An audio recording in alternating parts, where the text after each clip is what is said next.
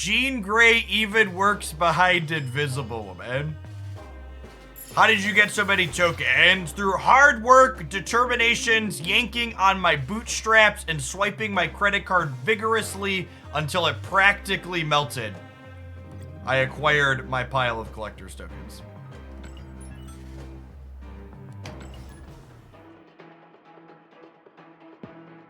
If we don't have a patch by the time we're done with our 3 leftover viewer submissions from yesterday, I'm just gonna buy Jean with tokens. The patch, like, their normal patch window is like 15 minutes from now or like 5 or 6 hours from now. Like, there's a pretty wide range on it. So, we're saving this for the last turn with Rickety Bridge.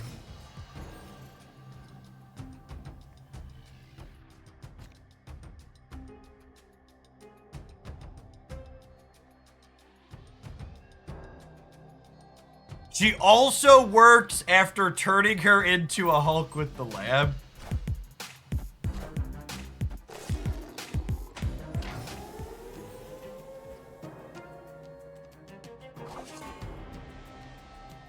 We should all buy Jean in case it's bugged and they have to remove her and get tokens back a la Kitty. It's funny, but it's a little sad.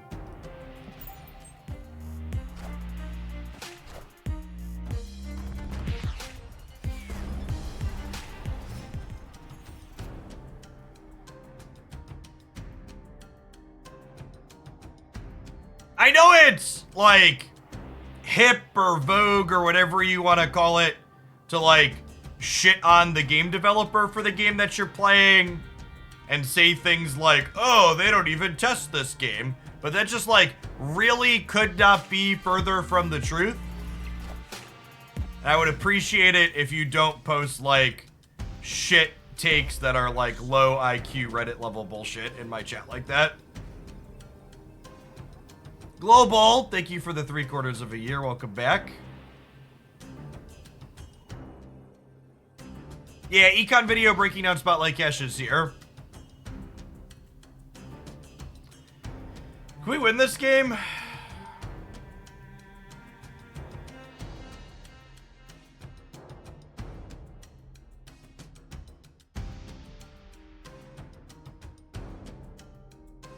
Joe's Wall, thank you for the half a year. Welcome back. Paradox Engine, if you're still here, thank you for the 7 months before I fully went live this morning. I haven't played with Jean Grey yet, so I don't know how she is. I think I'm supposed to leave. I think we're supposed to leave. I feel like this matchup's probably really hard for us. I think their deck probably puts out bigger numbers more consistently than we do.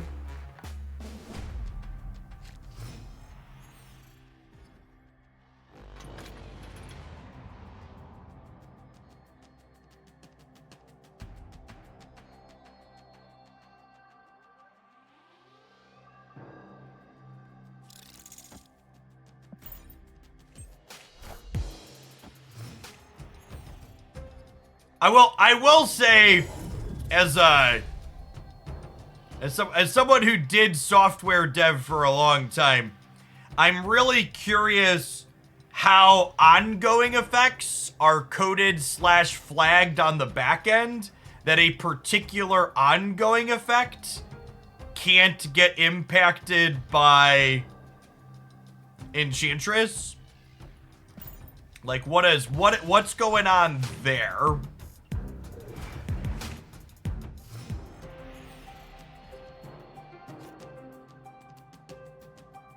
Or something like that.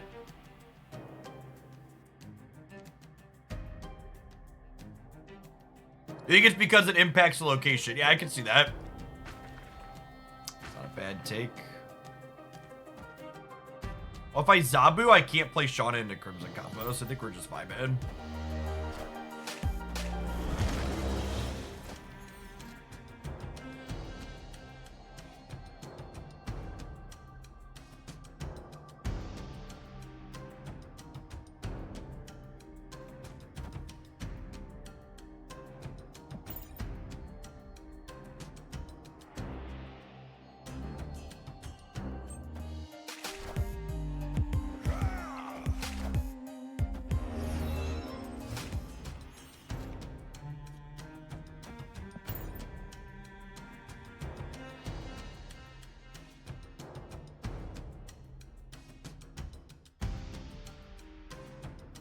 It almost feels like they designed her card as a passive ability and changed it to an ongoing later. Ooh, that's interesting speculation.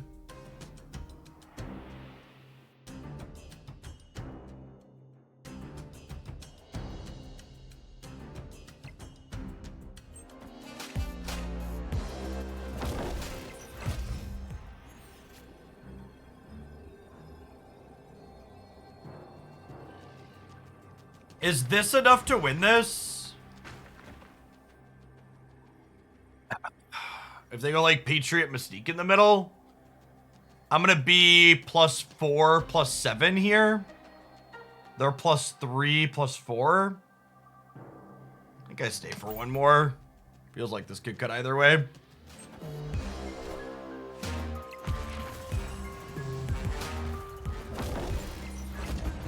In your opinion, which cards from the new series have the potential to be Series 4 releases? They've communicated that the Series 4 releases are the last two. Legion and Mirage are Series 4.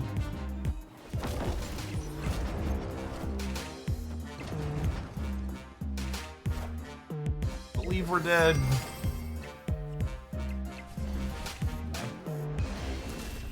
Put us up points, but put them up points too. This...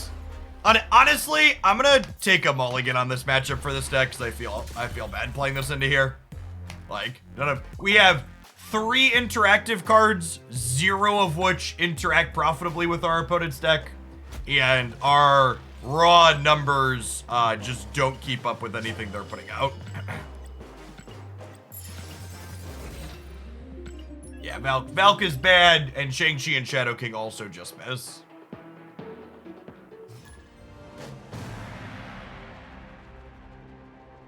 Hey, RJBH, thank you for the 3/4 of a year. Welcome back. Appreciate it. Dell, yours is gonna be the second one this morning. Yep, you'll be our one after this one. Squirrels!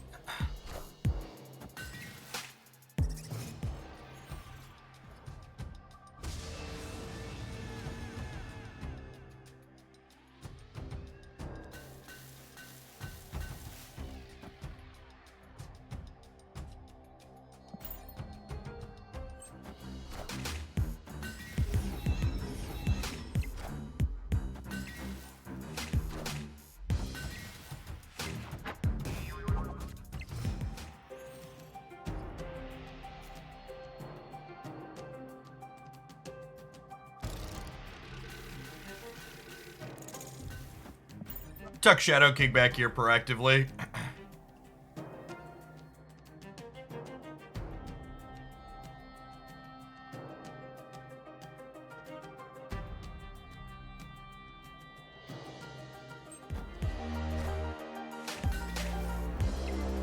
I'm gonna open my caches immediately or wait for community confirmation that they work as intended. I mean, I intend to open my non-spotlight caches immediately.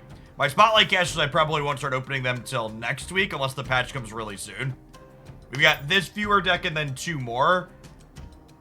And I plan to,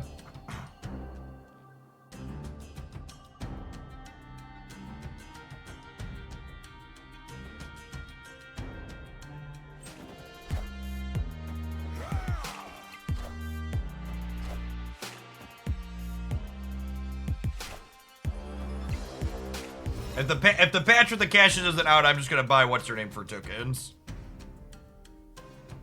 Oh no, chat, we've lost our pig. Rip. I think I'm just gonna slide Titania in under Nidvaler. She safely bounces around there. What are our last couple of cards? I can just do this. And we plan to win here, potentially.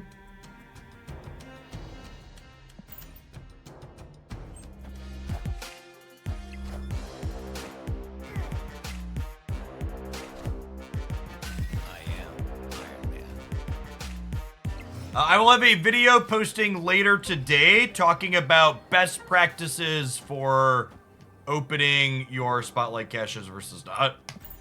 They are the Iron Man variation. Rip. At least because of Hood, they have to commit at least one more thing to the left, and then I might win the right. That's gonna be close, though.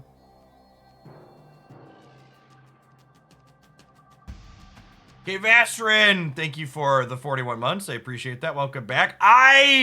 Marvel Snap Zone consistently posts things that are incredibly speculative and presents them as though they are fact.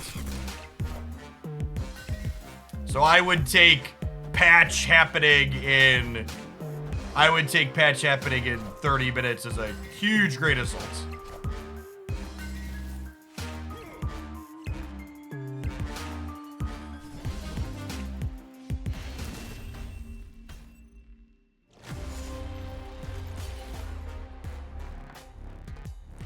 I also understand people have to eat, but I literally can't browse Marvel Snap Zone on my cell phone because it like it's one of those websites where I use it on my regular computer, it's like fine, and then I open it on my mobile browser without ad block, and it's like I don't know how anybody ever uses it. It's so fucking bad.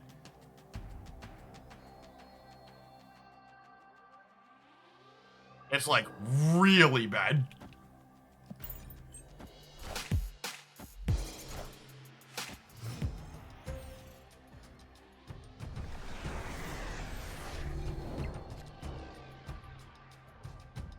Yeah, Snap.fan and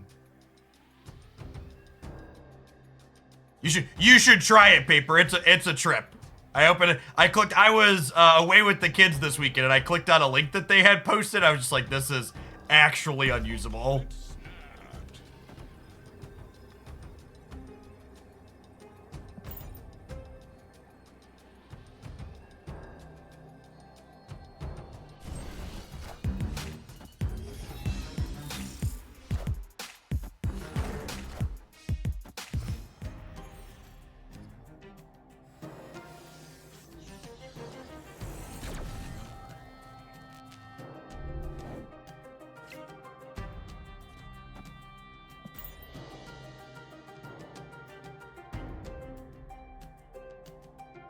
They're sending out the weekend mission compensation. That's exciting.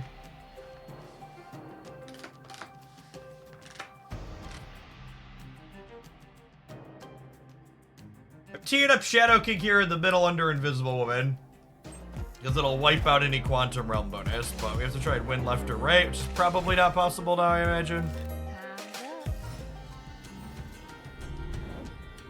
Getting credit so far, no gold. Okay. So it sounds like they're passing it out kind of one at a time. Is this enough to stay in here? I feel like this is one of our better shots to try and win the game. Just have things on each side. We know they have a demon is the problem.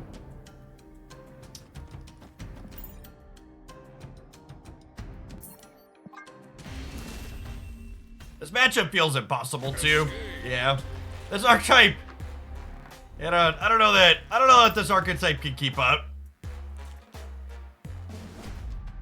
Just like our interaction is not amazing, and our raw numbers we output also not amazing. No, Gene, I have a few viewer submitted decks from yesterday, Panda Express, we're gonna play through to start this morning that we didn't get to at the end of the stream. I'm also loosely waiting to see if the patch happens, but we don't have a patch in the next hour after we finish with these viewer submissions. We'll just buy Gene with tokens.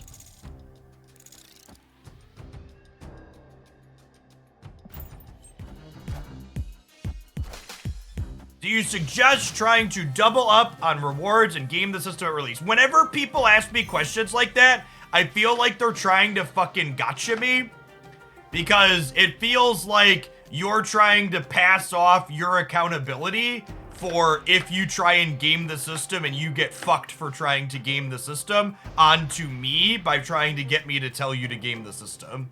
So no, I do not think you should game the system, because you might get nothing and lose good day, sir.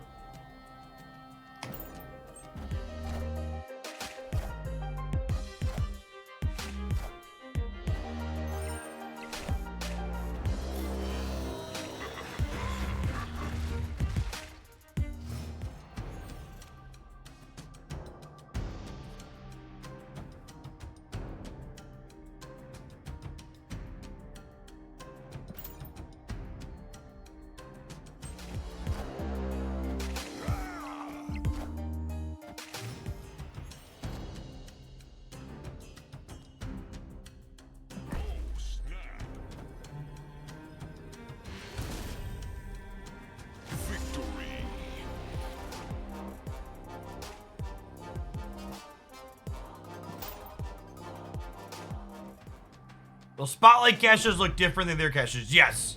Which caches are spotlights will be visible on the collection track once you go to open them.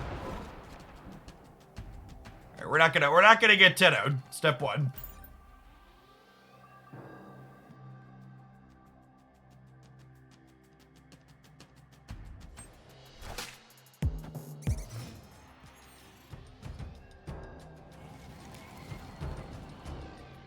Breaking news.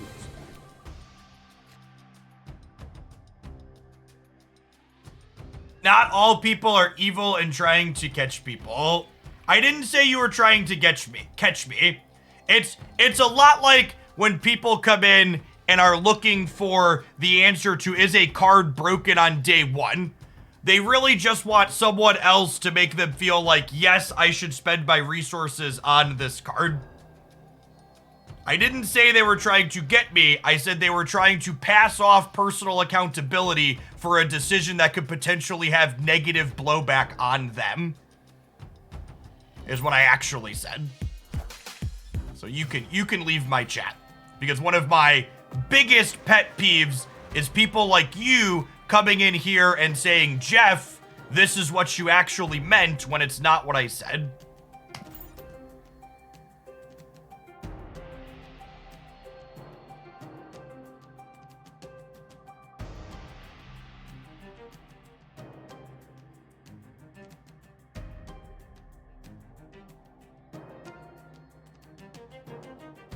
Going on, Yapes.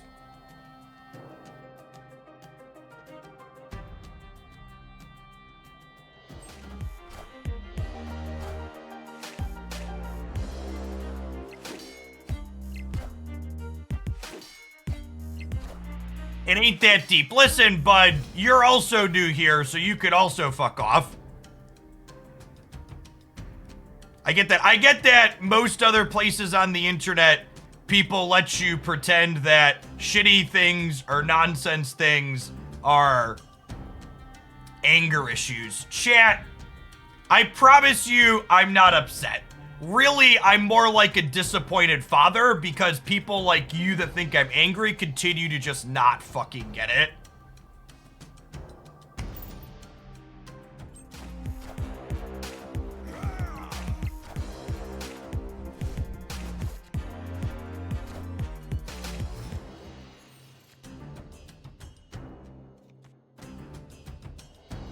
Anger issues. Oh, fucking gamers. Do we need to do an ASMR stream? Will that make the new people in chat feel less afraid? What's going on, Zoe? Thank you for the 14 months. Welcome back.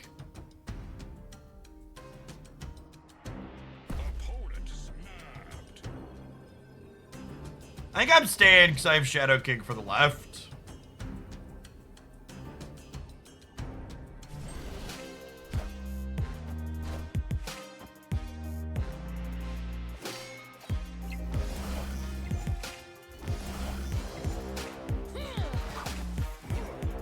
Oh, look at this professional Ebony Maw gamer chat.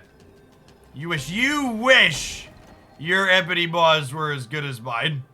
My Shauna, she's a great lass. She's got our back.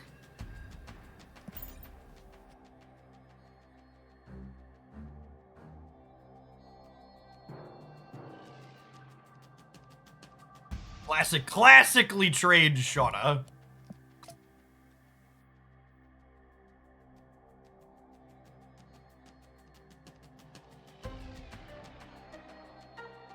Why not Mysterio? Because Mysterio will have 0 power until it reveals at the end of the game, so it'll die in Warrior Falls. This way, if they play something with 1 power into Warrior Falls, it'll die and I'll keep all my stuff.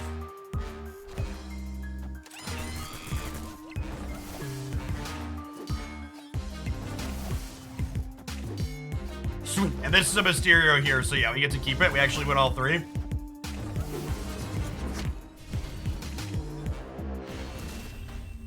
Ooh, we didn't win all 3. Close, actually. Actually ended up kind of close.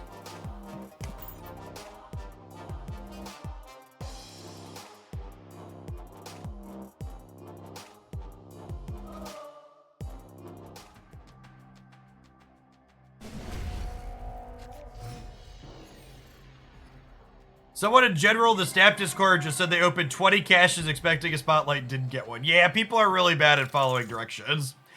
Honestly, I wish, I talked about this before, but I wish Second Dinner would communicate things further in advance for me personally, because like, I get it. And like, there's a lot of people who would get it and appreciate it. But every time they communicate any amount of features coming in advance, the number of people that are like, why isn't it here yet? Or I did something expecting it to be here, makes it very abundantly clear that Second Dinner's typical we don't communicate super far in advance is obviously the correct thing to be doing.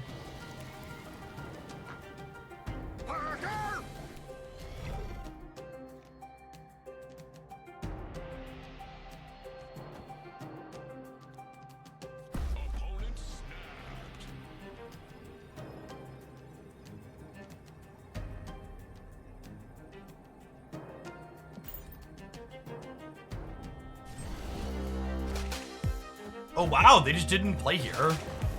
That's fine.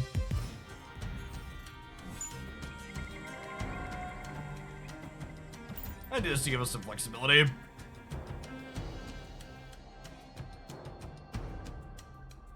You have best practices for Cash's video. It'll be going up later today.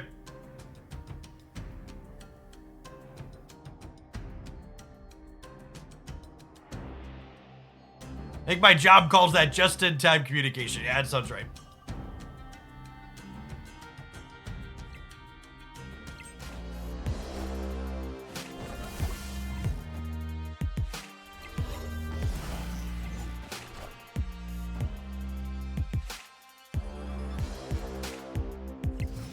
I think if you're a new player, it could definitely be confusing that Marvel Snap doesn't do changes on the day the season rolls over.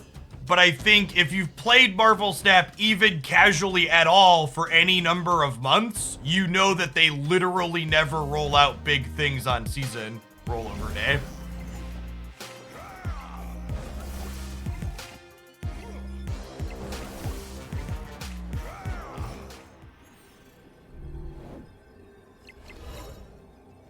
Okay, so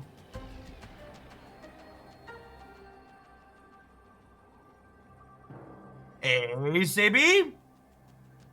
Got 2 inks on my first chance splits. Sick. What side are we playing for here?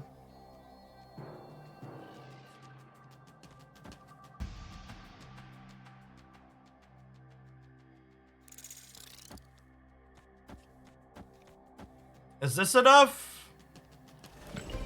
I guess if I play for this side, Dazzler gets bigger, huh?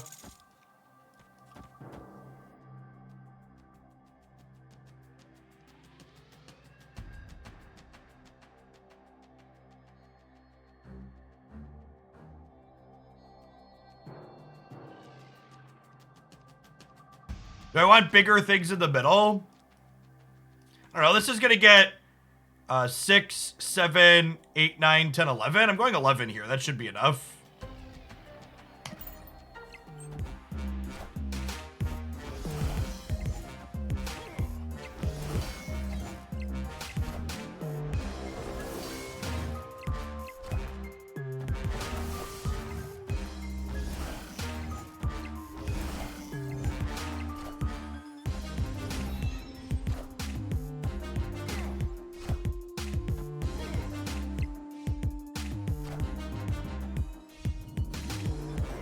All right, we snuck past the bounce deck here on the back of Shadow King. For people asking why Shadow King's a legitimately good tech card into the bounce deck. Especially if you pair it with IW on occasion. I believe it's confirmed that Shadow King killing the real Mysterio is confirmed to be a bug. But we also would have won that without the bug. We're up by more than 4, so I don't really feel bad about it.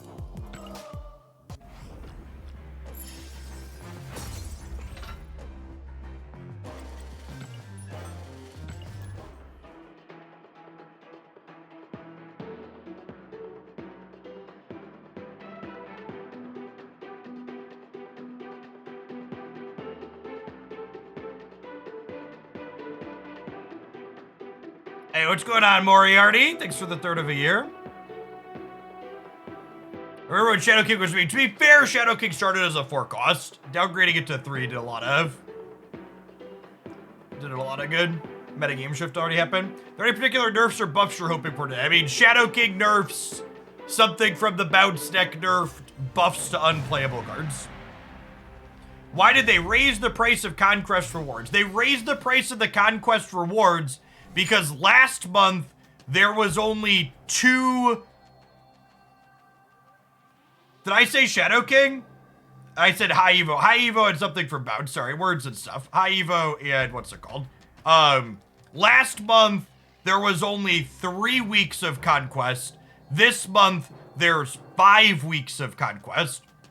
So they increased the amount of medals for the prizes because you have 40% more time. 66% more time. You have a significantly greater percentage time to get medals this season.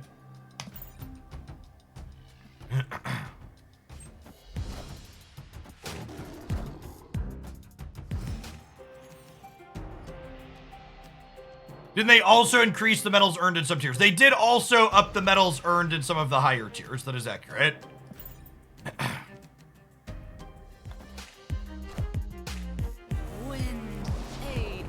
If Jean Grey, or if the patch isn't out by the time we finish these viewer submissions in an hour or so, I plan to just buy her. But I have some viewer submissions left over from last night, so we're taking that as a chance to see if the patch drops. And if it's not out by then, we'll just spend our resources.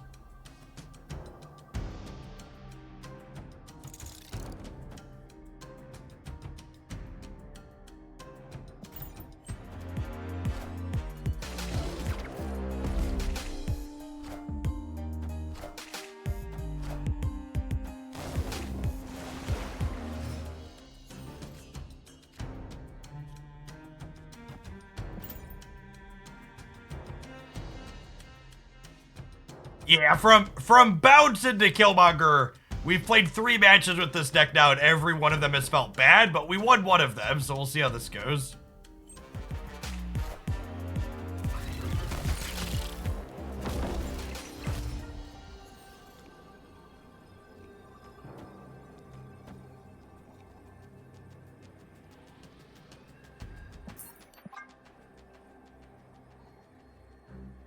Second dinner's communication's annoying. Not sure we have to guess instead of just knowing the plan today. Well, I mean, I can tell you why you have to guess. As somebody who's worked with a lot of different companies in this industry, I think Second Dinner actually communicates better than most of the ones I've worked with. But they also have this habit of giving their very human employees fucking holiday breaks. The audacity. And they do need to figure out better set plans or communications around those holiday breaks. But that also is just like a growing pain as they're figuring out what they're doing as a company, I imagine. Mr. Ode, thank you for the 39 months. Welcome back.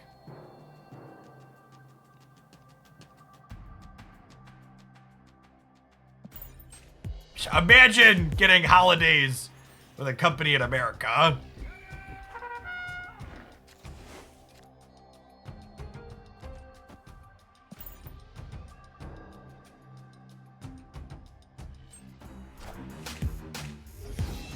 Ooh, putting Ant-Man under Invisible because of Killmonger is cute. Oh, they also have a Killmonger.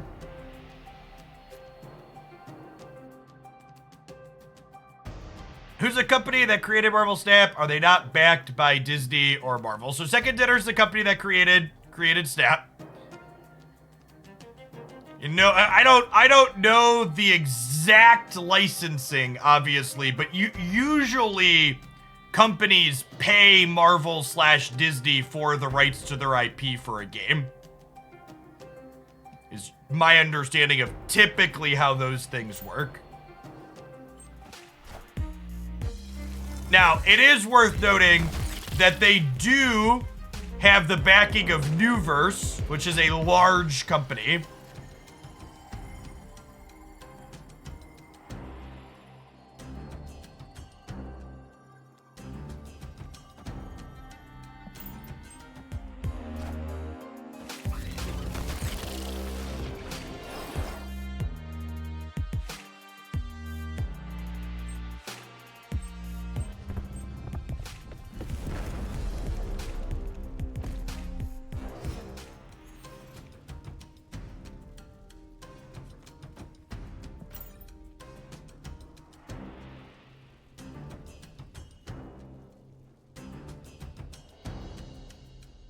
doesn't mean their communication when it comes to updates isn't atrocious. Can you give me an example of what you feel is a lack of communication that isn't this particular update? Like, pick any of the other months out of the year that weren't the Christmas months, and please explain to me what the problem was with their update during that month.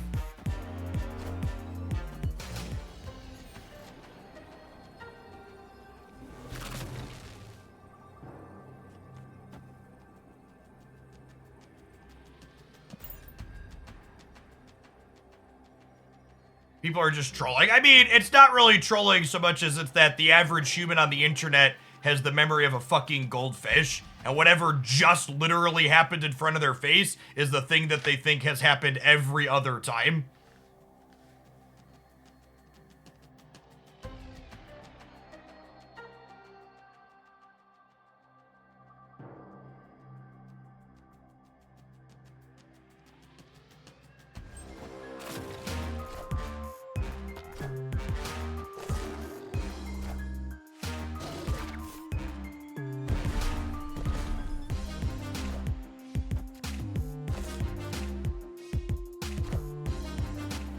Actually kind of close.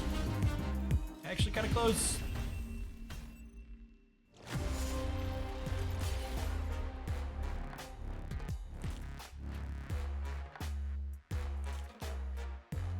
Like, again, I'm all for fair and reasonable criticism. I'm one of the first people you'll hear talk about things that I think need to be done better or happen better, but I'm also pointed and specific when I talk about criticism that I'm bringing to the table.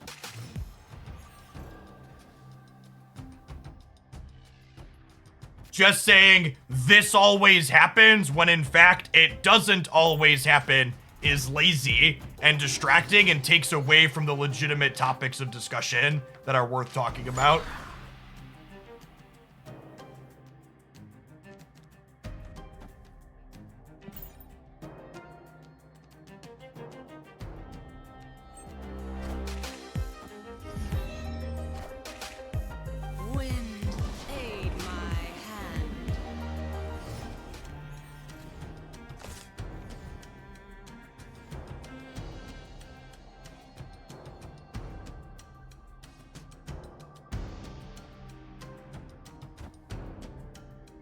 Okay, but like here, Federalist, one of the communications feels bad is their messages, we don't want hoarding, but they tweak things to incentivize hoarding. Fucking call.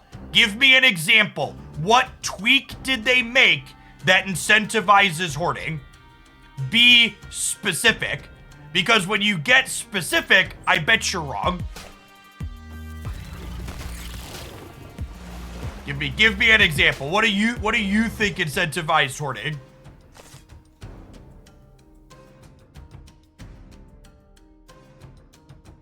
I don't know how we ever. Escape. The entire no, it doesn't, chat. Okay, this match is done. This deck is bad.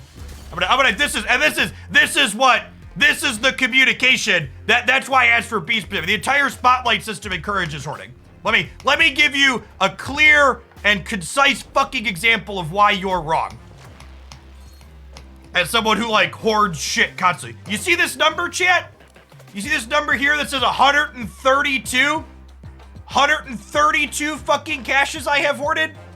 Under the new system, this number will be 13. 13! It is literally a 90% reduction in how much shit I have to hoard as someone who's operating optimally under the new system. So you're just wrong that the new system incentivizes hoarding. The existing system incentivizes hoarding. Does the new system get rid of all hoarding? No. The new system does not get rid of all hoarding. But does it address 90% of the fucking problem? Yes. It very much addresses 90% of the problem. Under the new system, there is literally zero reason to ever hold a regular collector's reserves. Ever. You can and should hold your spotlight caches, but that's still a massive, huge hoarding improvement over the current system. Hey, Brilly, thank you for the quarter of a year. Welcome back. Appreciate that. But this isn't even short-term hoarding. For people that are new to the channel or don't follow how I've engaged with the economy, I literally have had hundreds of caches at multiple points because the current system encourages me to hold all of my reserves all of the time in between card releases. And even then some because I don't open them for Series 5 releases or Series 4 releases. So like the current system, again, has way more hoarding. And this is one of those things that like extends beyond video games where people will be like, this thing that's happening isn't fixing all of the problem, so it's bad. And it's like, yes, the change to the Spotlight cache system doesn't fix 100% of the hoarding problem, but does it fix a lot of it? Hell yeah, it fixes a lot of it. Don't let perfect be the enemy of good. Just don't do it. Shout out Alan. Thank you for the third of a year. I appreciate that. Welcome back. Sanormbo, thank you for the prime. I appreciate it. And Boneless, thank you for the 62 months. And for what it's worth, this is why being constructive and specific is useful. Because when you give me a pointed example of why you feel the way you do, we can talk about it and dissect it and analyze it and talk about why you feel the way you do. But just generically, the system incentivizes hoarding. There's nothing to talk about there because it's just wrong. And I can't understand or analyze or help you realize why your position is what it is and why I arrived at a different space. Old Fox, thank you for the brand new prime. Appreciate the support.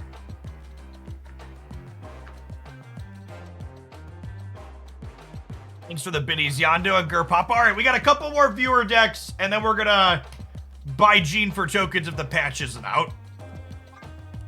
Patch soon, Copia.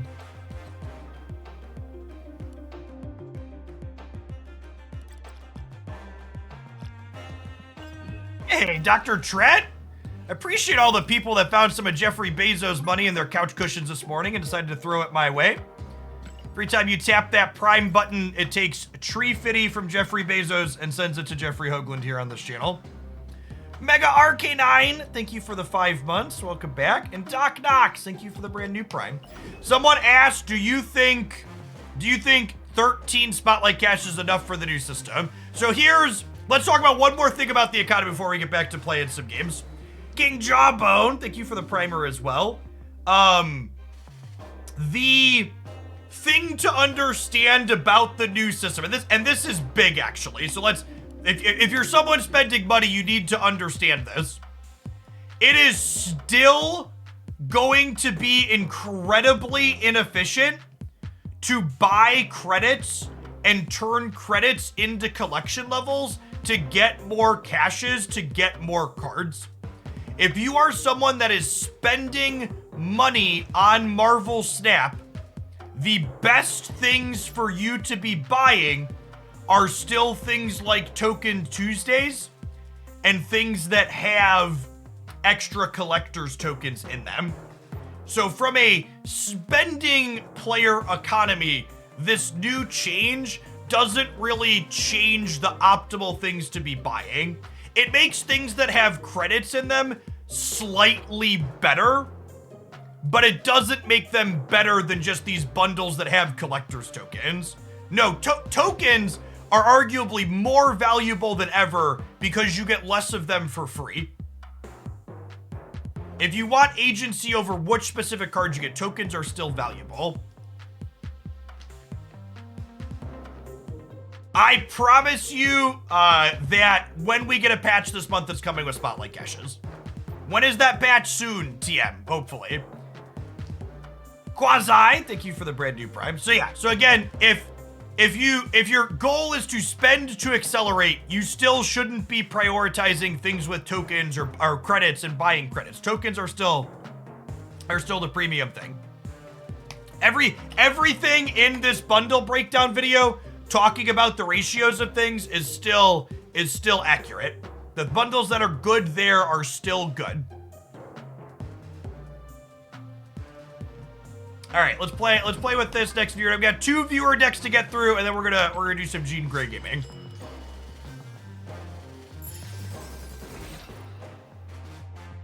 Upgrading high evolution is gonna be, but by upgrading, do you mean like its cosmetic appearance? Upgrade whatever cards that spark joy.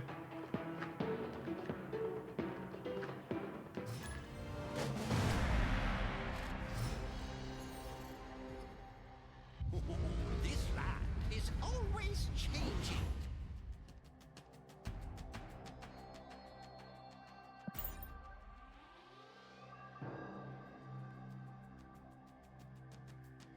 Should collection complete people open the caches to get tokens for the patch? The new economic model is better for everyone, regardless of what collection size you are.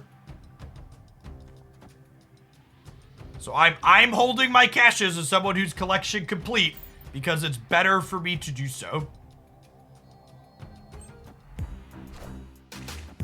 They have not communicated what's going to be in which spotlight caches yet this month. Soon, TM.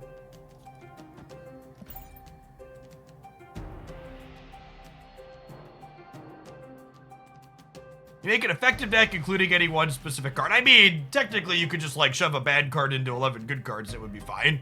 But yeah, on days where we take viewer deck submissions, I do build around, so you can like make a donation and say, Jeff, build a deck with this card.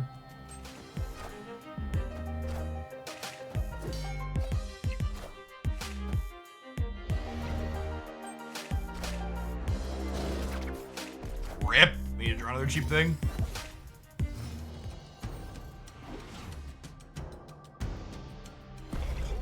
If your goal is to get a majority of the cards, you should be buying the bundles that have the highest conversion rates on them.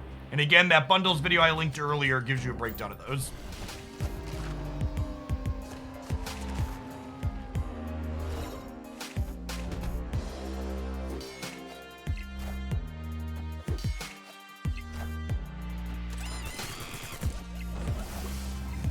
There has technically not been an official communication about patch coming today or not. Is noteworthy.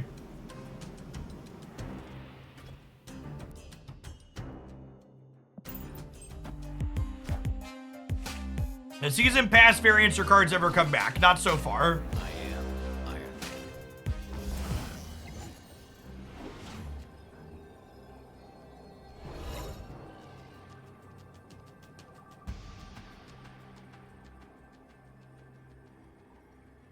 Yes, the beta ones are returning, but they told us that those would be returning, right?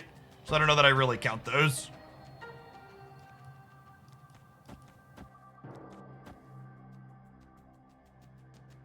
Is this enough to win here? It might be. I have a Spectrum, right? They have a free 6-drop as well, though.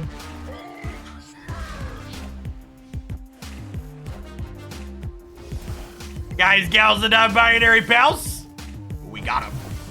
Got him. Big ol' Shang Cheezerson. Victory. They bundled the beta, thought they were season. They're bundling the season pass stuff from the beta into bundles, Lucas. So you're right. They were season pass things in the beta, but they're being re-released as bundles. Zafa, thank you for the 51 months. Welcome back. Appreciate that. We vibe on Ebony Maw for now.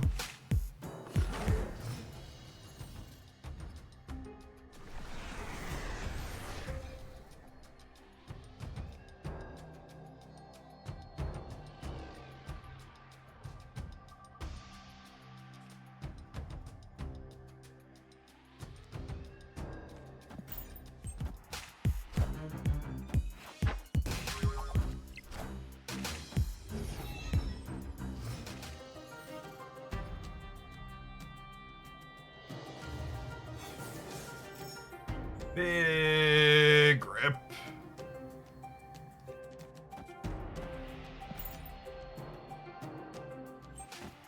Hey, Pekin, thank you for the 49 months. Welcome back. Our Spotlight caches is good for free-to-play players. Spotlight caches make collecting cards in Marvel Snap better for everyone, regardless of your collection level.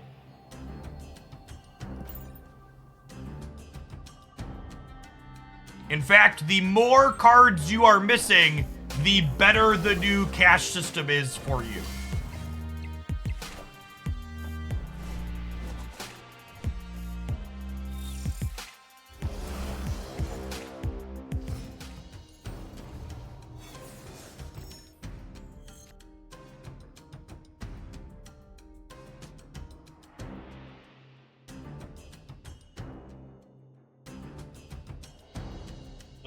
How we ever win this shit?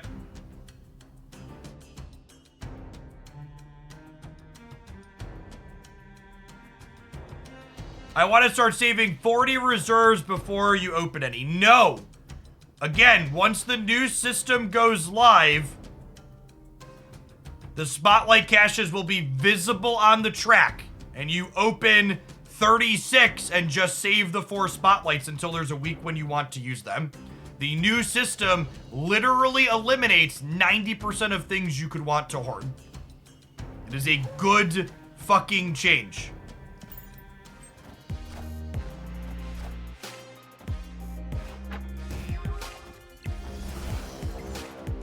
Falcon has been basted, and Bast overwrites Quantum Realm.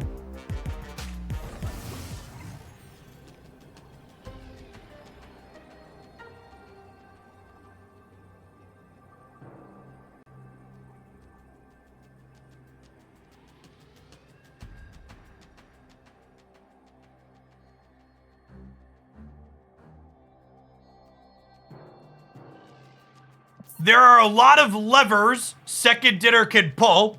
If they decide to heavily reduce the number of cards downgrading, does that change the "it's good for everyone" statement? Okay, let me turn that on you. Instead of me explaining your question to you, could you explain it to me? Because the way you phrase that is very fear-mongering. I'm just asking questions and pretending this could be negative. Can you explain your logic and reasoning? Why that would make the system worse? Why is it my job to figure out if your statement is good or bad? Can you explain to me why what you're saying is true? Do the math. Show your work. Escape. Don't just like there's so many and this isn't even. Oh, hold on, Chip. Yeah. You gotta go upstairs, baby girl. Go tell mommy. Mommy will change. Love you.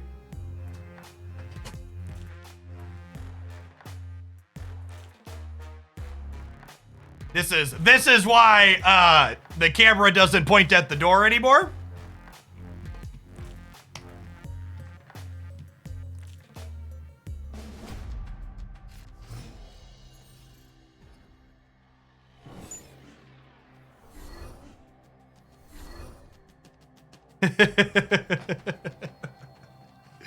For people that are new, for a long time, my desk was against the back wall here, and the camera pointed at the door. She was wearing a pull-up, but yeah, that's still not okay to have on Twitch.tv chat.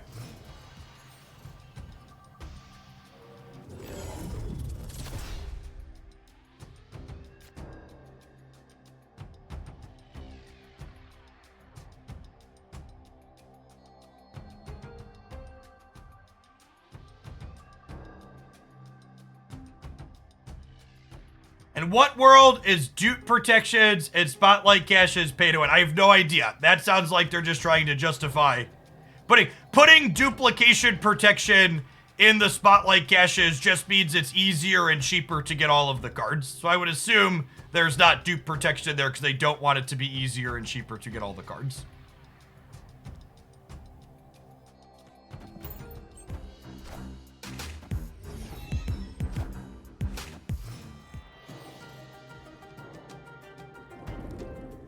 was dupe protection mean? So the Spotlight caches have a 1 in 4 chance to give you a random Series 4 or 5 card. However, the random Series 4 or 5 card can be a card you already own. So yeah, maybe they're justifying it as it would be pay to win by saying that, the Iron Man draw will snap here, by saying that it would make it too easy to buy all of the cards trivially. When you get a duplicate, you get a unique variant that you can't buy otherwise. That sounds really bad. So again, that's why the system gives people who have less cards more cards. Because the more Series 4 and 5 cards you have, the more chance you have of getting a duplicate on that 1 in 4.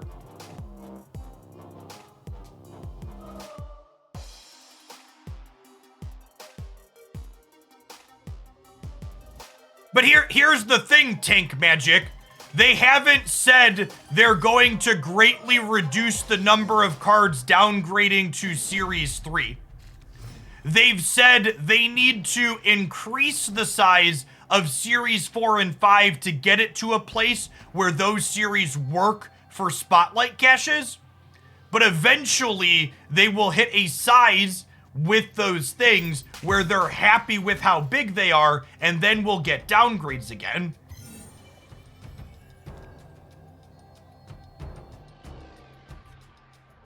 So even saying, even the basis of your statement, they're going to have less Series 3 downgrades. In the short term, yes.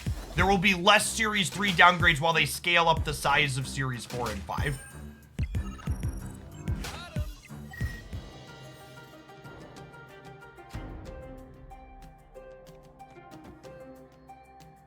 There are still tokens in the new caches. If you're asking the question, are they removing golden tokens from the reserves? I would really encourage you to take 10 minutes or whatever and go watch this Econ video. Knowledge is power.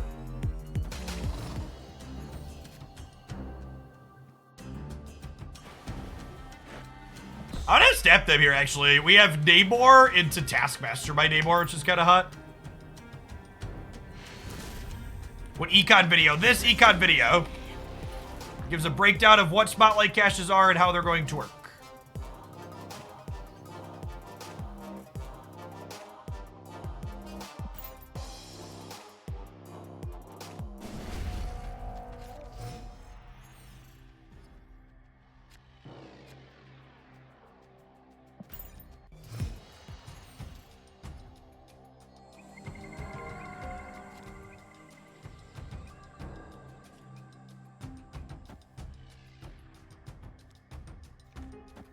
Throw a lizard in the middle. We can test that. Hey, J Mark, thanks for the 2 months. Welcome back.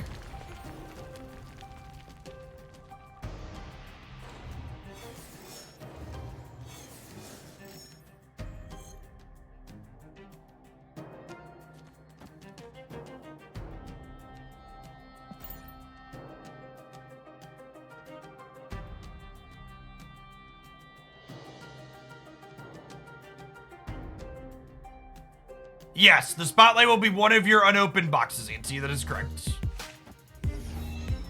Is the Goose Jean Grey Wave combo a bug or intentional? I would be surprised if it was intentional, but we also should wait to get confirmation from Second Dinner one way or the other.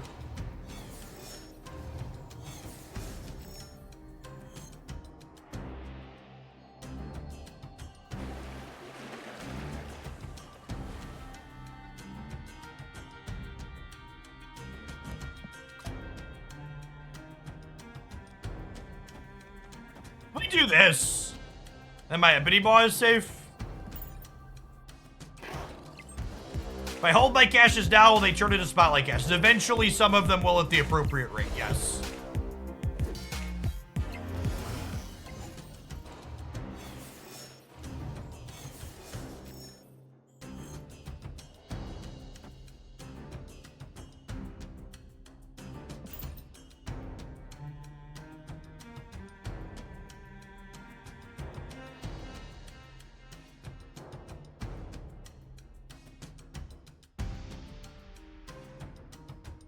What if a bunch of the gene bugs are fixed in today's patch? I would be surprised if that was the case.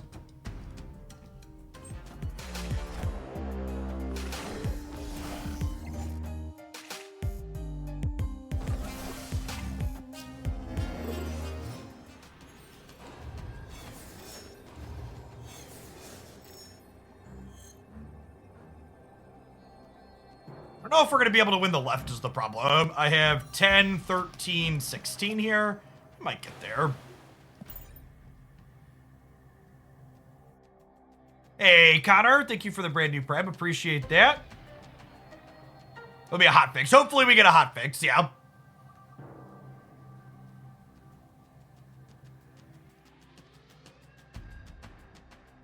Will I be live for the patch? Hopefully.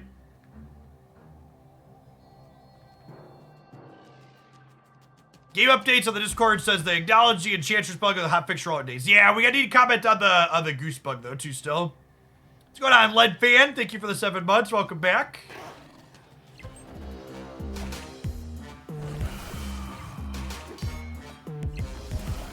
Yeah, Second Dinner did comment that Multiple Man not working with what's it called as a bug, the Phoenix copies.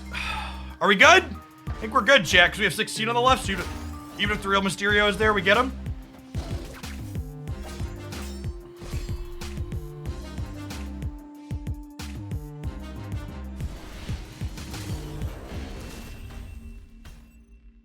Victory. Do regular caches turn into spotlight caches if unopened? Yeah, at the appropriate rate. 1 out of 10. Yes, I'm aware that Goose Gene ignores the if possible text. I assume that that's a bug. We need confirmation on that one, though.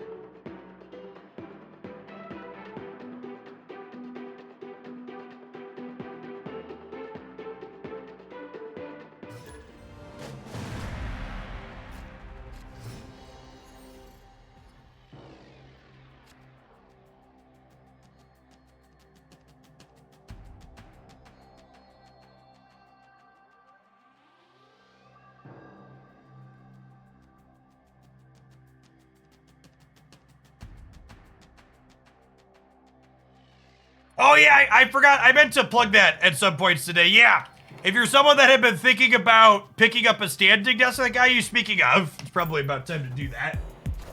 The people that make the desk that I use, Flexispot, one of my stream sponsors, are having some discounts today and tomorrow for Prime Day. Some of their smaller desks were as much as like 30 or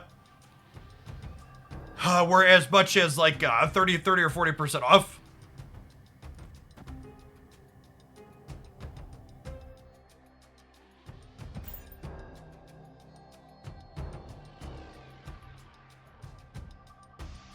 What size desk do I have? I have one of their absolute monsters of a desk. I have a 78 by 32 or 36. I do not have a treadmill. Just the mic.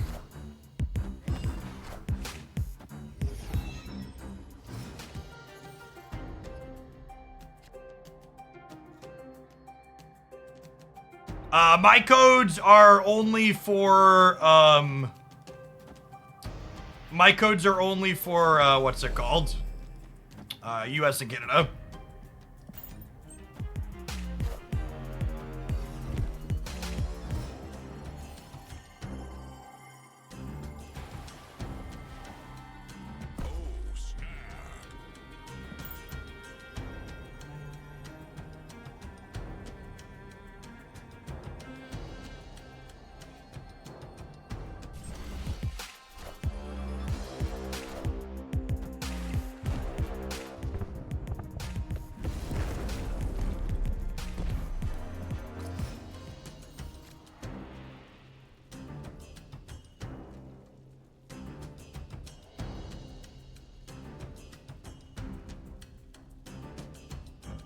He's a good lad, chat. He's a good lad. Namor is broken.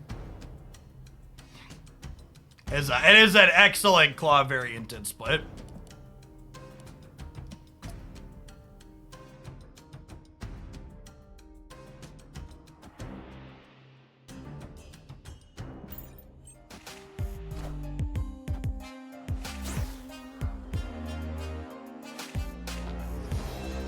Ooh, that's kind of rough. This means I can't Killmonger now.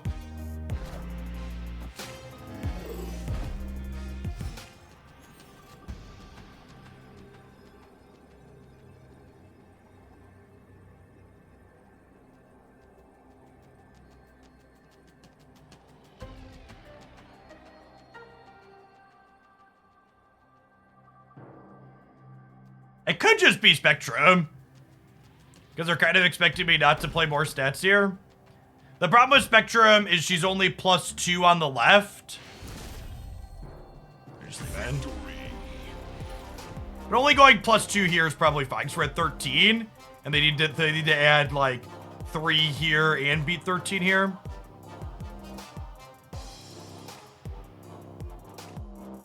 Hey, Mazzello, I'm glad you enjoyed it.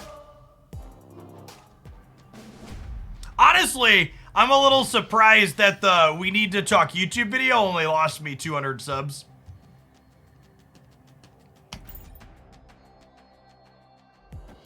There were about 1,000 dislikes on it though. But most of them just decided to stick around anyways.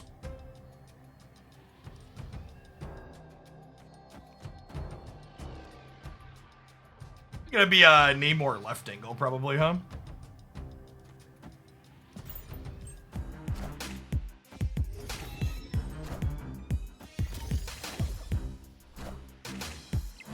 My favorite response to that video was someone responded to my follow-up comment where I talked about bigots not being welcome, and they were like, "Why do you hate conservatives?" And they were just like so close to understanding the point. You were like the point was here, and they were like right fucking here. They were like right up against it, and it was just like, it's just can I just like help you get across the line?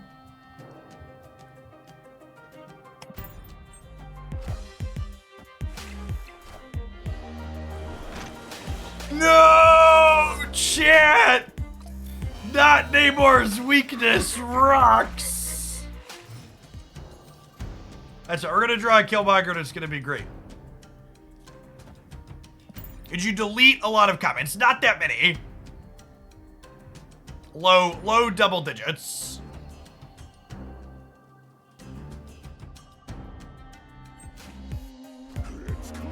Get followed. Thank you for the prime. I appreciate that.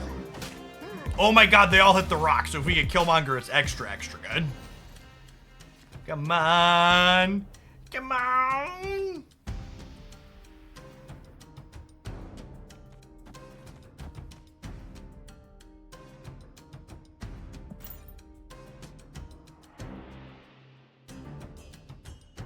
Oh, I guess playing Cosmo right means I can't draw Killmonger to unlock Namor, but that's probably fine. I mean, I can Killmonger left and it'll still be fine.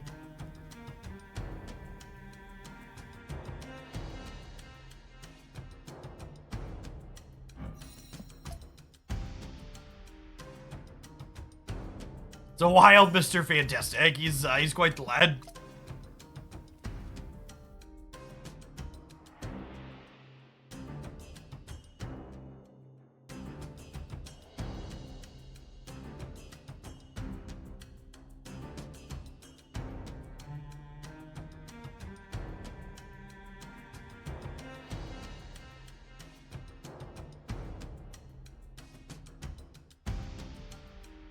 Oh yeah, I guess the line breaks are a little awkward depending on how your Twitch chat is sized.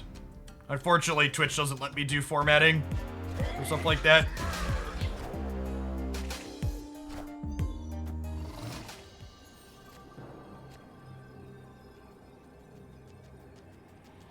Oh, no Killmonger means we gotta go, unfortunately.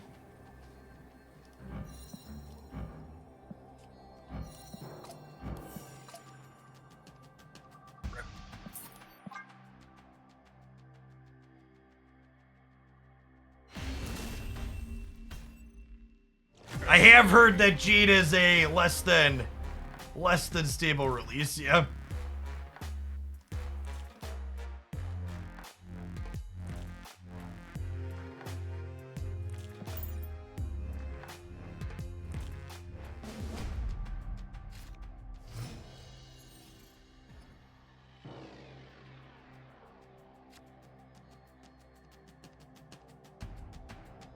I would not recommend spending resources to try and get Living Tribunal now.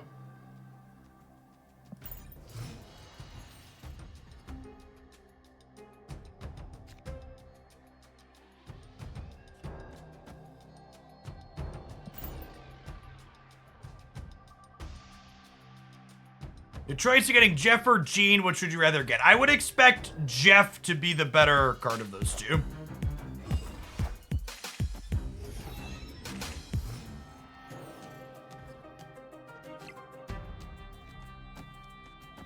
I am not expecting downgrades with the patch, but maybe they'll surprise us.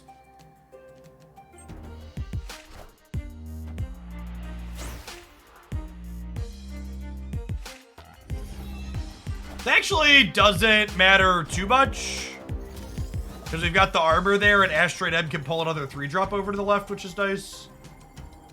Which, honestly, I think I'm just playing this on curve, right?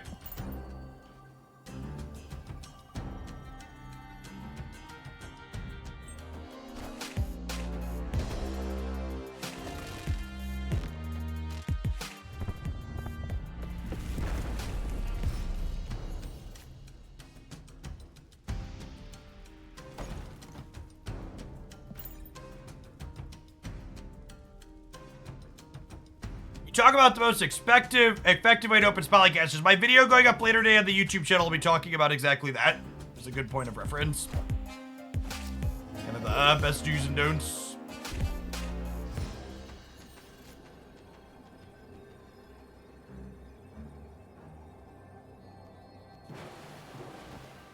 Opponent snapped.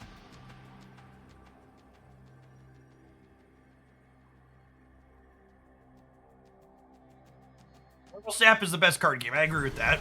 It's very good.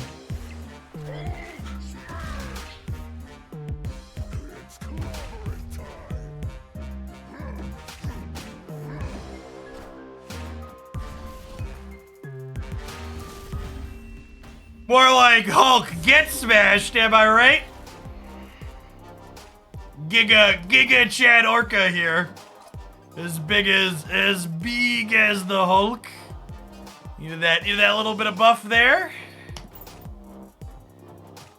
Taking our pile of wonderful sea creatures to task here against the big bad. Any initial thoughts on this deck? It's a fun idea. I think slotting in Killmonger with your invisible mid goes a long way.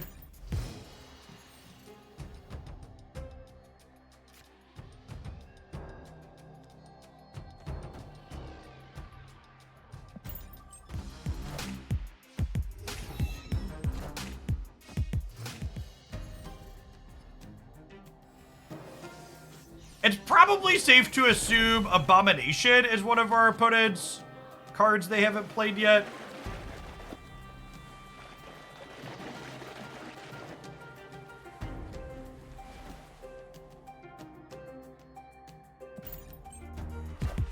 Spectrum exists in this deck. I don't know. Maybe. Now I want to buy Namor's bundle even though I don't play the card. So, the Namor bundle is one of the better bundles you can buy. If you're someone who ever buys gold at 8,000 gold for 100 USD, the Namor bundle is a better rate than that. Plus, it comes with some credits on top of it. No! Rude. Rude.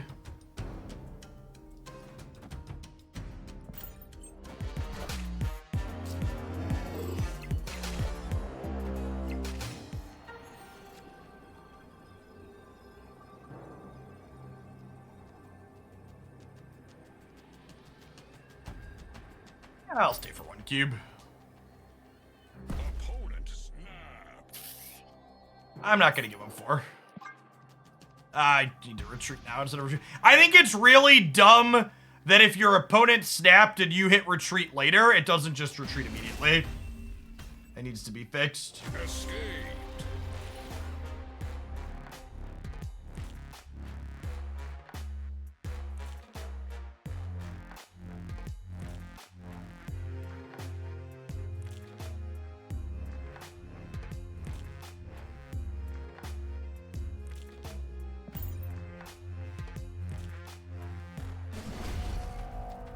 Your final verdict on the season, Bastard. I like the Phoenix Force a lot.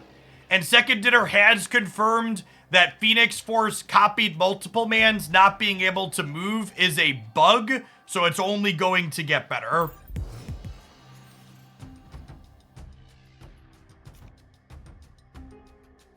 The fact that we keep getting locations that are good for their loot cage is really frustrating.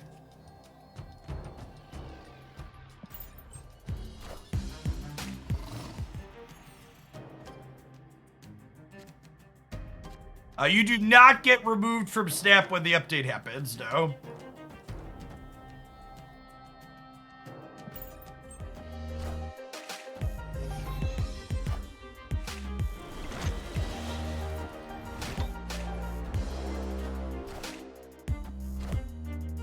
Wakanda forever. It's an even-ish X-Mansion, all things considered.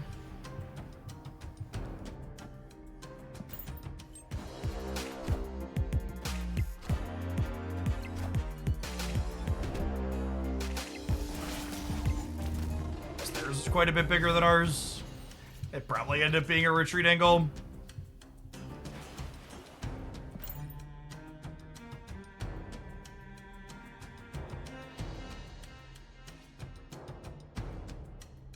Any tips for calculating powers really quickly? Just practice.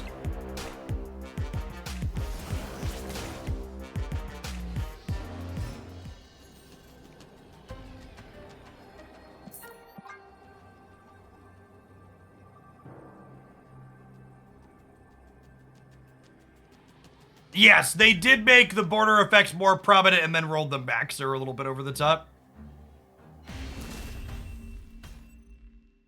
Escaped.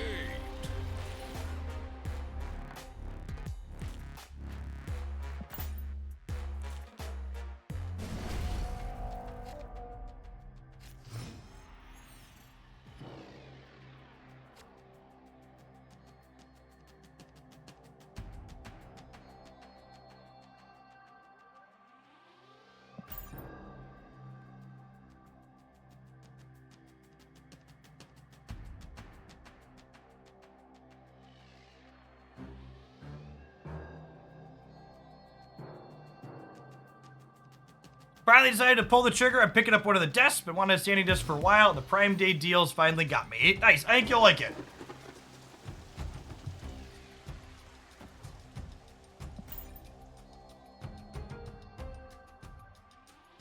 The standing desk is one of those things that, like, once you have it and use it for a while, you just, like, can't ever imagine going back. I will say my one recommendation to make sure you have with your standing desk, like anything where you're going to be standing a lot, is make sure you have a good pair of cushioned footwear or an anti-fatigue mat. That's definitely a must-have. You have any issues with your computer cables as your desk goes up and down? Well, my tower sits on top of the desk.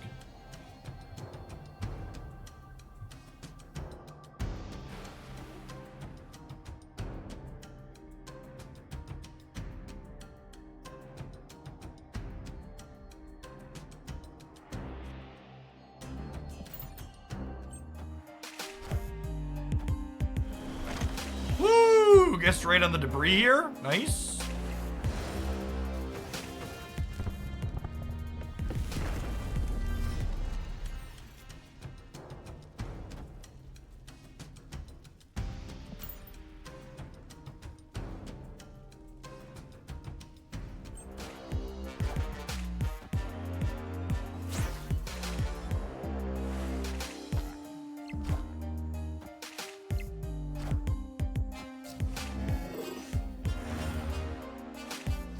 Oh.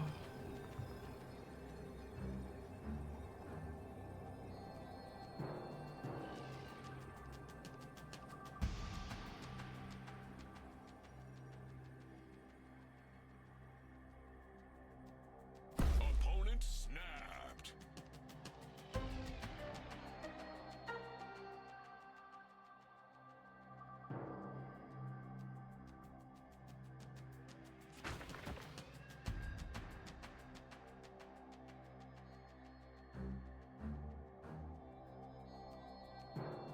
Think I'm staying?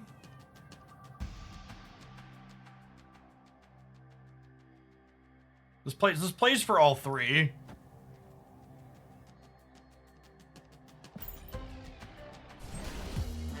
It's clobbering time.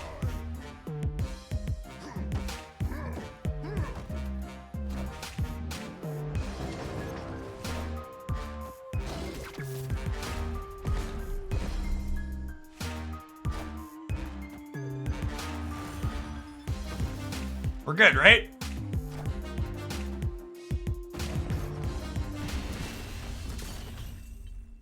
Victory. How you know the patch drops? Well, if you're hanging out in this stream, we'll scream it loud from the rooftops.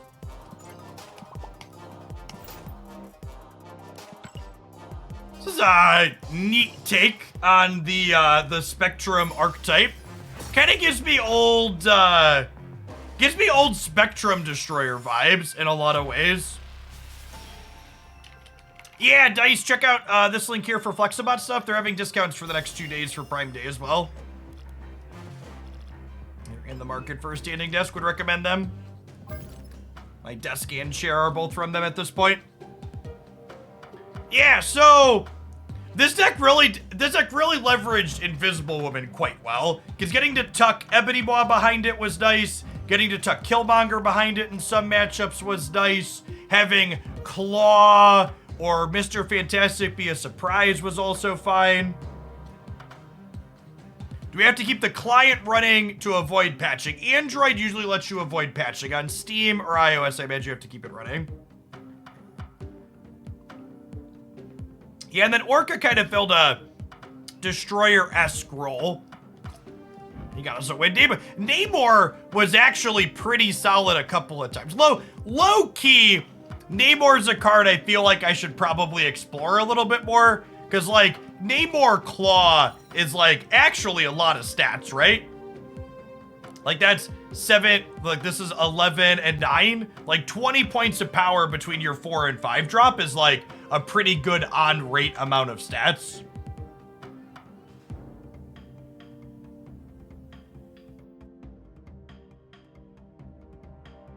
He gets Shang-Chi, that's the problem. So, here's the thing, though. If they're Shang-Chiing your 4-drop, that's tempo even at best. So it's like, yeah, like, you're Shang-Chi hitting a card that's similar amounts of energy is good.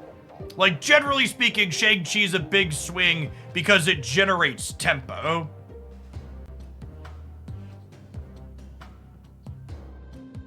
Especially if you have other things, you know, like an Orca in this deck that, like, they might also want to Shang-Chi. The point on Invisible would make much of a difference, or people that remind she's actually a good card in the metagame. Though I don't think the point mattered at all. I think the metagame shifted to Bounce being the best deck, and that put Invisible Woman on the map. All right, we've got one more viewer deck, and then we're gonna buy Jean Grey if the patch still isn't out. So we're not taking more viewer submissions today. We'll be doing more viewer submissions on Thursday and Friday this week, most likely. Is my plan.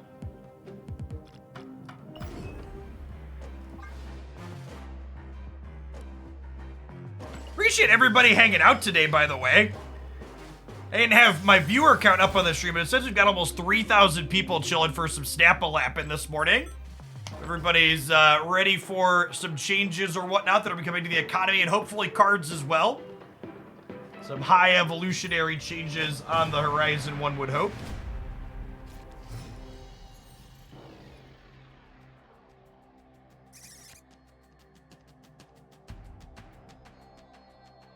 squirrels. All right, so what are we doing here? We've got Zabu Sarah package with Ronin Darkhawk. That's probably fine.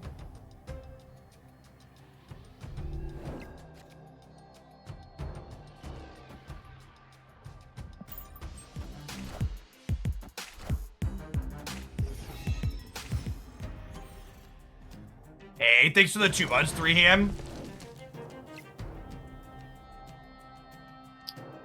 I'm just gonna put Killmonger into play, I think. Is my plan.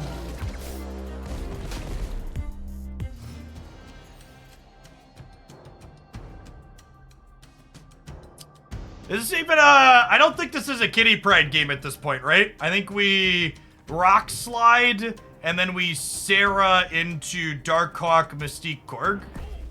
I'll push the button.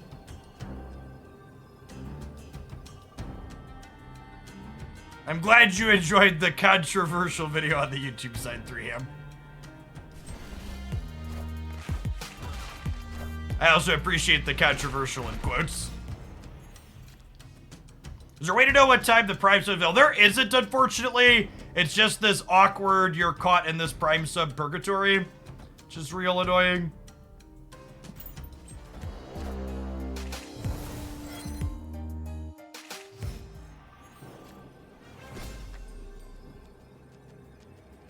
Opponent snapped.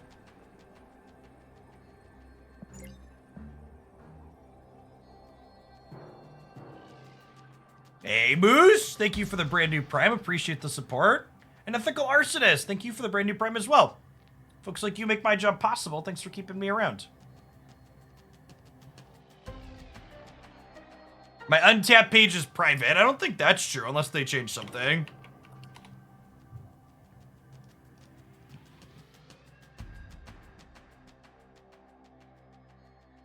No, that works as expected here. Make sure you click over to Conquest at the top if you're looking for a recent deck list that I've played. Because a lot of the time we're playing Conquest. I think we're staying. The question is just, what am I playing where? Do I just like spread out and play for all 3? Shang-Chi's actually bigger than Hawk over here. That's worth noting.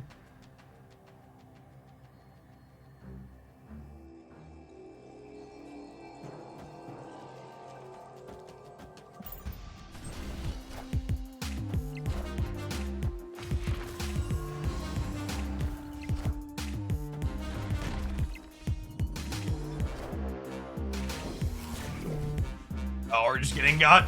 Okay.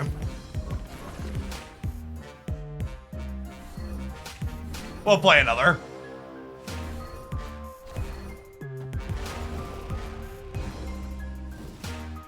That's honestly one of the things about these Hella decks is the fact that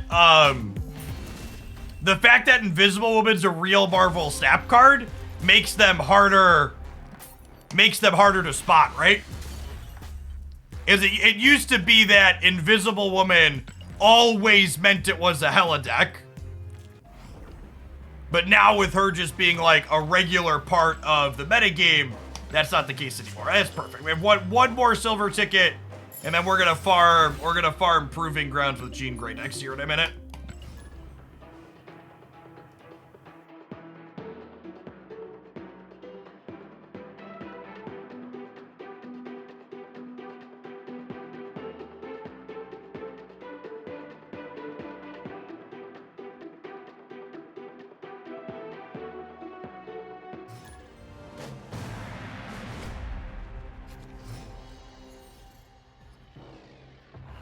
The new chests are coming out when the patch drops. Is the patch coming today? Hopefully, Copium.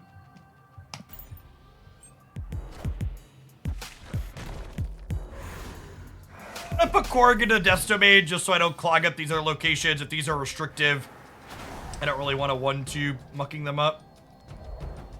That is an atrocious location for us.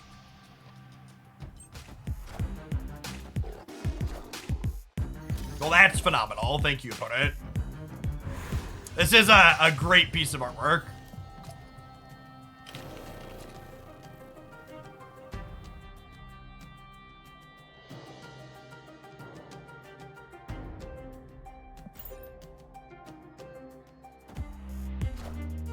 It's a lot of cards.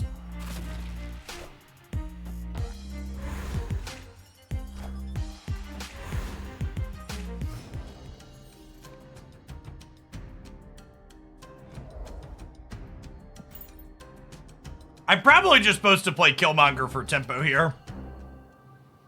Hey, Mayday 7, thank you for the brand new Prime.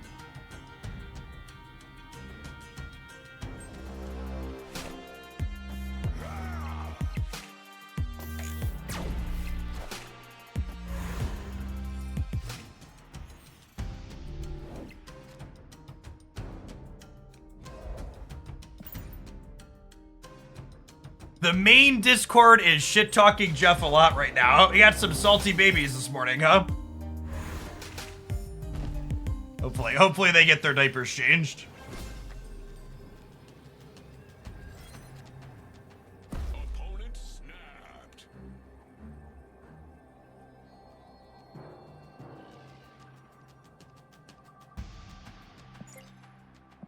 Our run is just not very big.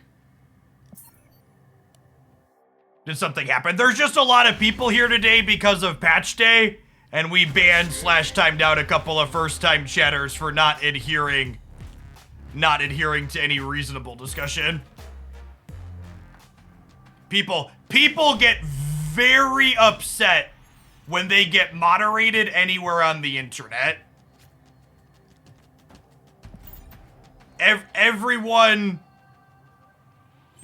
Everyone thinks that everyone should have to listen to everything they have to say.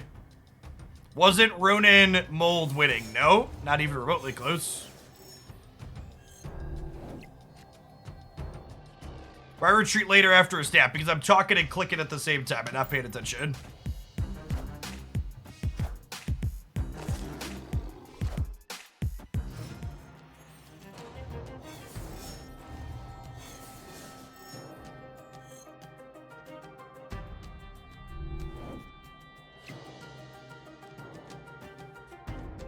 I heard another streamer this morning that said Jeff auto bans people who follow their chat. Yeah, so there's a collection of Marvel Snap content creators who tell people that my viewer count is all bots because they can't come to grips with the fact that people are here because I make good Marvel Snap content.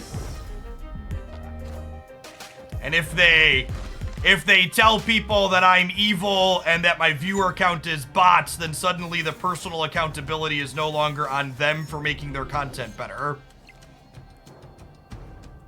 All of the sudden it's the kids who are wrong and not them. I just want you all to know I appreciate my very human viewers.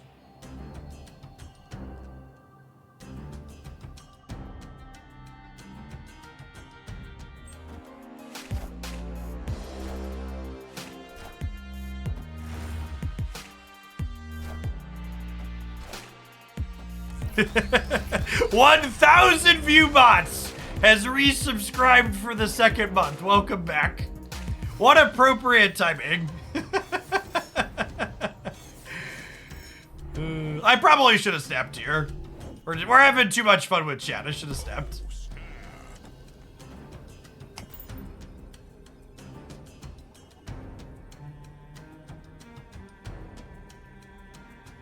Welcome back, Rage McFly.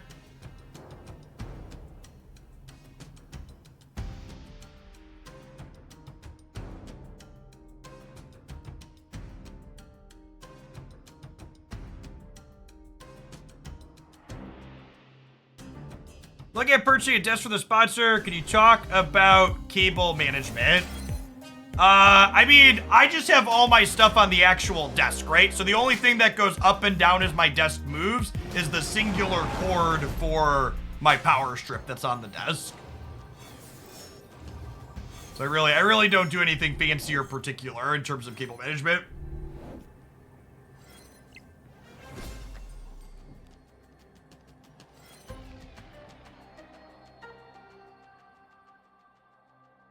Or toxic. Listen, anytime anybody gets moderated anywhere on the internet, it was toxic that they got moderated. If your viewership is bots, how do they explain your sub count? You don't understand. You can't logic people out of a position they didn't logic themselves into. So ignore the fact that I have an appropriate sub count for the amount of viewers that we have, and just understand that they're angry and petty and salty, and no logical or reasonable explanations will help them understand. Lord Miller Gaming, thank you for the sub gift to Rudy's. Appreciate that. All right. Getting the triple when they stayed for 4 feels good. Victory. Cue up the Bobby Hill if they could read me. Yeah, exactly.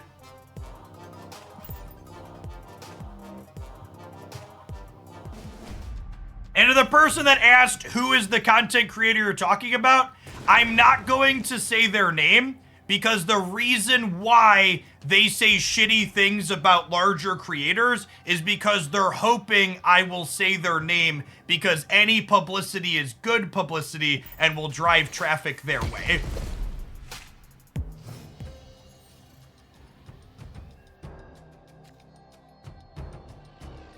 It is very common in the content space for people that we refer to as clout chasers to be shitty to larger creators, hoping they will tag them and engage with them.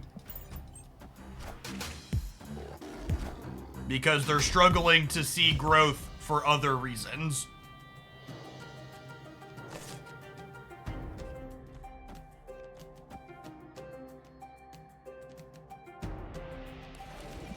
Actually, let's play here. So that way, if this turns into rocks next turn, we don't have rocks there.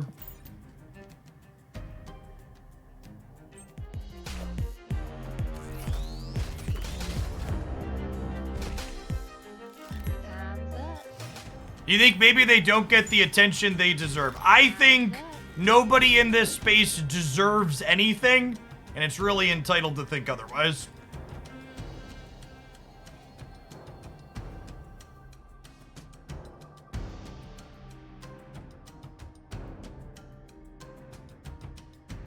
The game ends twice on turn 4, yep. We're definitely staying here. I already locked in. I'm definitely staying. With the Killmonger draw, we're locking it in.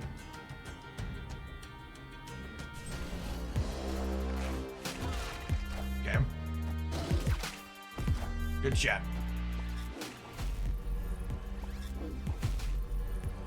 Hey, thanks for the 2 months, Kate Dandy. Appreciate it. Hey, Arno Koth, thank you for the 5 months. Good morning, good morning.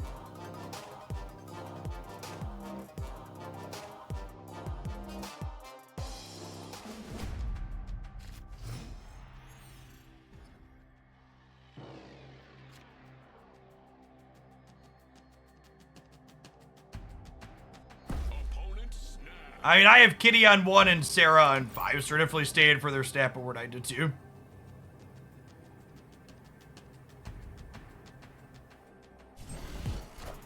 How consensus are you of the choices you make performing on stream, or are you authentically you?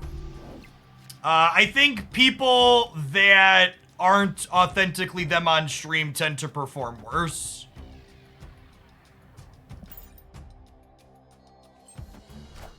This loud, obnoxious person isn't like, I'm not Dr. Disrespect. This is who I am, for better and worse. Wob, thank you for the prime. It's always like when you hear a content creator have a gamer moment where they say something truly fucking atrocious and people are like, oh, I just slipped up. I'm not actually a racist or whatever. I just said the terrible thing. It's like, well, you are. You just, like, normally hide it.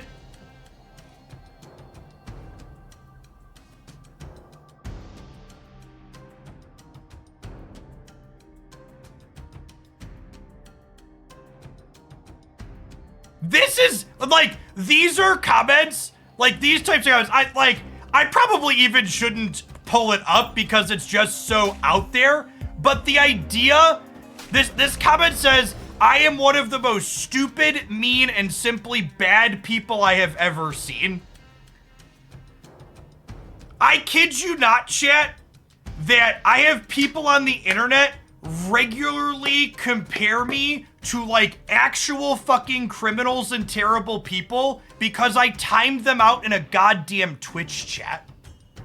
And it's just like mind-boggling to me how little grass these people have touched to think that me being kind of blunt and rude on the internet is one of the worst possible things that you could experience in the world. Because I get it. I don't go out of my way to like be extra nice to people that I feel have wasted my time. But also like the idea that that's like tantamount or comparable to anything that's actually atrocious in the world, and there's a lot of that, is like so nonsensical. All right, they have 2 cards to play here. They're only in for 2 cubes, so we're staying in. I think I'm just like doing this and I'm gonna avoid DC.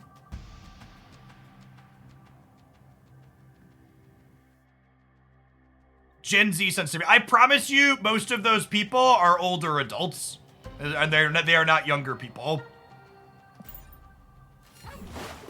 Oh, they can move Jeff to Mojo World. Yeah, I forgot Jeff could move. I thought we were playing purely for left and right. That's on me. Thanks for the 3/4 of a year, by the way. Welcome back.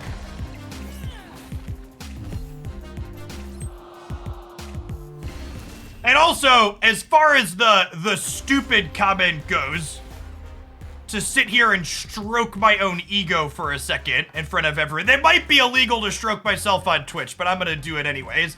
For the record, chat, and this is a long time ago because I'm an old man at this point. I started college at 16. I finished my master's degree before I turned 21.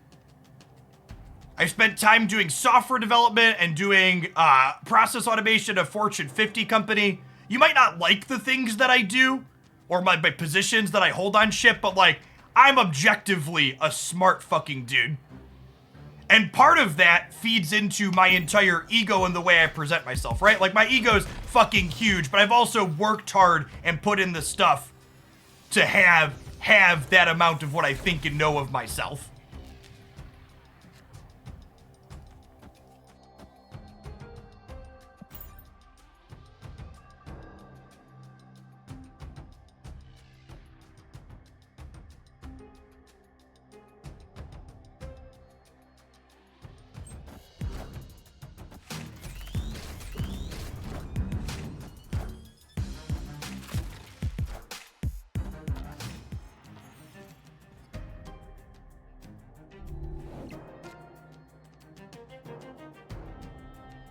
All right, we gotta win one of the next 4 games.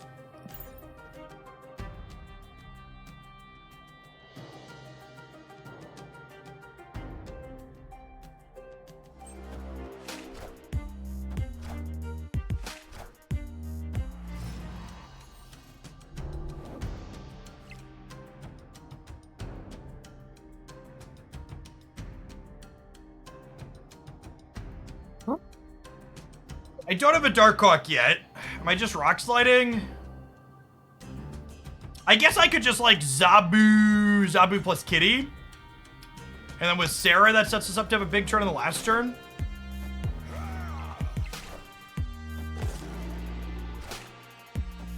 Hard to stay objective with all those opinions. Chat, objectivity is a lie that stupid people tell themselves exists so they can talk themselves into thinking things that are biased are objective.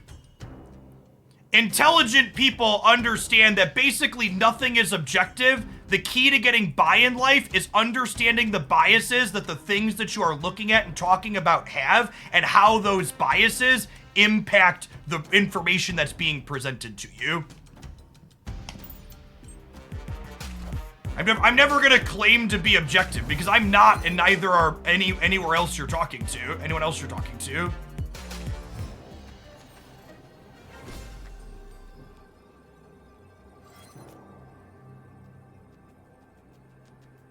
Our lack of a Killmonger is big sad here, but they're also all in again, so we're obviously staying. God, our hand is bad, though.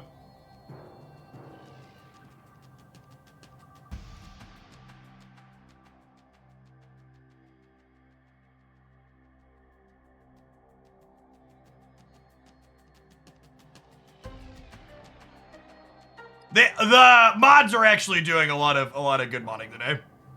It's not just me. I think we have to just play for left and right. Hope the Dracula misses here.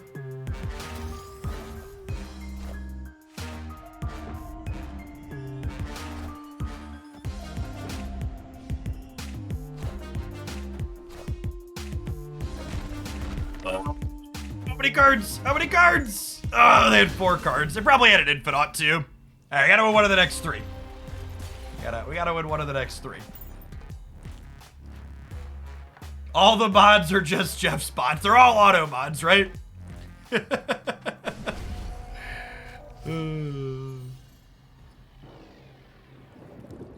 think patch days bring new bodies into your chat to make chat more controversial. Yeah, definitely. Anytime you get a bunch of people together, I mean, like, it's honestly a credit to our chat and our mods and the culture here that, like, our chat's even remotely usable at 3,000 people. $1 donation from your bald. Not only am I bald, but I'm overweight. I got some saggy man tits, and I've got actual 0 fucks to give for you and your care for how I look, chat. I'm 30 something. I'm happily married. I have 3 kids. I've got no one to fucking impress. Least of all, some kind of mouth breather on the internet. Thanks for the fucking $1 tip with your anti-trans message that I won't read included into it. I'm gonna take that $1 and donate it to the Trevor Project along with $9 other later today. So thanks for taking some of your money and doing something good with it. Fuck off. Jesus Fish, thank you for the sub gifts, appreciate that. And Bethany Winter, I appreciate the 44 months. I have never felt as owned as I feel right now after you donated $1 calling me bald. Please don't donate more money calling me names. Please, it would tear me apart if you donated more money to me while calling me names. I don't know what I would do. Please stop sending me money.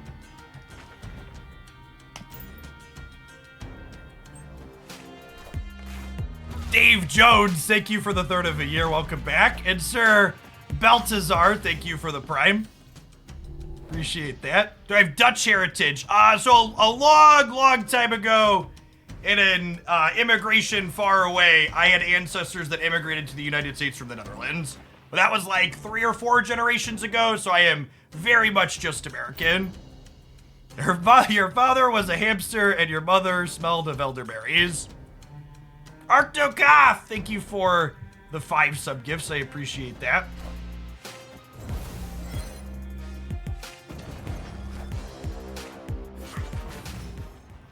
Oh, the dancing Titania. Who do you think's the most consistent deck for Conquest? Definitely the high evolutionary Lockjaw deck that features what does it feature? It features what's her name? The high evolutionary deck features Lockjaw and Wave. Xando Fox, thanks for the tier 1.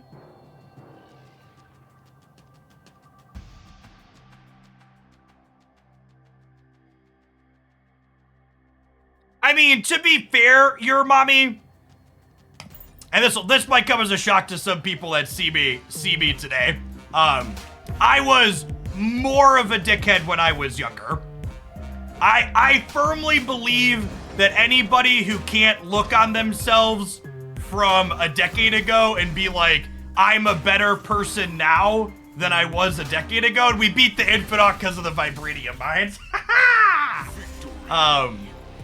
It's like, yeah, like you should be a better person than you were a decade ago. In fact, to be marginally political for a moment here, one of the most disqualifying statements that Trump was a sociopath, not qualified, not someone you should want to be president, was when he made his comment that he was the same person in grade school as he was the same that when he was running for president. It was just like, he was trying to make this mantra that he's this consistent person that sticks to his shit. But in reality, if you're the same person from back then that you are decades later, it means you haven't experienced personal growth. Chubby bald lover, you're a beautiful man. Sad grief. Thanks for the 420.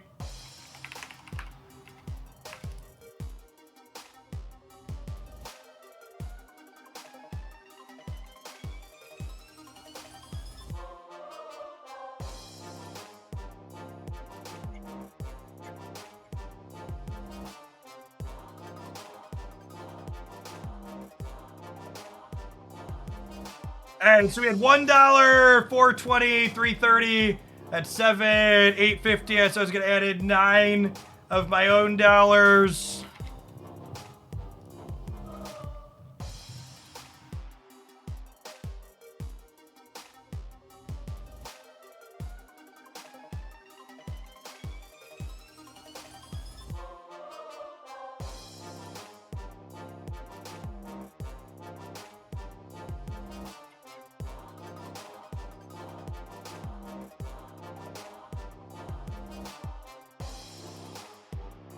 Alright, so as promised for the bigot, for people that aren't familiar, the Trevor Project provides crisis intervention and suicide prevention for LGBTQ youth. If you're not familiar with them, they're a great organization that helps save lives in the United States. So I forwarded, we had 3 or 4 donations come through, plus another $10 of my own money through to them, because fuck their hate. There's their link in chat if you want to check out what they do and what they offer and contribute something yourself.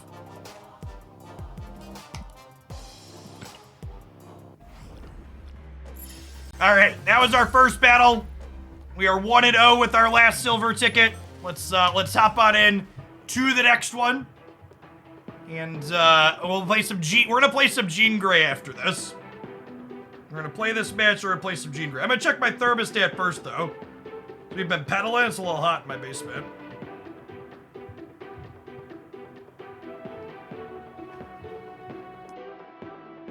Hey, Travistura, thank you for the sub gift. Appreciate that. Hey, thanks for the primer, James. Appreciate it.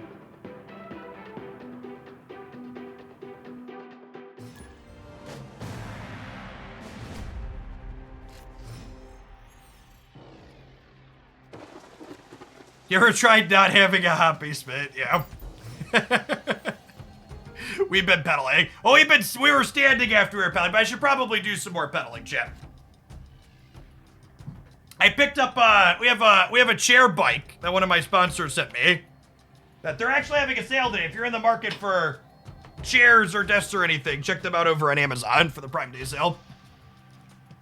Drop the old master mode here. I always try and do like an hour to an hour and a half. I always translate what I do, try to do like an hour to an hour and a half of cardio a day, and the bike letting me do that while I'm at my desk is really nice. Do I have a separate thermostat in my basement? My house has like pseudo zoning on it. So my basement and my main floor have one thermostat, and my top floor has another. But the main floor and the basement share one. Oh, that's really annoying. We have kitty pride though, at least.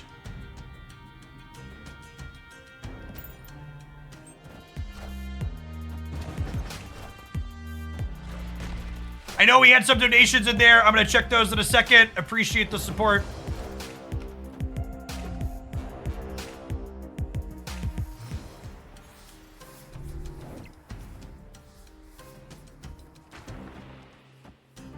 I'm gonna snap them since we're gonna get our Raft card this turn.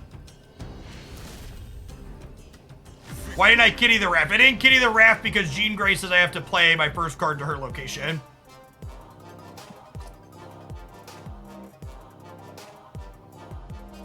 Thought you were scratching your back, a bike seat makes more sense. Yeah. When you see me, this is me pedaling when you see my shoulders go back and forth. It's not the Shaq shimmy. We're just like burning some calories and some energy.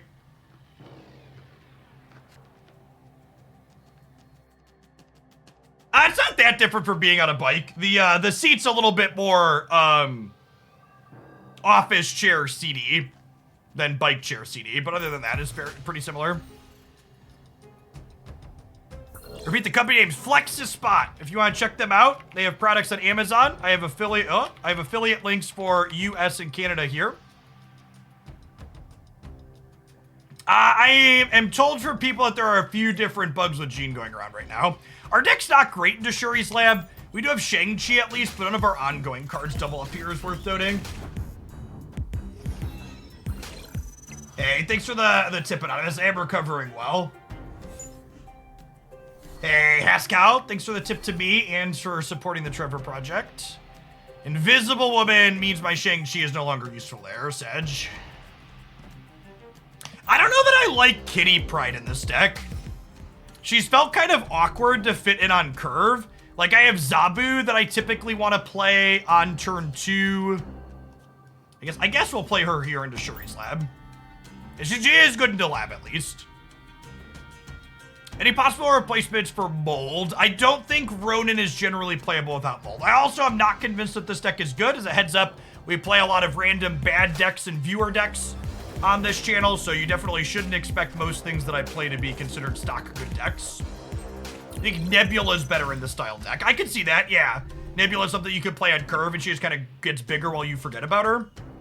And we discarded Mystique, right? So my sequencing here doesn't matter. Opponent's snapping me. You think they're a Killmonger deck? I did have a 420 come through, thank you. Yeah, I think they're Surfer, right?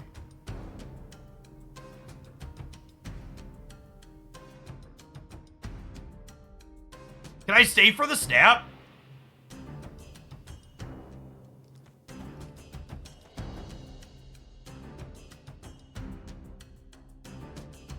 If I'm staying for the snap, this is the line. The problem is we're drawing Chavez next turn, right? I think I just have to leave. Without another big play, I just kind of can't do anything. I guess I could do this. Yeah, I think I just gotta go. If I'm staying, I think I do this into Chavez here. Chavez and Kitty have both felt awkward in this deck so far. I think this deck's kind of a good example of a deck that you don't really want a card like Chavez in.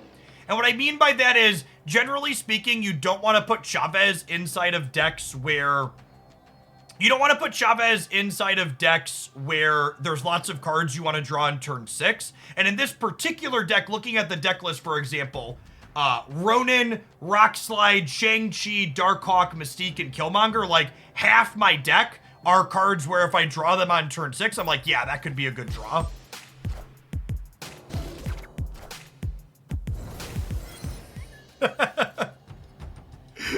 Alright, I'm gonna give you one cube to fuck off. Rigged.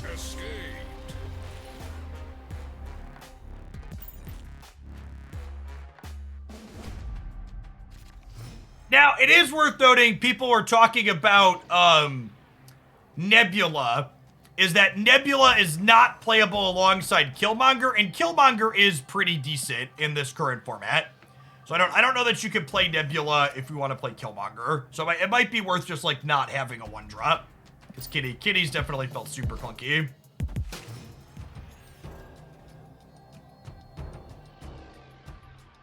Hey, thanks for the 7 months, Sporkles, by the way. I appreciate that. I don't want to copy my hand, so I'm not gonna fill the secret timeline. Yeah, Ham could be good. I could see Ham being great. It's a good call out. It's a 1-drop And you can like fit it on curve that you don't mind blowing away with the Killmonger.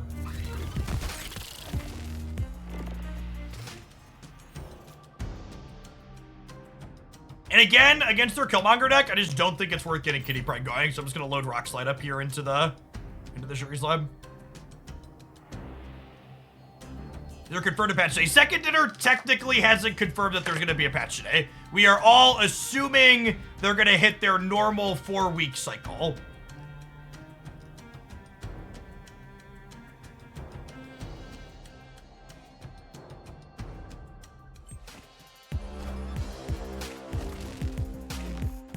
Hopefully we'll get communication soon.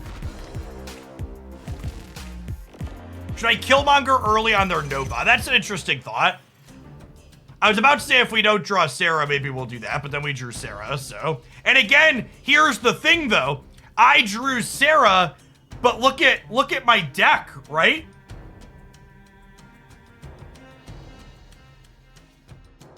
I really wish I could draw Darkhawk or Ronin next turn, but I can't because we have Chavez in our deck.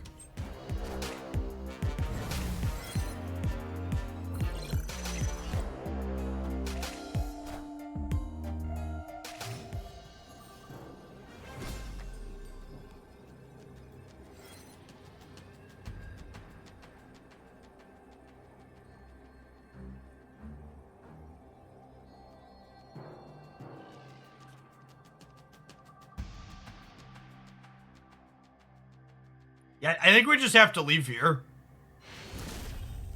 You should always be retreating later inside of Conquest, chat. Opponent would have saved themselves a cube here.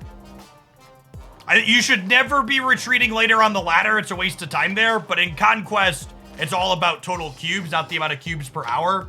So, would Chavez be? Well, Widow's not good with Ronin, chat. If you look at various lists online, there's a few different variations of this archetype that don't play Chavez. Hey, Azazel, thank you for the happy year. But again, the one learning lesson when it comes to deck building that I would like to drive home about this deck is that your threshold for whether or not your deck wants to play Chavez shouldn't be, are there cards I want early? It's, how many cards does my deck have that I'm happy to draw late? Because Chavez only makes your deck more consistent.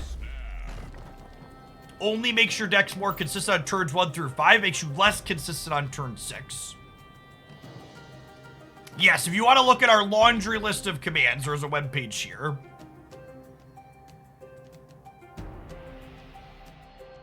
Does Shadow King have known bugs? The only known bug with Shadow King that I'm aware of is that he currently sets the real Mysterio to 0. You want Iron Lad? I think the Iron Lad build looks a little different. Iron Lad's kind of awkward with Shang-Chi and Killmonger.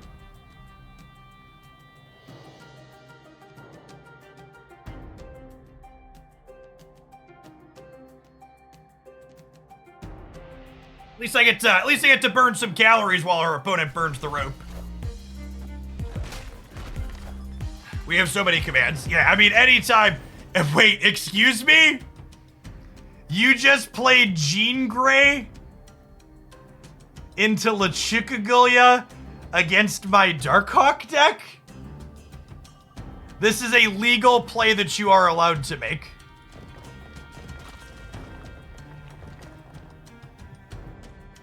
Would you care if I purged, obviously, defunct commands? If you want to do it... Oh, that's the wrong order. If you want to do it, like, when I'm off stream one day, or while we're not live, that would be fine, Sporadic. I've actually been meaning to go through and do that myself, but don't do it while we're all in here chatting. I'm sure there's a lot that could go.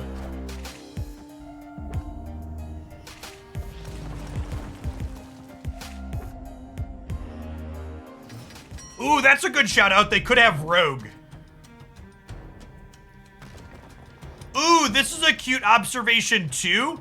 They're playing Jean Grey and they're playing Groot because Jean makes Groot better. We're gonna pick up Jean Grey for tokens after this game, and we'll cook a little bit. Is Mold effective at all for Darkhawk? Not really. I think Mold is at its best with, Mold's at its best with Rodin. The odds of this cutting them off of an actual draw is, like, pretty low.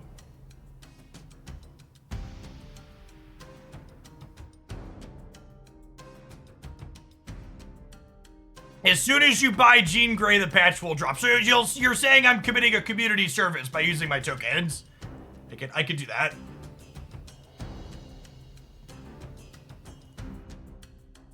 Accept me as tribute.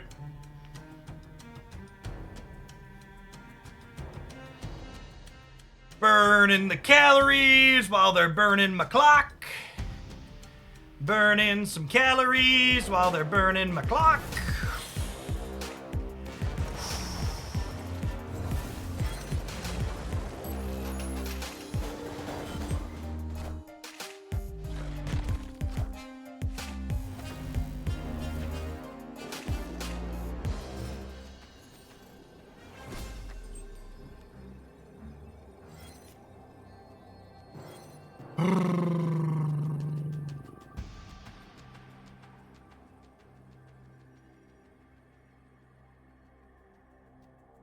Oh, it's a lot of cubes for a hand that's not very good.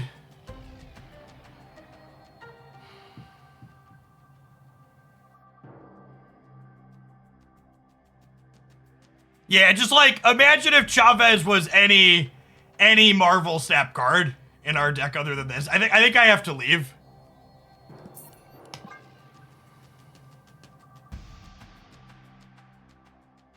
They're gonna play 3 cards, and I think they'll be ahead of us in center and left. We gave them Sentinels as well. Escape. What game did you stream before Snap? So I've been streaming on Twitch for over a decade.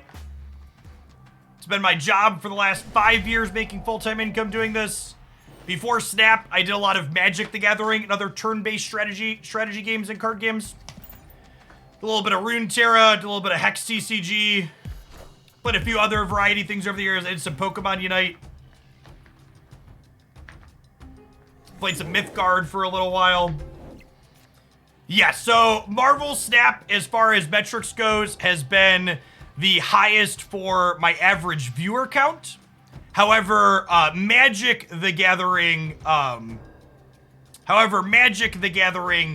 a little bit higher average sub count. I think Magic has more whales than the Snap does on average. Never a Hearthstone fan. I did a little bit of Hearthstone for a little while, but it just doesn't have very interesting or deep deck building depth, so I fell off of it.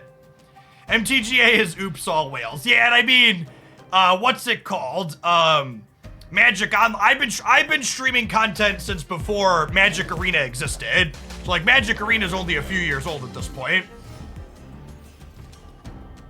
So my content predates that exactly. It's hard for me to get too excited about a paper card game that doesn't have a digital component. So not super interested in Lorcana personally, unless they announce digital.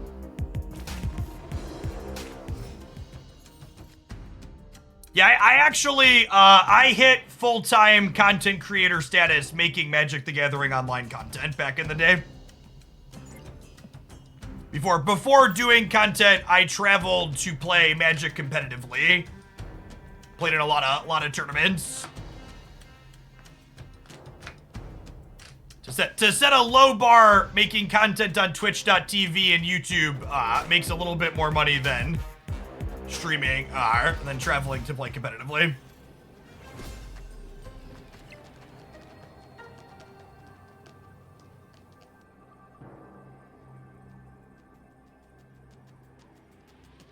This is 8. Am I betting my last 4 on this? Their hand seems weak.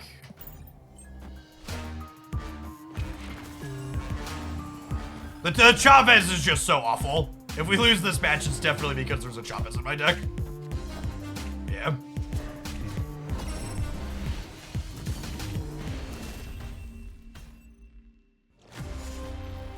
No, the shop content in Conquest you have until the end of the month. Yeah, so to give some feedback on this deck before we move to playing some Jean Grey, there are some established variations of this Ronin deck. We can pull up here.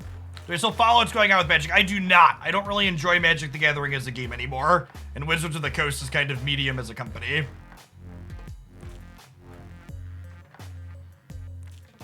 Oh wow, this build is playing Chavez, but it's also playing Iron Lad and Spider Ham. And Chavez does help Iron Lad a little bit. So are there other builds playing Sarah?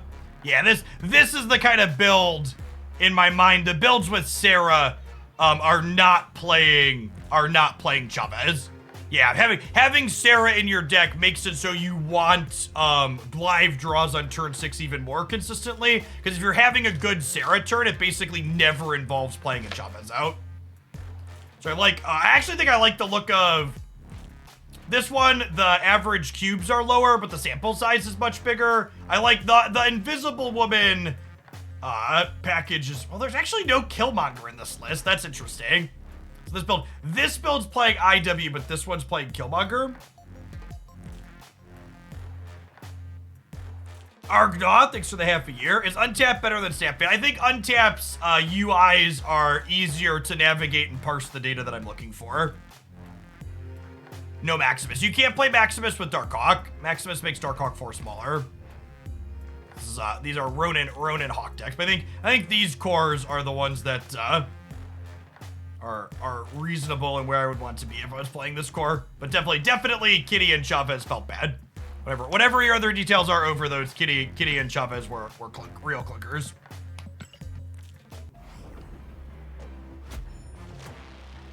Thank you, Marvel Snap, for reminding me I just lost my Conquest. I was unaware. I'd almost forgotten that I should feel bad. I appreciate you reminding me.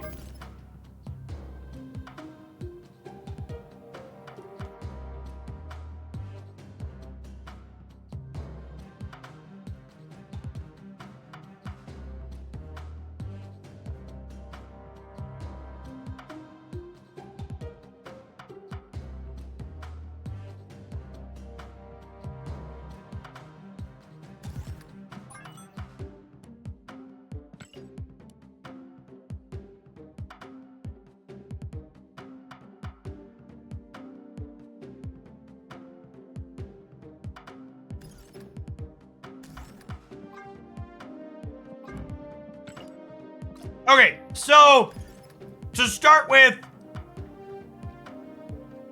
while we haven't had an official comment on it, I would be incredibly surprised if Jean Grey's interaction with Goose isn't a bug.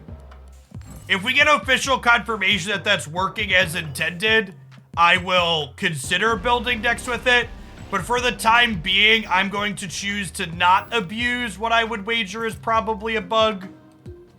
So as a heads up for people right now, the way Jean and Goose are interacting is if you have Jean inside of the Goose path, your opponent, and you don't have cards that cost less than 4, you just can't play cards.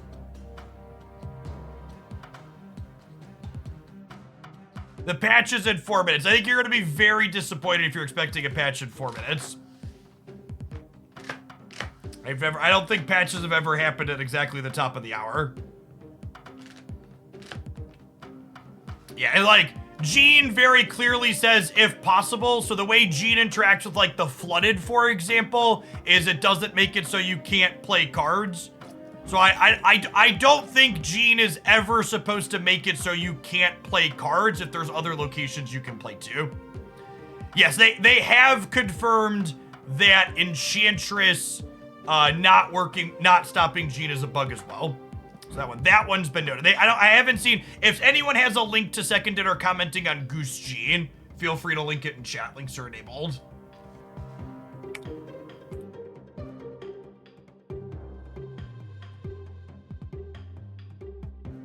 And the Enchantress one is pretty big.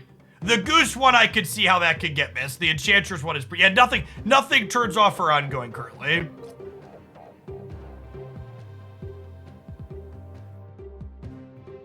Yeah, I have yet to see the comment of Goose Gene. I think that being said, I think Gene is potentially pretty solid inside of a deck like this. Like getting to curve like Angela on 2 into Gene on 3 into playing stuff like Nightcrawler, Jeff, and Kitty into the Angela path to satisfy the Gene requirement. The support person on Discord, if they are not a second dinner team member, I'm skeptical to accept that as working as intended.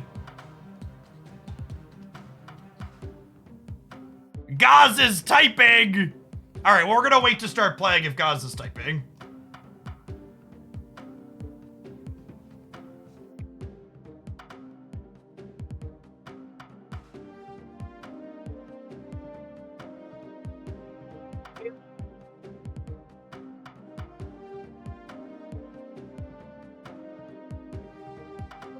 Your pretty dress, chat! Look at her pretty dress! What does your dress have on it? Dinosaur. Dinosaur dress! Daddy, come upstairs. No, Daddy's gotta work for a little while, okay? But I'm so happy you came and showed me your dinosaur dress. Oh, Dad. Maybe I watch you and when you're done working. You should go play with your brothers, and I will come up and play later, okay? Baby, no. Love you, baby girl. But I don't want to come up. Your dinosaur dress is the best. Yeah, you can take your light and your bear. No, I want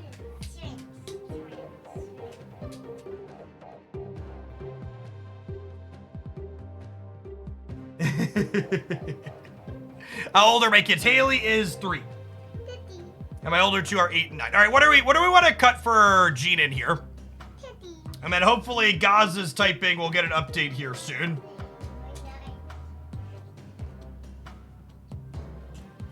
I thought she was H. That's true. Maybe Miles? I don't know if I want to cut Miles. He's a cheap card. Yeah, it could be one of the other tech cards. Gene's kind of a tech card. I think the ones I gravitate towards are Silk or Polaris or Enchantress. It could also be that I wonder if this is a Chavez deck. I've played Gamora in this shell before, and Gamora gets better with Gene as well, is noteworthy. Does streaming feel like work compared to your previous jobs? And does it burn you out on playing games off camera? I mean, I play pretty different games off camera. A lot of the games I play off camera are like Diablo and Genshin Impact. Gamora Kitty is also good. I agree with that. I kind of want to do like this and have just kind of a lower, tighter curve. Silver Oak, thank you for the 25 months. Welcome back. I think I like this.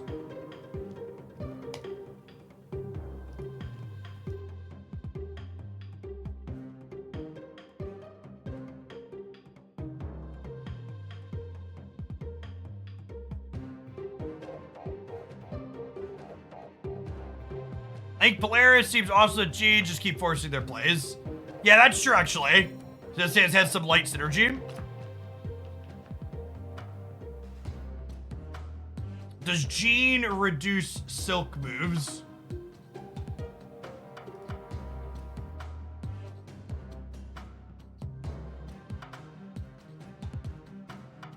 All right, chat. I have, what's my yearly salary? I make low 6 figures here on Twitch. It varies very greatly year to year, but usually somewhere between like $150,000 and $200,000.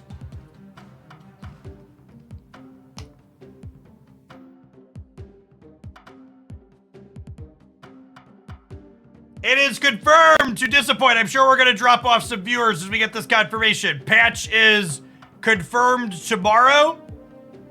And we have some notes on which cards are coming on which weeks for the Spotlight caches. I'm gonna stumble over to my YouTube channel and post a video about that right now.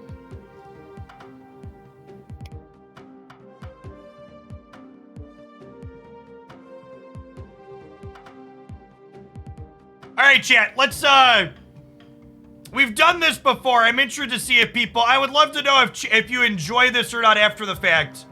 I am going to pull up we were given this information a day early in the content creator space that I'm in. So I'm going to pull up a video that I have prepped for that. And we'll watch it together. Spotlight caches are coming to Marvel Snap very soon in our next patch later. We're gonna have a little Jeffception chat. We're gonna put me over here. Movie time with Jeff. Oh, one second.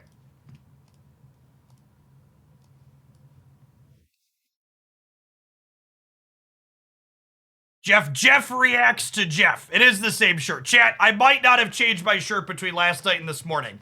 Please don't judge me too harshly.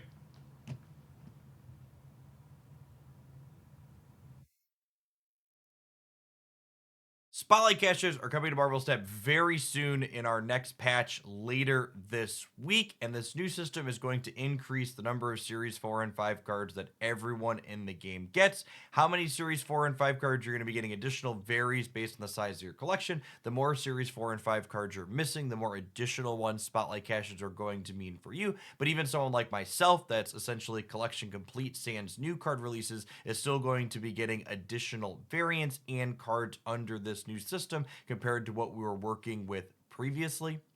I was thinking about making an entire video dedicated to optimizing your Spotlight caches, but really looking at the system and thinking about it, there's one single kind of golden rule you need to follow to get the most out of the system, and here it is. To make sure you're getting the most out of your Spotlight caches, it is crucial that you never open a Spotlight cache unless you have enough caches to guarantee the outcome that you are looking for. How the system works is every single week, Spotlight caches start with 4 objects in them for each player. Using this first week as an example, we always have the latest card release, Jean Grey. There are 2 cards that are existing Series 4 and 5 cards that get repeats. In this week's case, Null and Living Tribunal are going to confirm to be those cards. And the 4th slot is a random any Series 4 or 5 card that could also be one that you already own. These existing Series 4 and 5 cards could have that as well. What if you already own Null and Living Tribunal?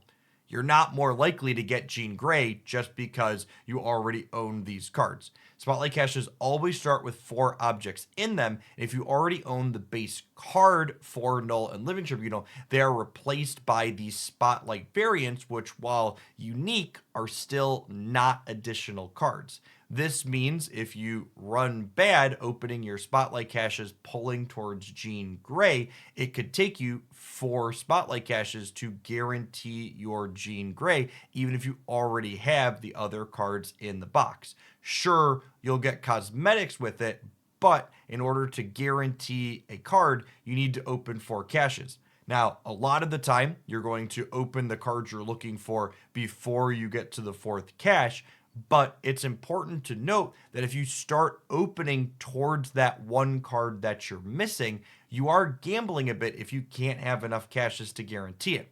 There's a theoretical spot in this system where you open a Spotlight cache every single week, only a single one of them, and you have one or more of the cards in these Spotlight caches, and you actually never get a new Series 4 or 5 card. This is really important, and this is a lot of the people I've heard talking about this system being worse for players. They seem to be assuming that this is going to be the default case for a lot of people, so it is important that you optimize a little bit under the system. If you're someone that's just opening one Spotlight cache every single week and you have a lot of Marvel Snap cards, it's very possible that you just get variants in your Spotlight caches every week. So, under ideal circumstances, unless you really want to gamble, you want to be making sure that you're only opening boxes when you have enough boxes to guarantee a card. This would be incredibly unlucky, and it would require you to make choices that make the system inoptimal, but it's worth acknowledging that if you're not thinking ahead at least a little bit and using your resources correctly, this new system does have the potential to be worse. It's also worth acknowledging that it has the potential to be a lot better if you go on a good streak and have a couple of weeks in a row or even an entire month where you open that latest card release in just 1 or 2 caches every single time. Second Dinner has confirmed that not only the cards that will be coming in the first week's Spotlight Caches, but they're going to be giving us the entire season's Spotlight Caches at the start of each season moving forward, they've told us. So we know with certainty that with Echo inside of the Spotlight Weeks 2, we'll have Iron Lad as well as Kang the Conqueror. Coming in week 3 alongside Legion, we will have High Evolutionary and Darkhawk. And then in the 4th week, since this is a 5-week season, we'll have Mirage being paired with Thanos as well as Master Mold. One dynamic with this new system that'll be interesting to see how people feel about it as it plays out is it's not just the new card releasing that determines whether or not it's optimal to open your spotlights in a given week. If your goal is to add the most new Series 4 and 5 cards to your collection that you're currently missing, opening your spotlight caches on weeks where you're missing both of the returning Series 4 and 5 cards makes the most sense and will result. Something to point out, a few people have compared this to a gotcha pity system. It's very different from a gotcha pity system. A gotcha pity system, your pity rolls across from banner to banner, whereas with this, your spotlight caches reset each week. So under this system that Secondary is implementing, it's important that you don't just open single spotlight caches willy-nilly here or there unless you're missing almost everything. Yeah, it's more like I just don't even think, like, I've never played a gotcha system where the pity doesn't roll over. So while there's some comparisons where there's set things each week, as far as polls go, it's not really comparable.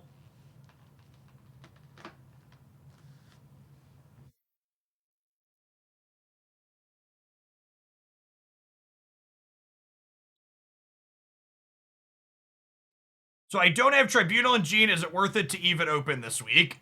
That's like, what weeks are optimal to roll on is like pretty subjective based on what cards you're looking for. Result in you adding the most new cards to your Marvel Snap collection.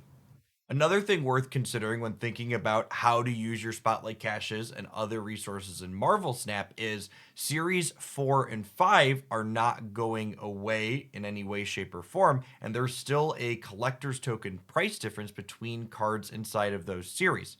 For this coming month, Mirage as well as Legion will be releasing directly into Series 4, meaning you could acquire them for just 3,000 collector's tokens, while Echo as well as Jean Grey are both cards that are releasing directly to Series 5, meaning if you want to pick them up with tokens as opposed to spotlight caches, they'll cost you 6,000. What is optimal for an individual player to open is going to vary a bit collection to collection, as well as what cards you personally are interested in obtaining to play with. Looking at all 4 weeks of the cards that are coming inside of these spotlight caches, if I were to examine them generically, I would say that week 2 featuring Echo, Iron Lad, and Kang is probably the best week to open, assuming you want all of these cards that are being featured equally and you're missing. People saying, I hope they keep announcing it a month in advance. They have told us, in fact, these ones are short notice. I think they said they would tell us in advance. No, they told us 2 weeks in advance for series downgrades before the patch, but they told us at the start of every season, they will give us all of these lists. So moving forward, we should get all of the contents of Spotlight Caches for the month inside of the season announcement. Content creators are given access to some information in advance via the official content creator program through Second Dinner / Marvel Snap, and we were given this to prep some content in advance last night or yesterday afternoon, something like that. But yeah, these are coming at like the 10th hour here, but in general, they should be coming up front at the start of the season moving forward, is my understanding. All of them from your collection. I think Echo or potentially Jean are likely the most playable or powerful cards that are releasing inside of July. And as far as reruns go, Echo is being played with Iron Lad and Kang the Conqueror. Iron Lad is a card that sees play in a number of different strategies, and it is a Series 5 card currently, meaning if you were to pick it up outside of a Spotlight Cache, it would cost you 6,000 collector's tokens. Kang doesn't really see much play in and of himself, but he is a perpetually Series 5 card, meaning he's never going to be cheaper than 6,000 collector's tokens. So if you wanted a chance to have an excuse to dork around with Kang without spending an incredible amount of a valuable resource on it, this is a week where opening for that could be worthwhile, since you're potentially getting other. Yes, if you open more than 4 Spotlight caches in a week, when you open your 5th one, you'll start having a chance to get the Spotlight variant for the card for that week. They're useful things along the way, such as Iron Lad and Echo. As far as the second best week to potentially be opening your Spotlight caches on, this one has a little asterisk next to it that there are likely high evolutionary changes coming with the patch this week, so depending on how hard they hit this card, this could vary, but High Evolutionary and Darkhawk are both Marvel Snap format staples that are played in powerful and competitive deck lists. I would be shocked if High Evolutionary wasn't still a reasonable choice after they make changes to them. Their team tries to do their best to make cards weaker without making them outright unplayable.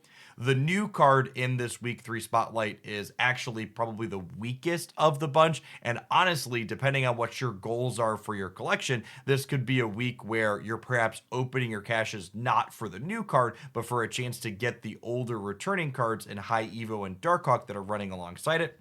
That being said, I do think Legion is going to be a sweet card to do some novel things with, even if it might not be the most powerful card to release inside of July. By a small margin over week 1, I would put week 4 as the third best week to be opening your Spotlight caches in Marvel Snap. Thanos and Master Mold aren't mainstays in any of the top decks in the game right now, but they're both unique effects that have spots that they fit into. Master Mold enables Ronin, and Thanos is honestly just one of the most unique effects in Marvel Snap. Jeff, if you open 5 Spotlight caches, are you guaranteed to get the new card and a Spotlight variant? No. So, my understanding is Spotlight caches always start with 4 things in them, so you're never more than 25% in the first group of 4 to get the thing.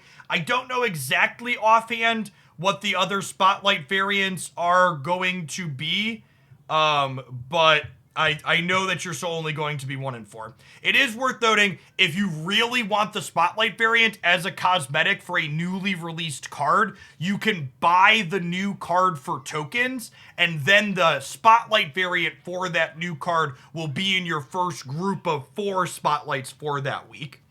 So in terms of min-maxing / whaling the Spotlight variants for a brand new release card, the plan would probably be buy the new card with tokens and then open Spotlights till you get the variant.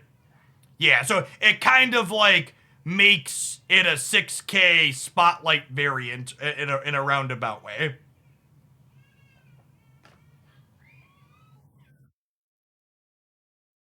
Extending your deck to that 18 card size with his Infinity Stones. It's also a permanent Series 5 card, so outside of a Spotlight cache week like this, it's going to cost you 6,000 collector's tokens in perpetuity, not getting cheaper anytime sooner. Mirage is only a direct to Series 4 card, so not a lot of token equity in opening her specifically inside of your Spotlight cache, but I do expect her to be kind of a format Marvel Snap card.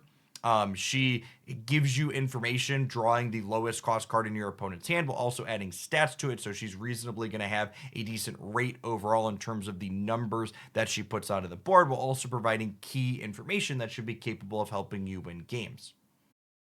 Finally, I think this first week of Spotlight caches is the least exciting to be opening them for. Null sees play in a handful of decks and is a unique effect, so if you're interested in Null and you don't have it in your collection, I think that could definitely tip opening your Spotlight caches in your favor for this week if you want Jean Grey as well.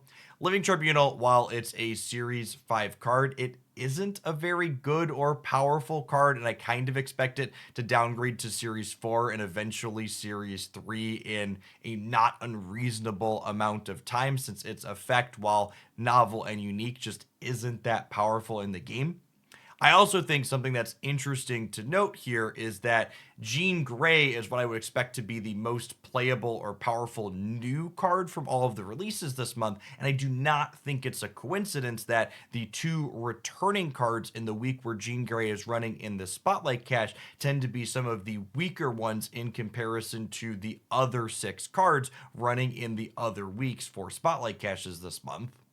This use of Spotlight Cache groupings to do things like, say, pair a card like Legion, that's going to be novel and interesting and sweet, with 2 cards that are just powerful and good, High Evolutionary and Darkhawk, is an interesting way on Second Dinner's part to kind of encourage players to open cards that they might not otherwise be willing to spend resources on to try and experiment with new things. If you're a player that wants to just play some of the best decks in Marvel Snap, Legion's Week 3 Spotlight Caches are a premium cache for you to be. Theoretically, I could get Jean Grey on the first pull and pull her variant on the second pull. No. So when you start pulling your spotlights, they start with 4 things and they work down to 1, and then they go back to 4 if you go to open a 5th. So if you open your first spotlight cache and it's Jean Grey, you're going to need to open 3 more to open through the other 2 spotlight variants in your random series 4 or 5 card, and then it'll restock to 4 in order to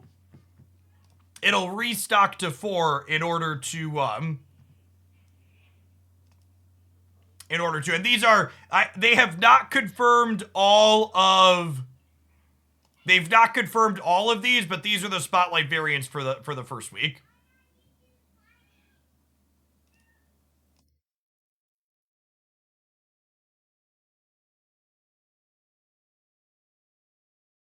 They're good. They're good pieces of art, Chip. Not good enough for me to spend the amount of resources on them that you would need to spend to get them, but they're good pieces of art. Opening to get access to High Evolutionary and Darkhawk. But if you're a player with that mindset, Legion's probably not a card that you would explore unless you incidentally picked it up for free, which is something that will happen to a lot of people who choose to open Spotlight Caches this week, hunting for these other 2 more powerful cards. All in all, I really like the mix of Series 4 and 5 cards that Second Nerd chose to run with the new releases for this first month's worth of Spotlight Caches. Do you know, is the random card the same for everybody, or does it changes from account to account? The random card is randomly generated when you hit that 1 in 4 chance inside of the 1 in X chance out of the cache.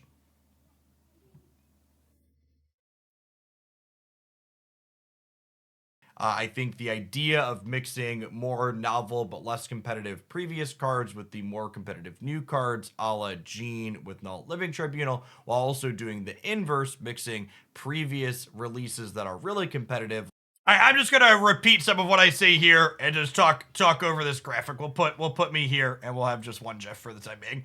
I think that they kind of nailed these. I really like what they did with the groupings of cards this month. And I'd be curious to know in chat if you like or dislike their approach to it.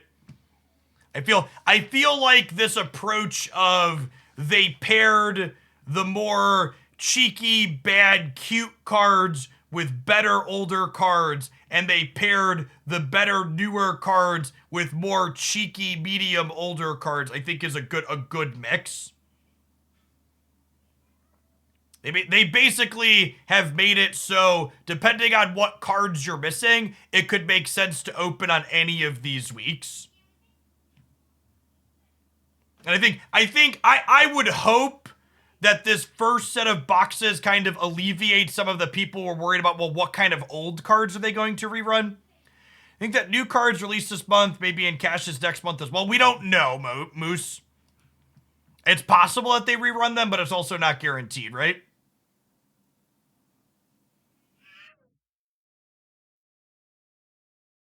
Yeah, so again, the base math for people that don't understand the probabilities is that players spending $0 get enough collection levels to get 4.5 spotlight caches per month. and it takes you approximately 2.5 spotlight caches to guaranteed open a new card. So on average, you can get like 2-ish new card releases a month without spending anything. And then you're also still picking up small amounts of collector's tokens to eventually work through that. There's going to be some weeks where you run bad, and there's going to be some weeks where you run good, though. And again, the one big thing that I can't emphasize enough is you should not just be opening random single spotlight caches. So there's never a need to hoard a ton of these. Like, you should never have hundreds of spotlight caches, but you definitely should be grouping them in groups of 4 before tearing into them, is like the TLDR. Tokens are scarce now, though, so even completely free-to-play players are getting 1,500 to 2,000 collector's tokens a month, depending on how high you're getting in ranked. And people that are buying the season pass are still getting like 3,000 plus collector's tokens a month. Because remember, Token Tuesdays are still there. And without any ranked rewards, you get 1,100 gold in a month, and 1,000 tokens is 1,400 gold. So if you hit the level 90 rewards, or you get some gold out of either season chests that are free for everyone, or Conquest, you can get a Token Tuesday every month. Doesn't it promote hoarding? So again, I said this earlier, but just to emphasize why this new system is better for preventing hoarding. Do you see how I currently have 132 reserves?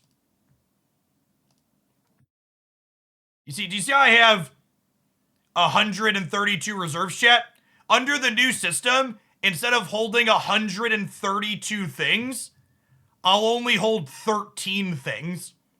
So this new system doesn't get rid of all hoarding, but it makes it so there's never a reason. Sick. I did not have a dagger variant. That's great. It makes it so there's never a reason to hold more than 1 in 4.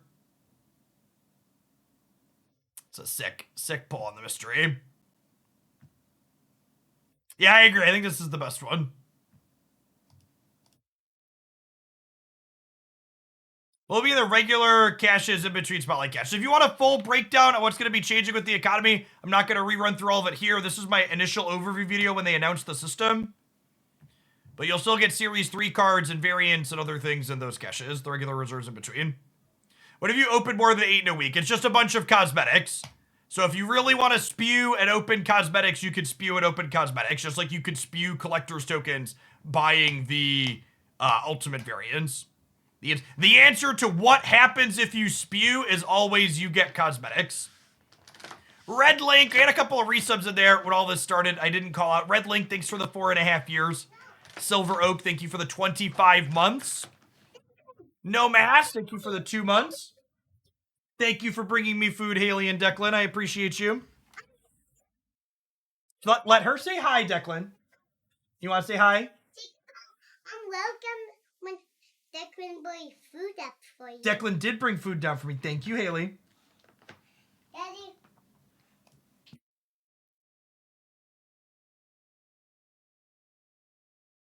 Yeah, no Jeff this month is a little sad, but they did rerun basically every permanent Series 5. Every permanent Series 5 cards. Can you get tokens anywhere than the Token Tuesdays? Again, if you're asking questions about, like, what's in the boxes, I'd really encourage you to, like, go take 10 minutes and watch this video. It breaks it all down and it will cover most of your questions. If you still have one after that, feel free to jump back to me. The patch isn't coming out until tomorrow, SJ. Alright, let's play some Jean Grey. I think we're gonna play some Jean Grey. I would assume there's no downgrades this month. Would be my assumption. What happens after buying all cards and their variants in a given week? I assume they just give you other random variants, Azazel. Again, the answer to what happens if you spew is basically always you get more cosmetics.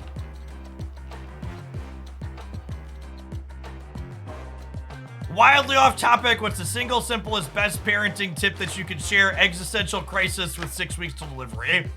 Well, I don't know that this will ease your existential crisis, but you need to understand that once your child can roll over and crawl, they are basically a tiny suicide machine, and your job as a parent is to make sure that they fail.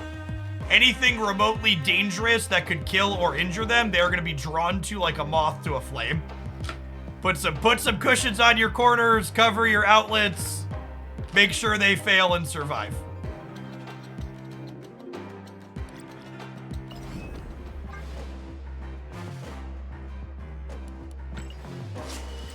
All right, let's farm some more silver tickets, trying out some Jean Grey decks, huh?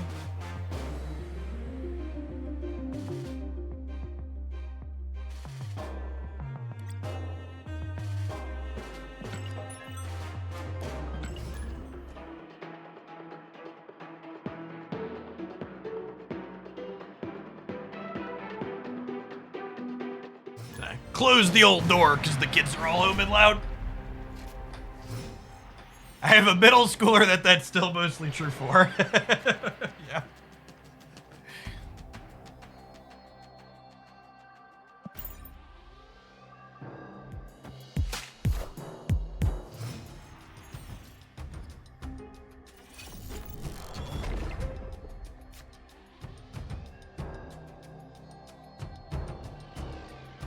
Opponent snapped. Oh, I forgot to snap on one of the proving grounds, chat.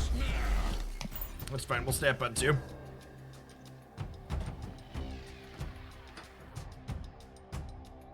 Apologies, I dropped some mac and cheese on the floor because I am a disgusting, sloppy creature.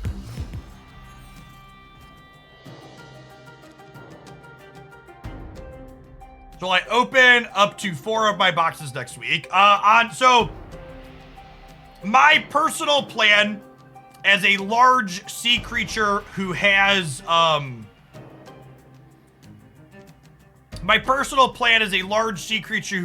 most of the Marvel Snap cards, is I plan to open Spotlight caches to get 6,000 tokens cards, and I plan to buy direct to Series 4 cards with tokens. Is my loose plan.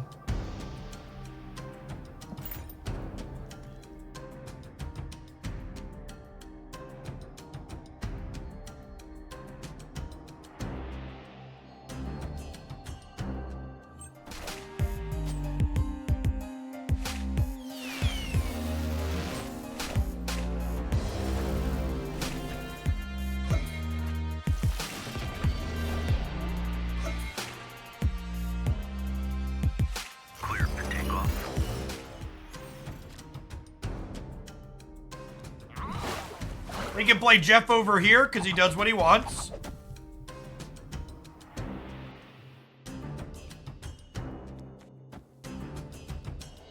I think we just do this because it kicks Silk over and then we'll be able to like Shang-Chi plus Miles next turn.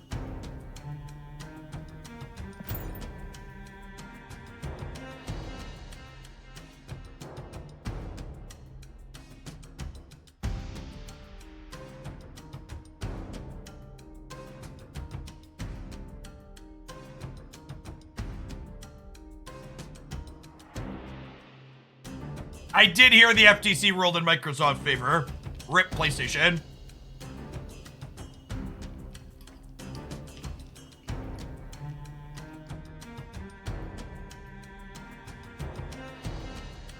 They have to pass or they can't play next turn. That's not true, chat. If the location Gene is at is full, they can play anywhere else. For people saying Miles isn't going to be one, I played Silk into Nightcrawler over here. Silk is going to move. Miles will be one.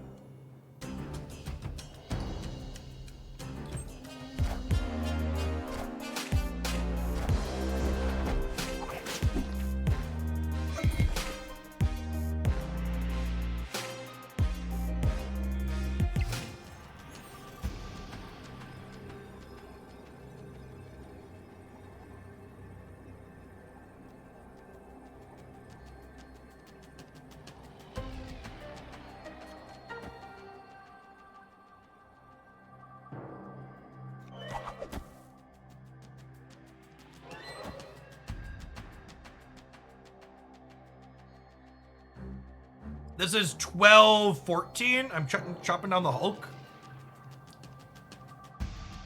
We get Wasp plus Infinite, yeah. I probably want to play for all three, right? Wasp Infinite definitely get us though, depending on how Silk goes.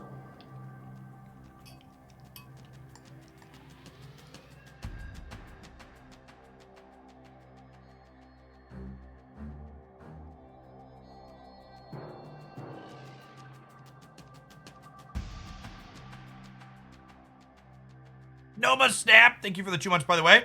Heads up, no patch till tomorrow again.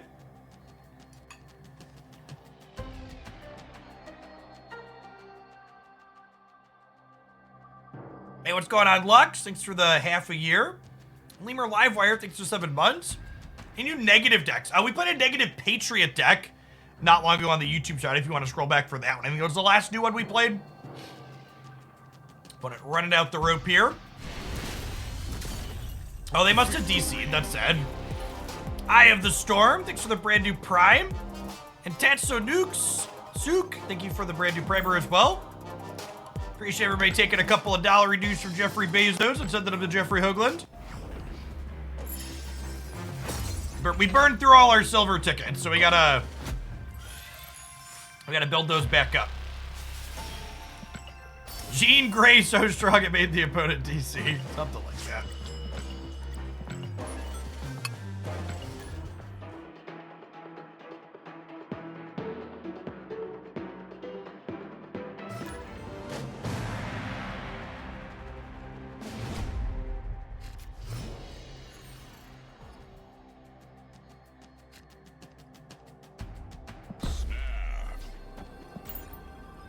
Opponent snapped.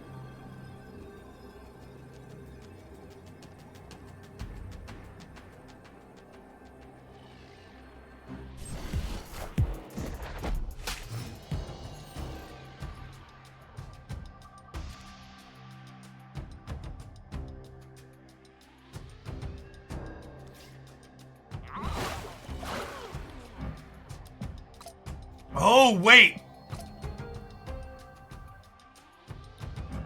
This is kind of funny into Space Throne, huh?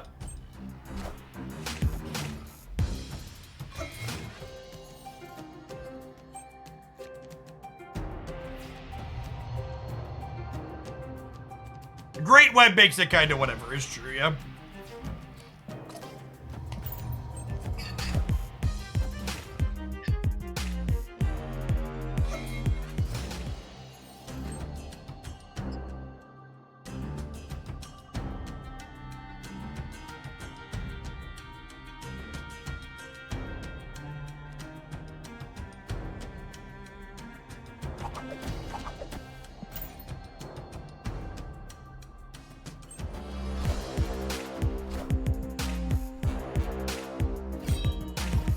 The web not pull face down. Oh, you're right. It might not be able to, actually.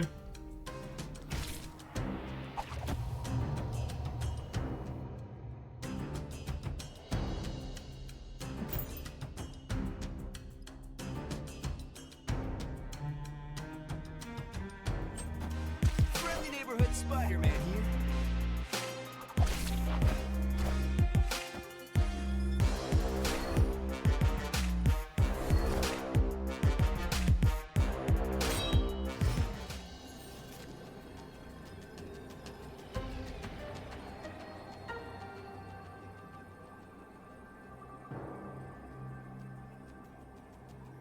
We didn't see them discard Apocalypse, right?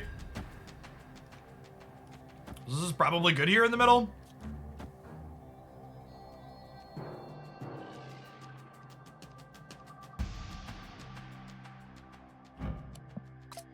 I can technically move Jeff to hope Silk ends up here, but I don't think I need the help with that. It could be Hela, maybe? They have Swarm, so I think Hela's unlikely.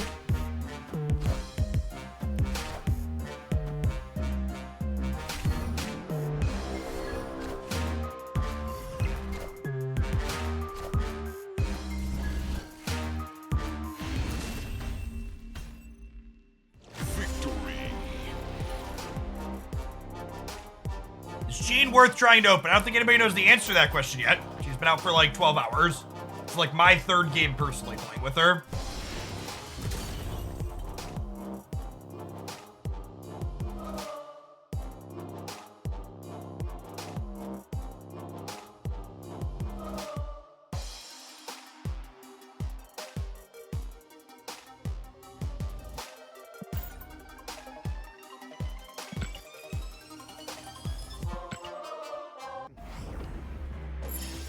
If you want my full thoughts on sorry, loading screens. No, I won't be opening any spotlight caches tomorrow. I will open spotlight caches for Echo next week. And then honestly, I probably won't open them again until the Series 5 cards next month. Mirage and Legion I'll just buy with tokens. I think the patch was delayed because of the Jean Grey bugs. I don't know. Opponent snap. Hey, Cecile, thank you for the 7 months. Welcome back. Congrats on your 4th Infinite.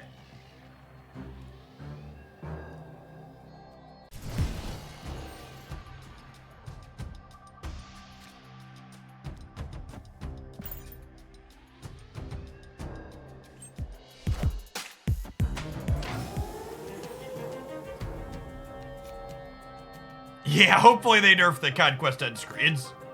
I agree that that would be nice. I'm gonna do this actually.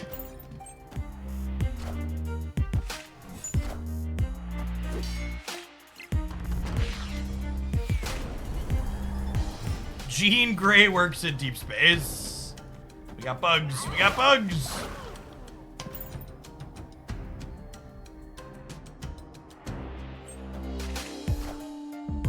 Wind aid my hand.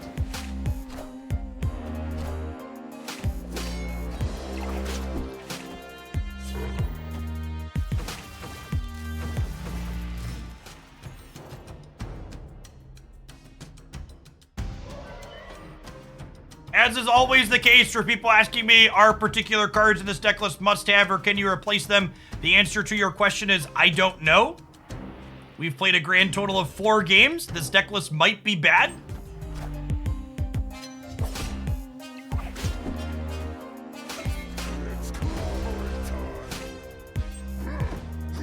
They have 2 Cyclops because there was a Bars or Sinister London.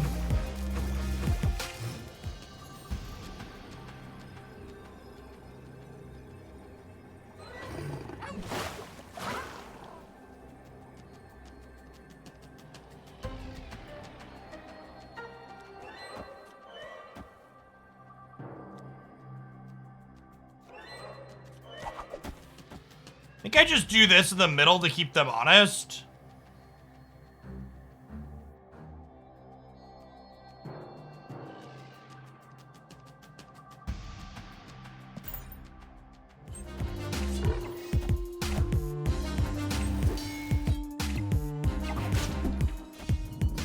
We're gonna go right, ideally.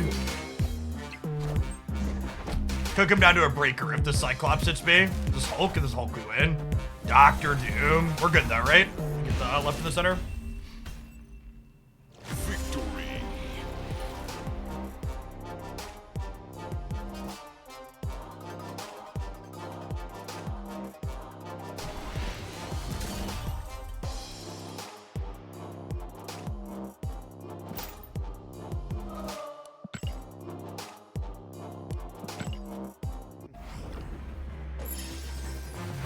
The Cyclops ability at the end of the turn, if they had an unspent energy, Cyclops gives 2 of my cards -1.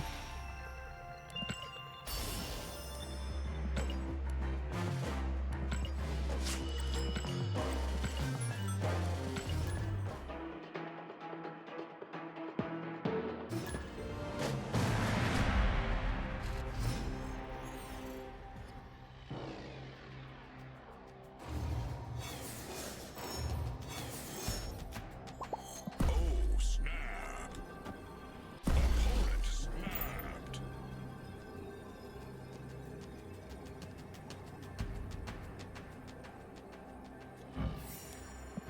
this variant, chat. Such a good split, too. The rainbow road into the gold background looks fantastic.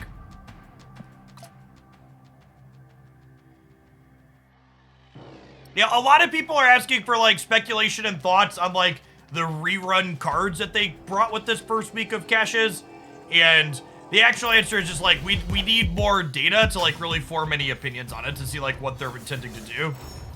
Sorry, their snap ate my end turn. I missed it.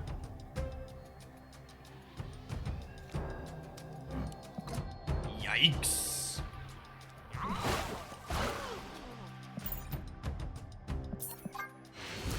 It's proving grounds. We'll give it to him.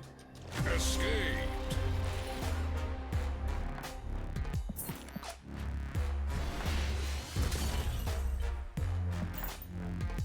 Anything more about which cache are going to revert? No. Second Dinner is explicitly not giving you extra information to help you game the system and try to double dip. Anything that you hear about people telling you it's easy or guaranteed to double dip are people speculating. Take it with a grain of salt. They gave us the Spotlight variants for the first week's worth of cards, but they did not announce all the Spotlight variants for the month yet. Hopefully that happens in the future.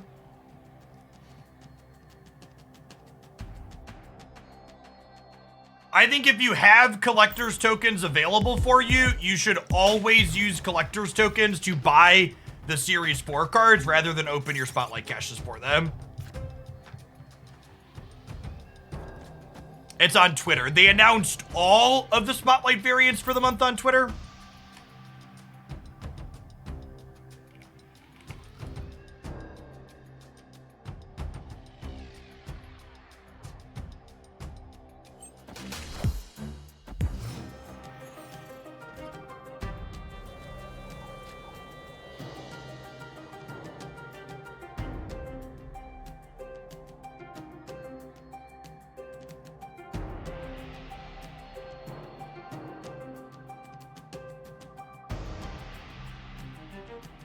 I appreciate chat telling me I'm wrong and they're on Twitter when in fact what's on Twitter is exactly what I said was on Twitter.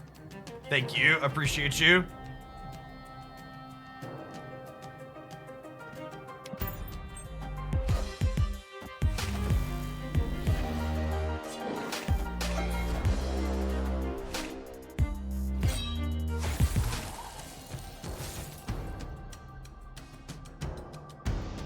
Is Jean Grey good? I don't think anybody knows the answer to that question yet.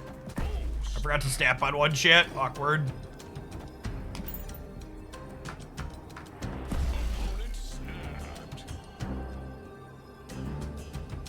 I mean, they told us during the closed beta that none of the cosmetics from the beta would be exclusive, and honestly, the only thing I have to say about that is I'm glad they're finally doing it. I think they should have done it sooner.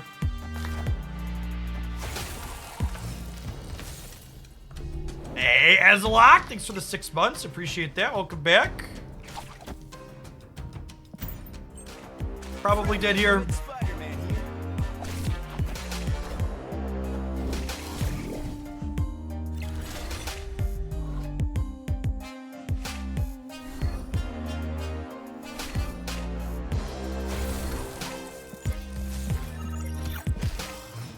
Okay, so they notably have 5 cards in hand here, and they can only play 3. They have 6 with the Chavez. So this Dracula could lose them on the right.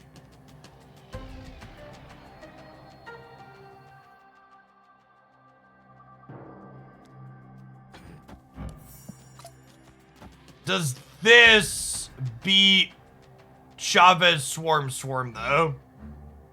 Probably not. I have priority, so I can't Shang-Chi them either. Sad.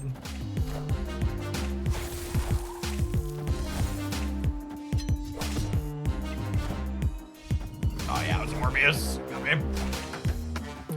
So we'd have gotten that win if we didn't have priority, but Dracula is just a little too good for us.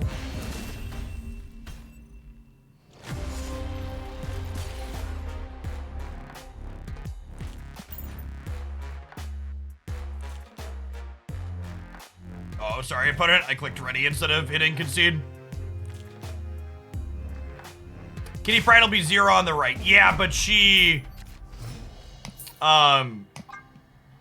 stops Nebula from getting +2 on the right. Escape.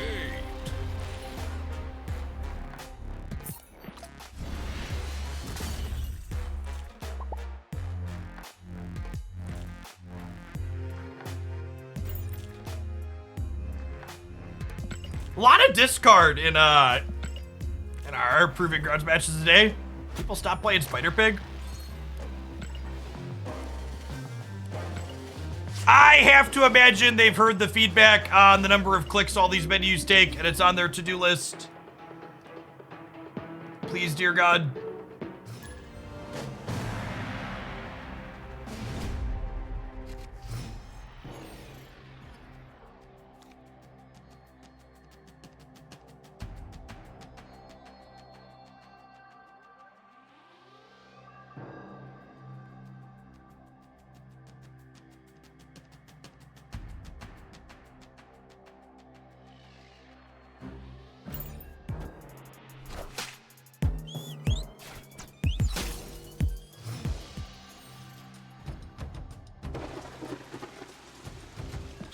Snap on one, what'd they destroy?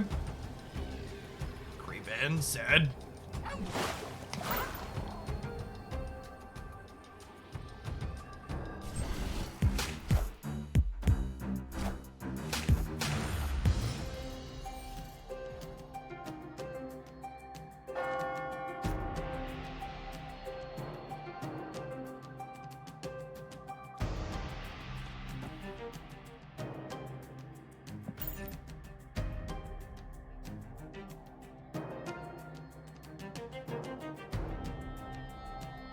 I guess pulling Goose into here makes a second big house, which might not be ideal for us.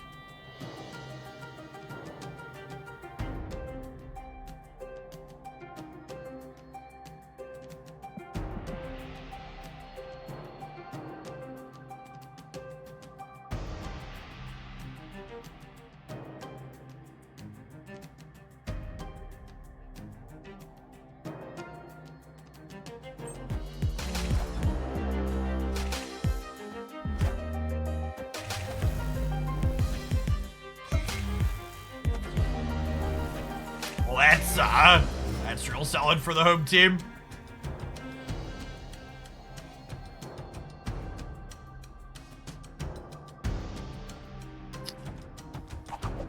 I want to just do this.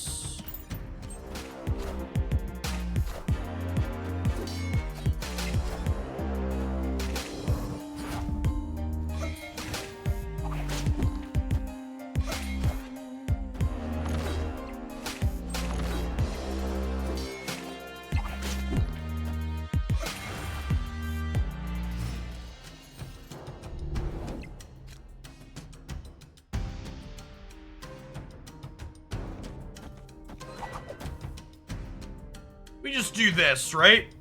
And then this forces the Silk to the right, which gives us some control over where she'll be on the last turn, and then we'll get to Kitty plus Gamora on the last turn.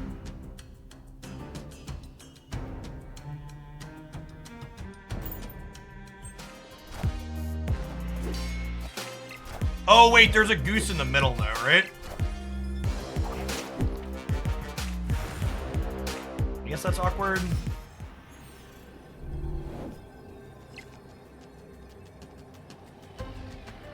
Oh, Shang-Chi's a great pickup.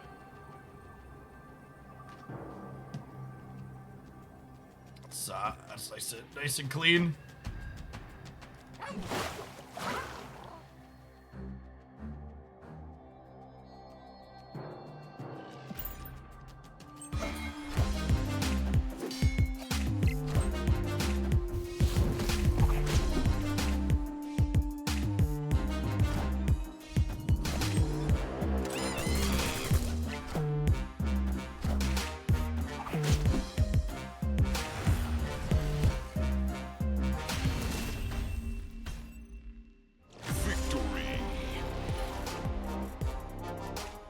Unique combination of cards for our opponent here.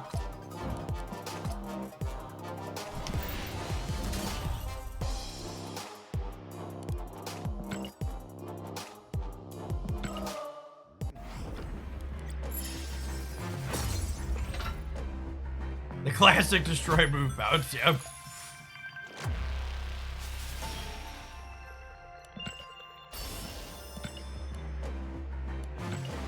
But I have the opponent deck tracker. When we're playing Proving Grounds, it's basically best of one. So their deck tracker up isn't really relevant. It's like the ladder.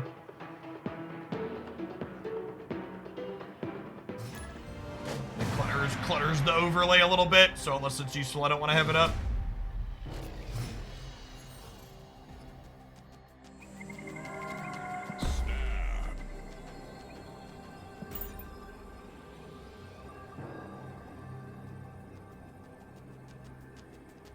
Not sure how this deck works, but it has style. Well, we have two different cards, Angel and Craven, that allow us to build up big stats early. We have good tech cards like Shang-Chi and Spider-Man to give us control over where things get played. That is a great hit for Craven later.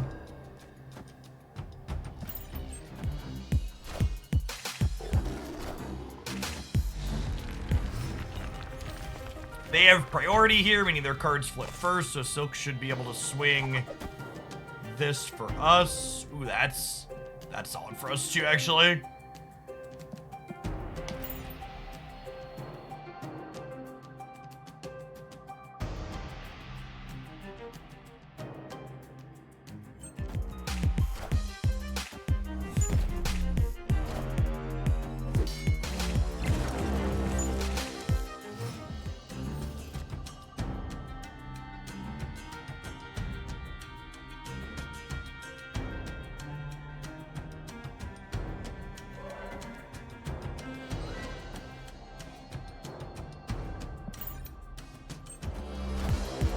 Gene's not really super useful here. They probably want to be playing mostly here anyways.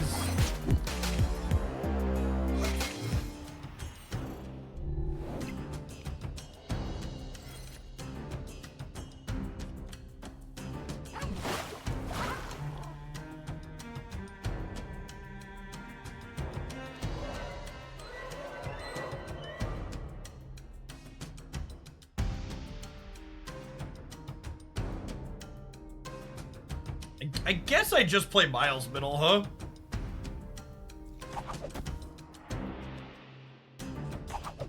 And then next turn we have Gamora Kitty.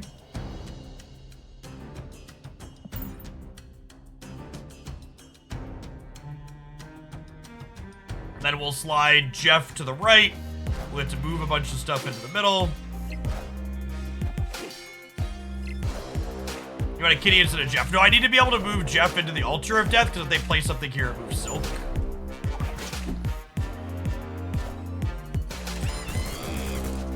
Skillmonger.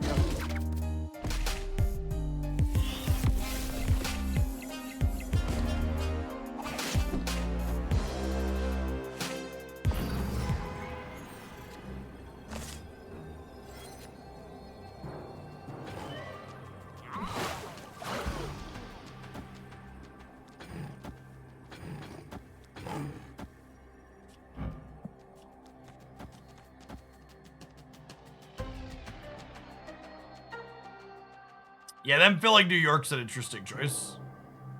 I don't think they can play into the Altar of Death. I guess they could be like, I guess they could have Scarlet Witch here. So maybe I should give this a little bit more respect and play for both of these. I'm playing hard for New York right now.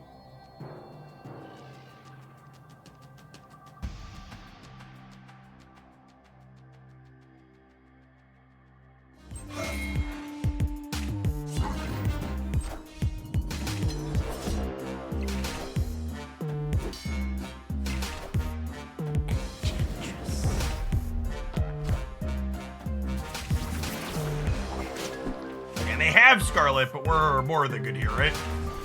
Yeah, win-win time. Victory.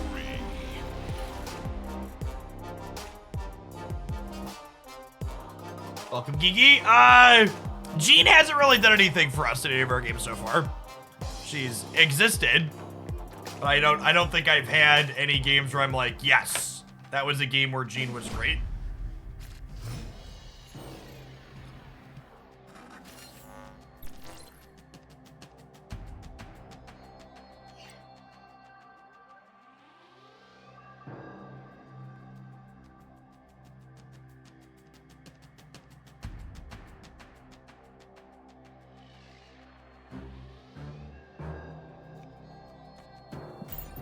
Hey, Jabez, 6 for the 5 months. Welcome back. You like you're missing Daredevil for information on the Spider-Man turn? No, I think you can usually make pretty informed Spider-Man plays just by looking at what the board state looks like.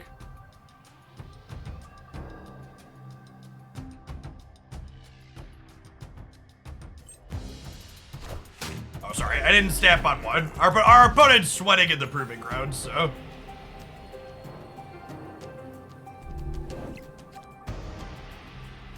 Since they're sweating in the proving grounds, chat, we'll honor them a little bit and we'll sweat in real life.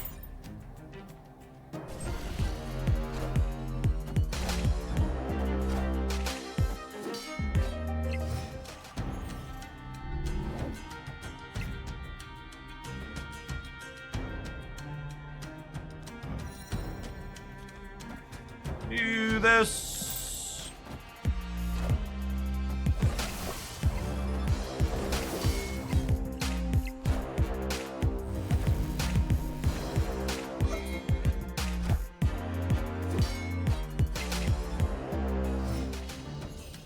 And then, because we're losing Mojo World, we're losing the tiebreaker, which is great.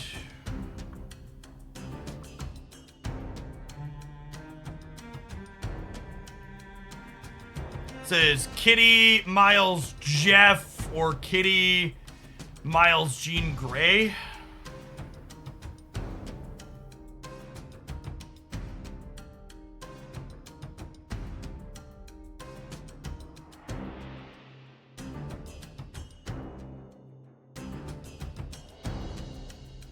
Is it crazy to only play into Clintar because I want to throw priority?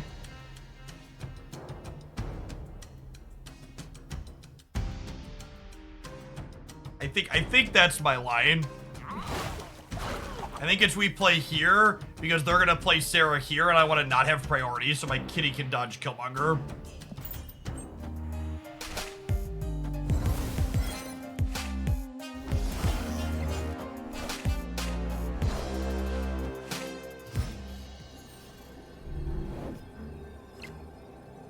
If I would have played even one card here, we would have priority.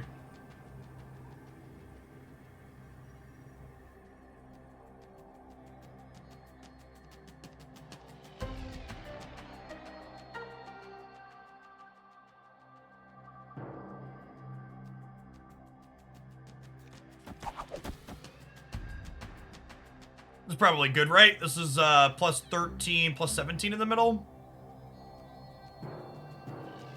They lose Mojo if they play Killmonger. I don't think I can afford to play 3 things into Killmonger.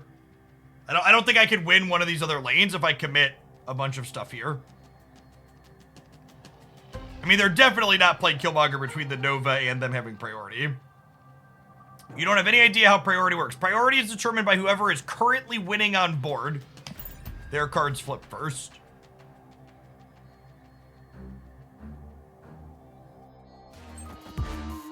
The contents of spotlights change every week.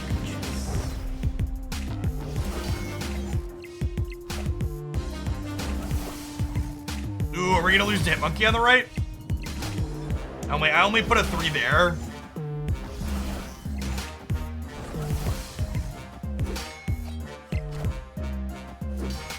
Man, for someone sweating, they really hate retreating.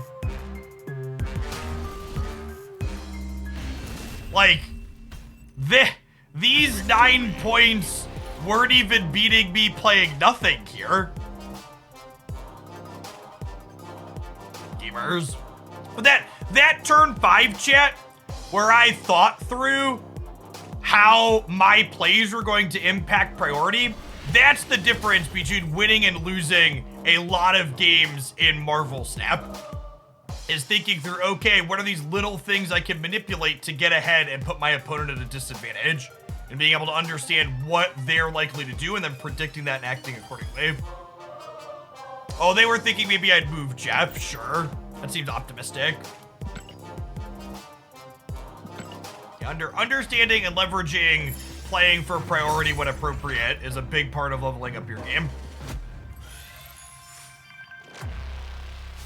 Especially Kitty Pryde is one of the best cards in Marvel Snap right now, and she is a card that heavily rewards you for understanding how priority works.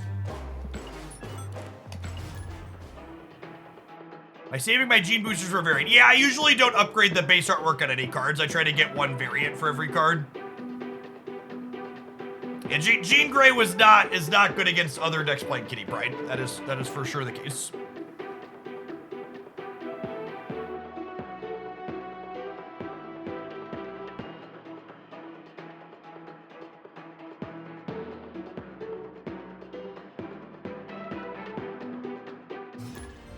Manipulating priority is another reason why Invisible Woman is so hot right now. Yes, completely agree. Invisible Woman's like a playable copy of Ghost.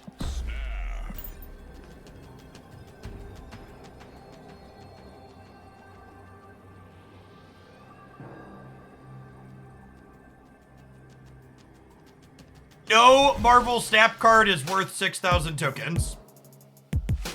Except for ones that are permanently Series 5. Most cards aren't high evolutionary. And you shouldn't expect them to be.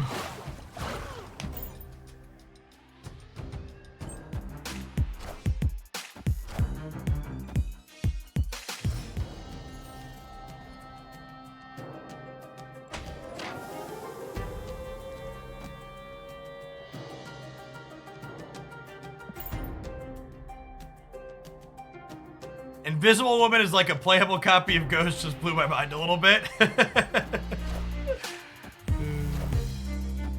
Wind, aid my hand.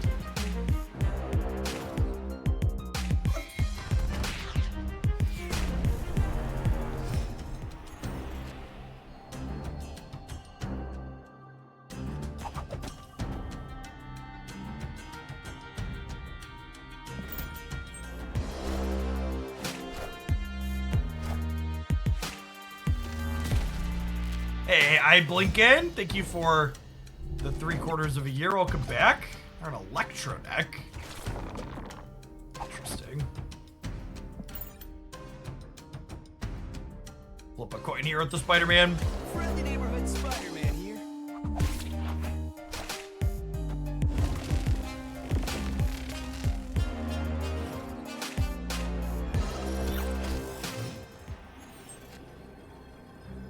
Well, it's a dub, right?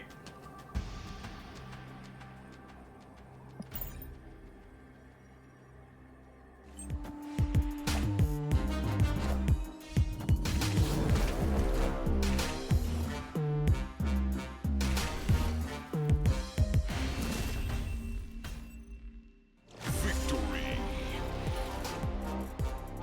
Stand up for a little bit, champ.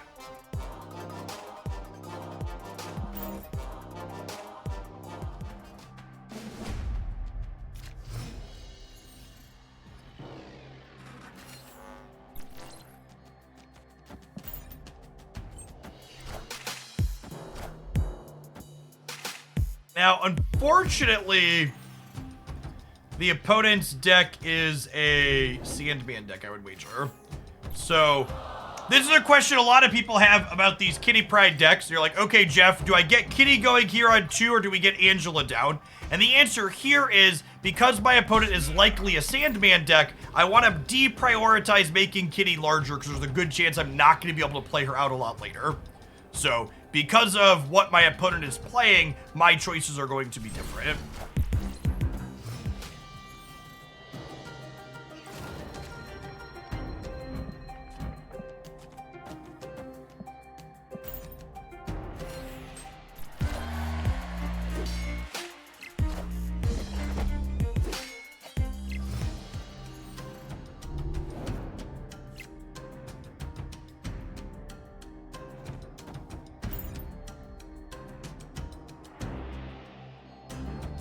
What hinted that the opponent is Sandman? They played Electro in the previous game, which is often accompanied by Sandman. Wongers!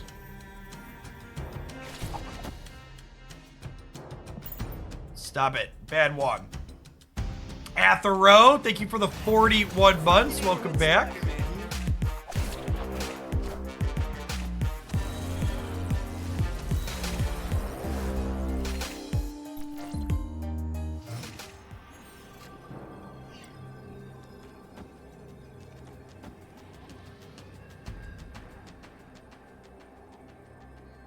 They have priority here, so they'll flip first, then Shang-Chi will chop them down.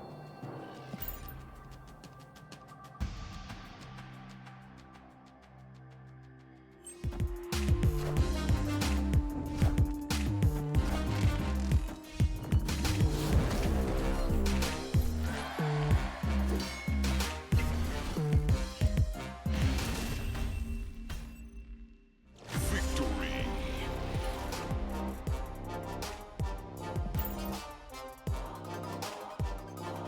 Is our opponent gonna try and play 2 to 10 in the Proving Grounds?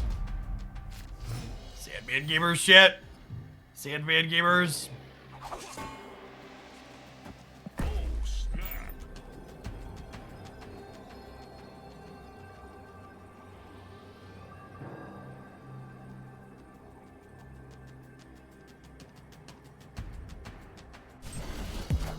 We've had some really good reads so far this set. In terms of called shots and where we expect our opponents to play.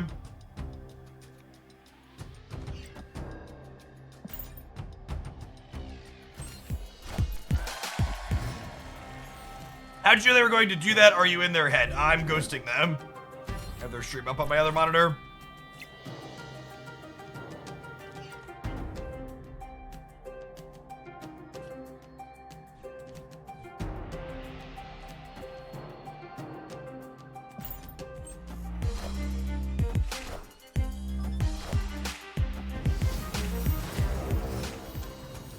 So now they have to play into Jean Grey's location instead of playing into their Wong location, which is kind of hot.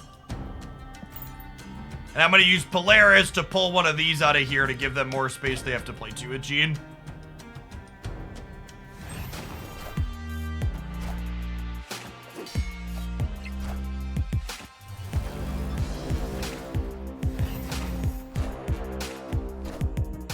Wakanda forever.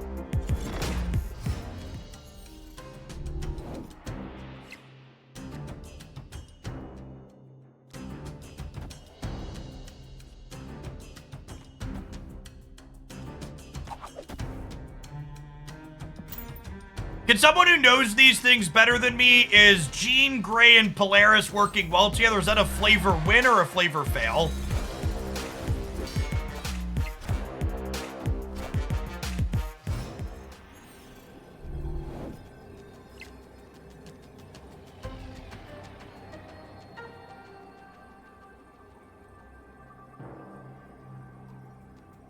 Are both good guys? Okay.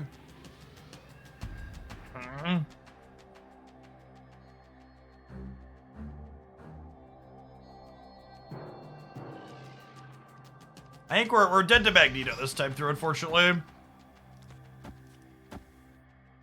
Can't get enough stats here, and I can only go plus 10 here.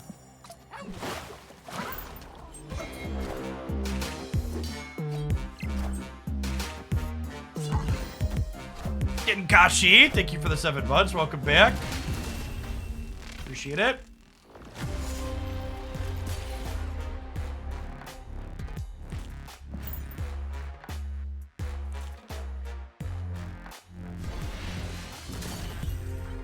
They just wanted to not get 10-0'd. Respect that. Okay.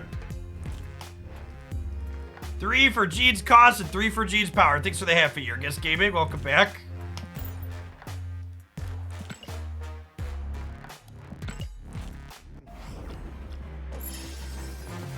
Right, they just wanted to be on the scoreboard, chat.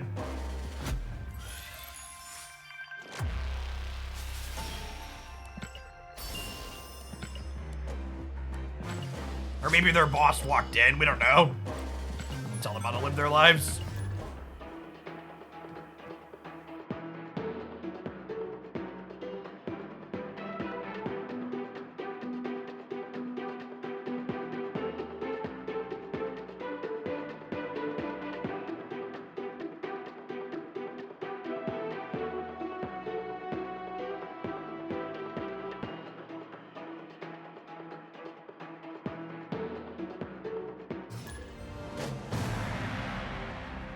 Jean and Warhead work well together. I just don't think Warhead is good against most decks in Marvel Step right now.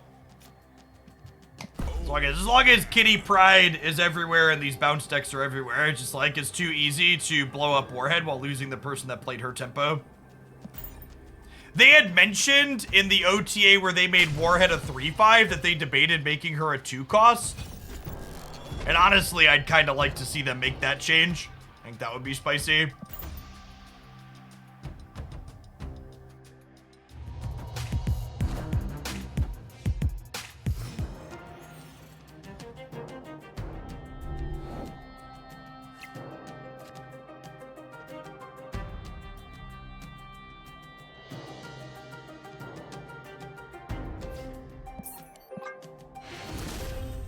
I was gonna retreat against they have Kitty Pride Elysium.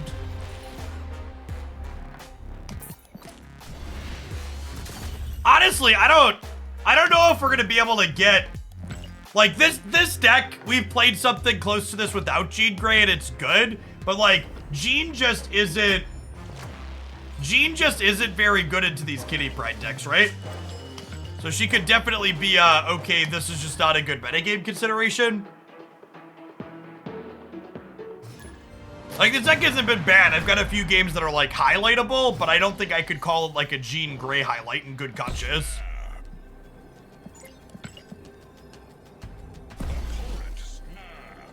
But, sweet Kitty Pride Angela Craven highlight.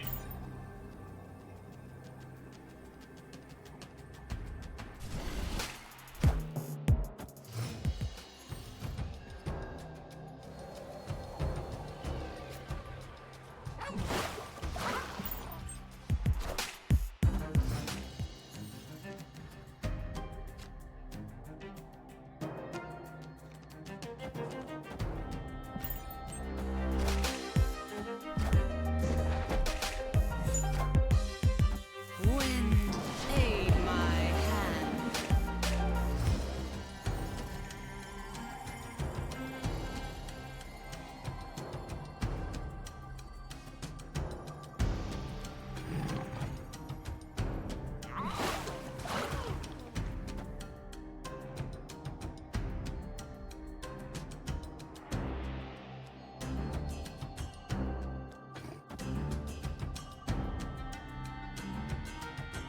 Yeah, this is great, right? Oh wait, they played both their things there. Shit.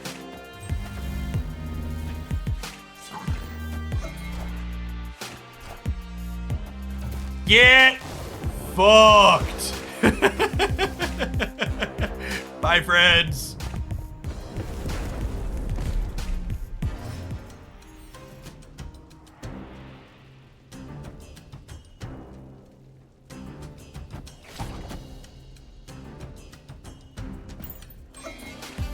Friendly neighborhood Spider-Man here. Friendly neighborhood Spider-Man here.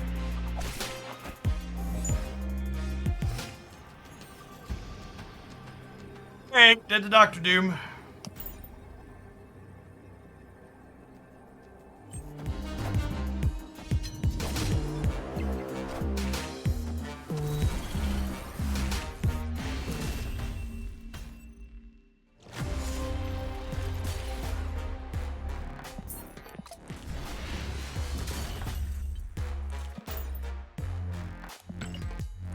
My initial early read on Jean is she's not very useful in the current metagame.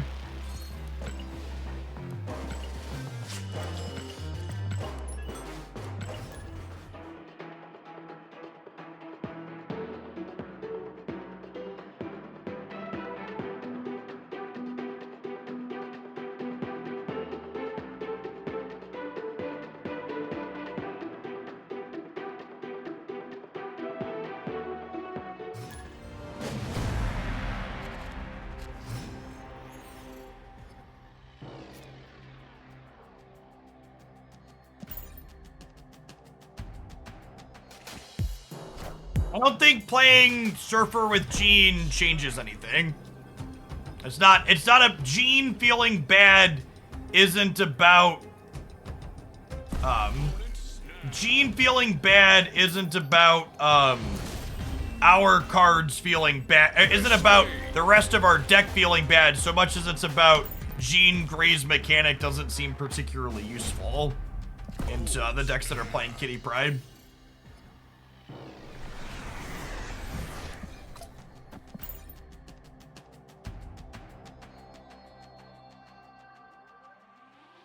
Opponent snapped.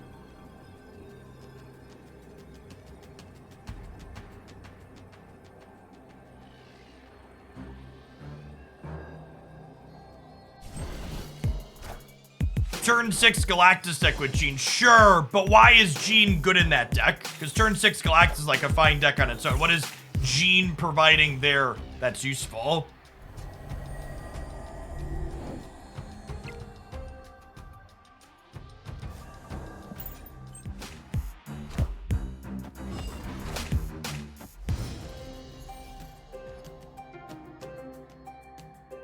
So, we're still waiting on confirmation from Second Dinner, but I'm relatively confident that Jean Grey plus Goose is currently a bugged interaction, and I don't want to leverage it or feature it on content and encourage people to do it until we find out that it's not.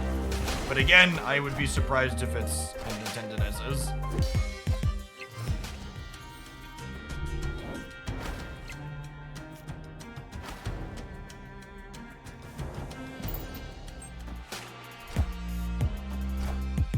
LOL.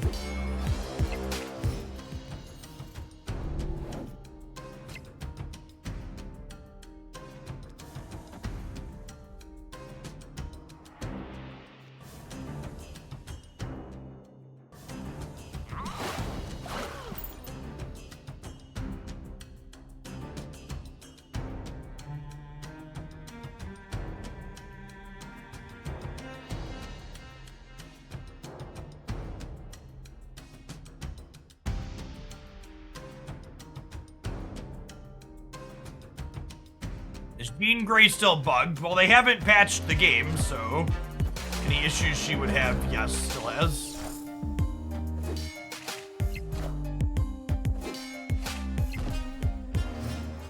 Off topic, do you have any strategy game recommendations for the Steam Summer Sale?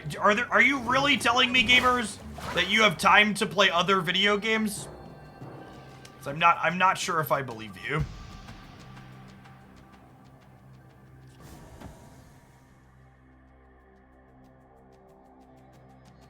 People always complain that predatory mobile games and all that with their monetization. But let me remind you that all of those unplayed games in your Steam library that you bought during Steam sales were also predatory monetization.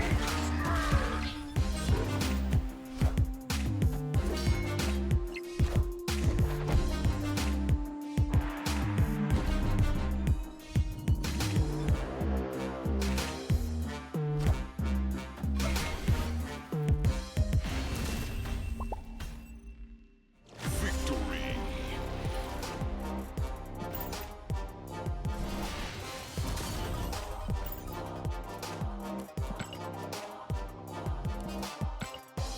I think the only video game I'm planning to buy personally for the not too distant future is Spider-Man 2 when it releases later this year.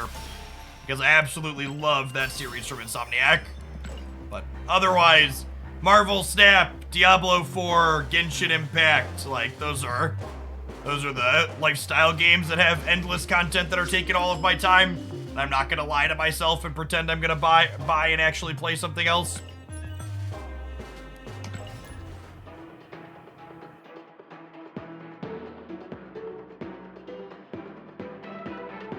Yeah, like, Baldur's Gate 3 looks really good, but I'm just, like, never gonna play another 100-hour video game, right?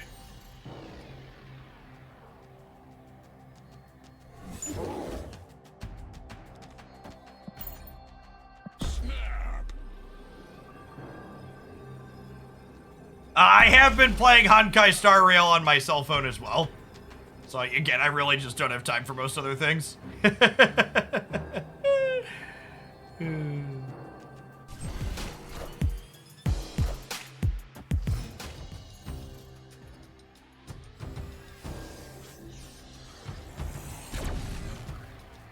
It's reported that Baldur's Gate 3 will have 174 hours of cutscenes. Yeah, but you're not gonna play through all 174 hours of cutscenes in a single playthrough, right?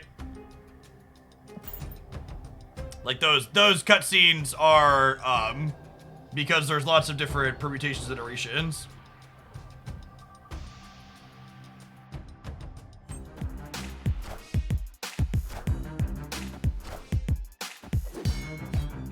It's just the bear sex scene repeated 500 times. Yeah, that's fair.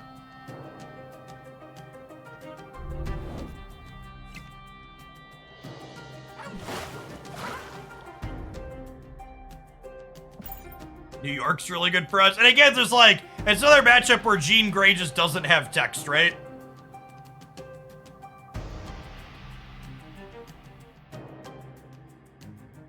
Yeah, chat, listen, chat, someday my children will be aged and they'll be older and out of the house, then I'll go back and play like the last 20 years worth of video games that I've missed. It'll be fine.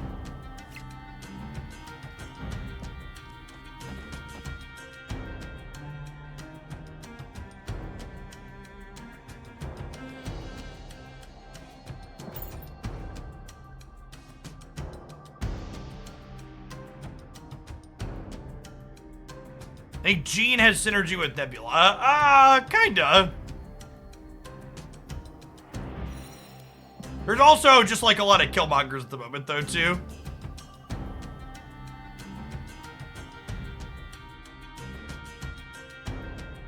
Best deck for Infinite Conquest. Currently, High Evolutionary Lockjaw, but also they're gonna have a balance patch and then OTA changes before Infinite Conquest opens again. That's open till the end of the month.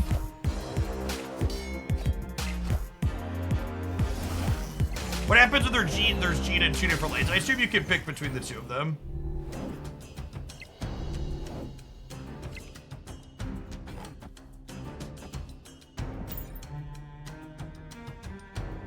Our next to clunk up your opponent's side good at the moment. They're okay. Oh, fuck, I forgot to move Jeff. Rip, that's fine. I'm just gonna play Kitty and Gamora anyways. I meant to move Jeff, though. They could be Killmongering our Kitty. Yeah, maybe I should have moved Jeff so that way I could Miles plus Gamora. It's fine. We'll win the left and the right.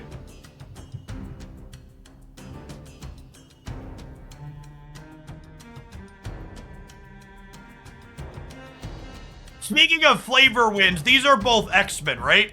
Is Kitty Pryde being strong against Jean a flavor win or a flavor fail? Can I get a flavor judge in chat? Let me know how we feel about this.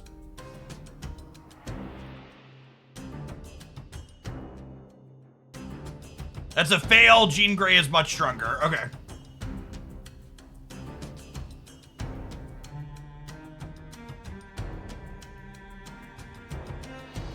Jean's the most powerful X-Men. Okay.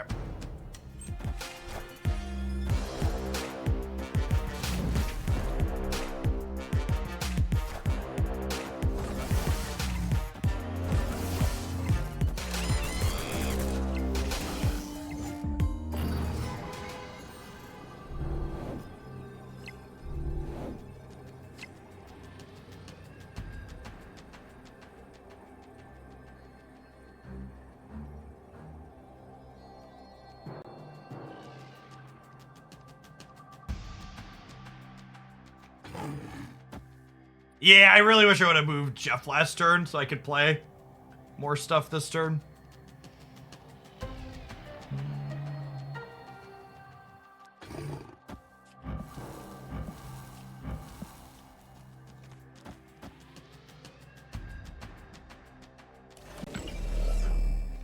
What happens if I do this? This works and it gets around Jean? I think I like it. Does it get like shanked in the middle?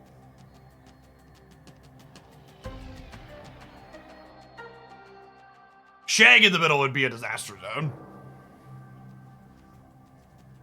We'll see.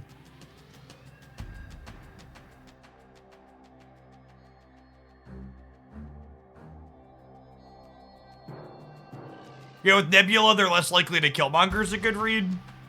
So I should play around Chang more. That's a good thought.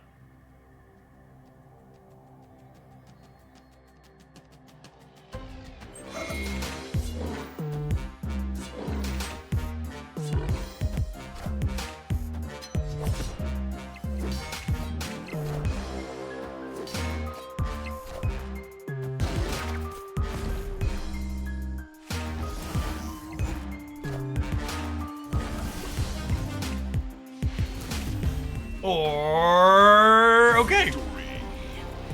Putting Nebula and Killmonger in the same deck is a choice. Killmonger and Kitty Pryde is fine, so like you sequence it like this and you get to Killmonger after or before you Kitty, but Killmonger and Nebula is, I don't know, maybe they're playing armor, so it's fine. All right, chat, I am not planning to stop streaming anytime soon. We've got a few more hours in me, but I am human and I do need to run to the restroom. I'm gonna hit a 90-second ad roll because I'm stepping away anyways. You're not gonna miss any gameplay. We're gonna check out some other Jean Grey decks when we get back.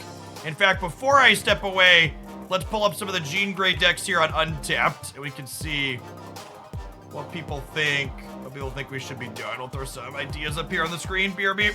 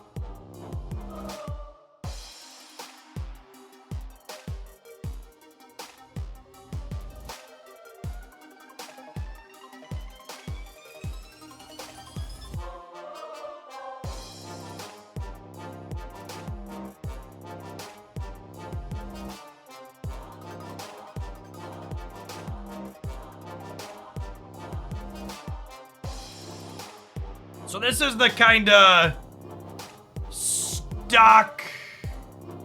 This is Sarah Surfer. Yeah, I don't know that I want to Jean plus Goose people because it feels kind of scummy.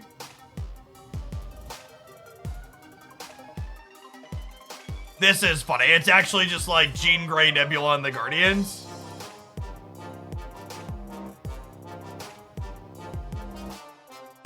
This actually isn't that far off of the deck that we were playing, huh?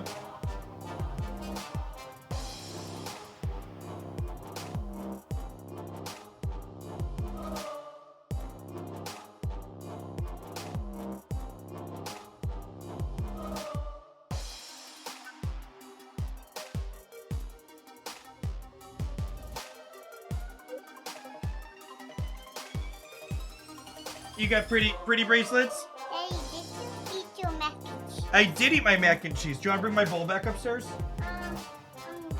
After. After what? Right? That camera's too small. Oh, the camera's too small. Haley needs to be bigger. But where's the Is that better? yeah. Yeah. Hey, I'm so big, you carry me. You are big, yep. Hey, we got these You got some heart bracelets? unicorns. Unicorn heart bracelets. Those are awesome. Diamonds. They work well with your dinosaur shirt. No, this is not a dinosaur. Oh, what is it? It's a giraffe. Oh, it's a dress. Sorry. Silly daddy. Dinosaur dress. Dinosaur dress. Where's the camera? The camera? I want it bigger. Why a camera big? Oh. And I'm trying to get my dress bigger. Your dress needs to be bigger? Alright. We'll get you a bigger camera. The Jurassic dress. How do those fingers taste good? Nope. Nope, they don't taste good. I'm just putting on the fingers.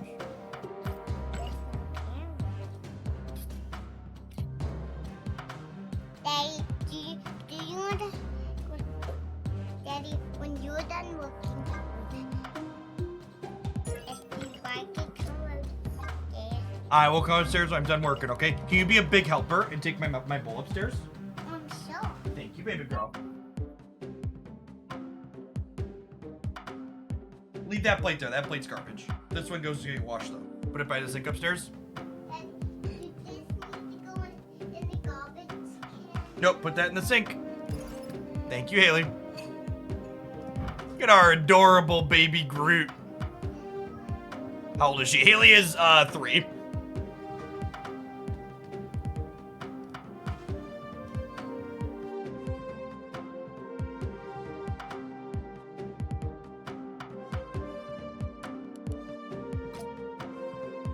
Not quite as cute as Haley, but still adorable. That bowl is totally getting thrown out, quite possibly.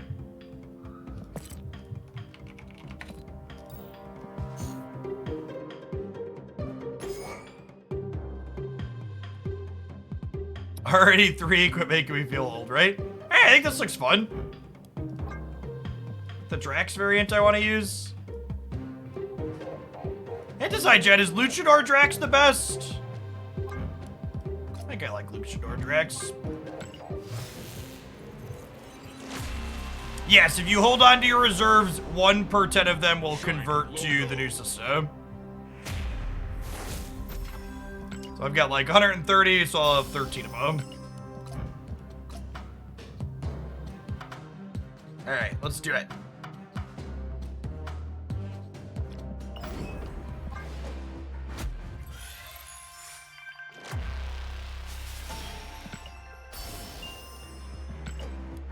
If you have 6 reserves saved, we don't know the answer to that question. We don't know if they're gonna convert them 1 per 10, or if they're gonna convert at specific spots on the collection level track. And they've told us they're not giving us extra information about that because they don't want people to game the system, which makes me think that they're gonna be at certain spots, but we won't know until the patch. It's confirmed that you will get spotlights based on held reserves when the patch rolls out. How exactly they're going to convert or where has not been communicated and won't be. They don't want people double dipping and gaming the system.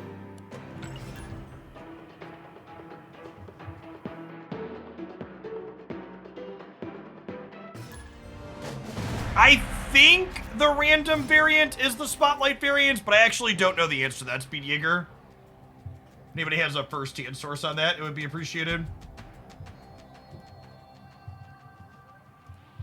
Opponent snap. Oh, snap. Wasn't it every 9? No, it's every 10. 1 per 10.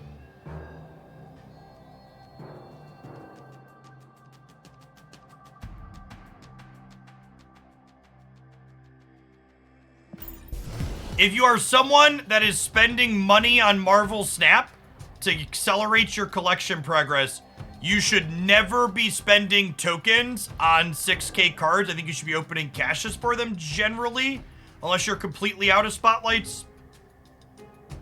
And in general, if you're trying to get some Series 5 releases and some Series 4 releases in a month, it's always better to buy the Series 4 releases with tokens and get the Series 5 releases from spotlights. But again, that also operates under the assumption that you have all the other cards in those spotlights already. So which other cards you're missing will dictate what's optimal for you personally.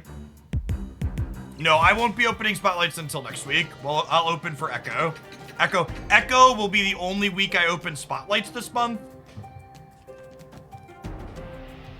With, Echo will be the only week I open spotlights this month, and I'll just buy, Legion and, Mirage for tokens, so direct to Series 4. Are Token Tuesday still worth it? Yes, all of the bundles that were good before are still good now. Full breakdown on ideal upcoming bundles here.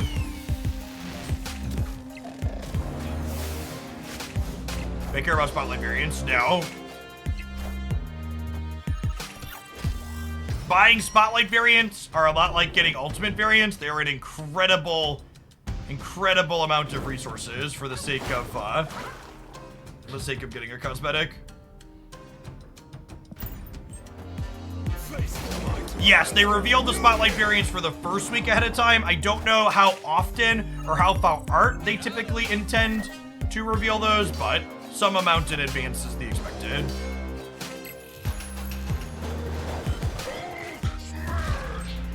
Well, shit. Wind aid my hand. Hey, thanks, Jonah. Never forget that taking breaks is good if you're feeling a little burnt out.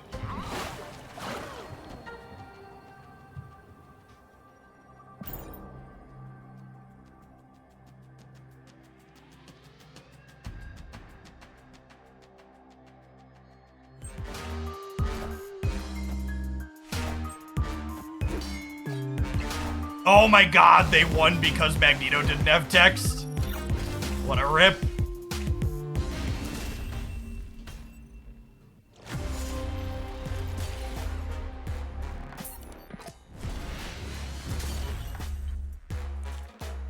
Stop playing Galactus plays Lockjaw Evo. So again, I think a lot of people didn't understand the problem with Galactus and why people like myself really disliked it. Galactus wasn't just another good deck that was strong that people were playing because it was strong. Galactus fundamentally changed the way Marvel Snap was played in a way that invalidated a lot of decks from being able to be playable. Sure, the High Evolutionary deck is good, but when the High Evolutionary deck beats you, it's generally beating you just because its numbers happen to be a little bit too big, so you couldn't keep up with it. Whereas the Galactus deck, when it beats you because you showed up to play a game of chess, and they took the chessboard and shoved it on the ground and said, nah, brah, we're playing tic-tac-toe now. And you're like, I just have chess pieces, I can't play tic-tac-toe, I lose.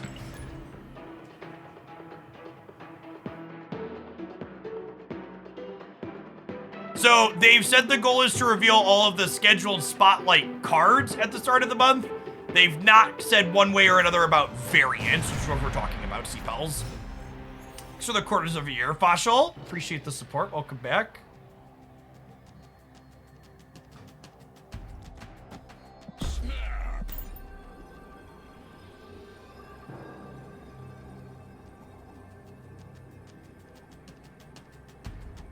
The person that said, I thought Jean Grey is a good power level. I mean, I don't know that Jean Grey necessarily needs to be changed. I think the observation that she's probably not great into like all of these Kitty Pride decks is accurate.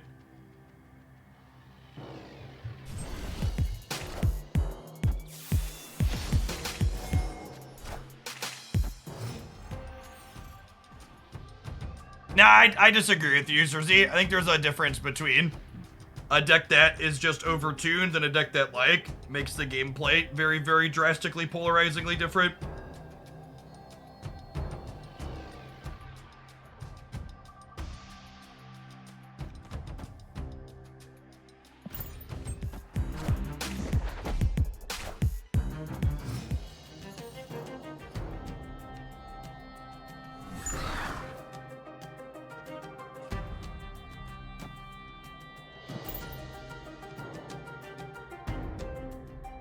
Does Jean Grey make Galactus an issue again? Why would Jean Grey make Galactus an issue? If anything, Jean Grey is pretty good against Galactus, right?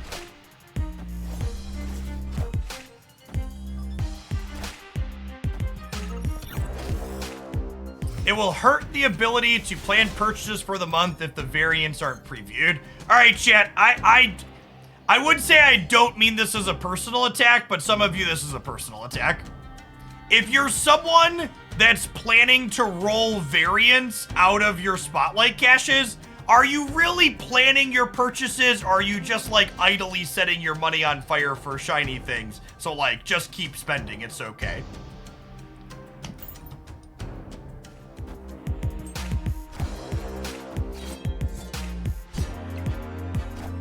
Which also, for the record, that's fine. You should enjoy your shiny things. Shiny things are great. But also, like, you know.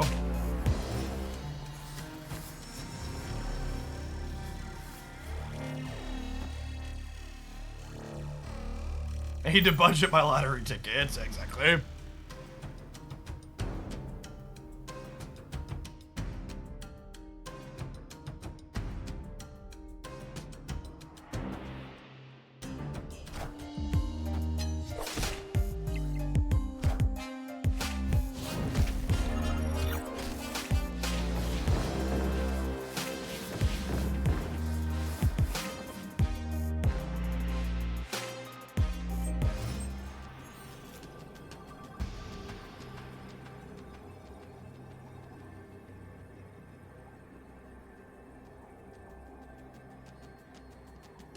How does this work?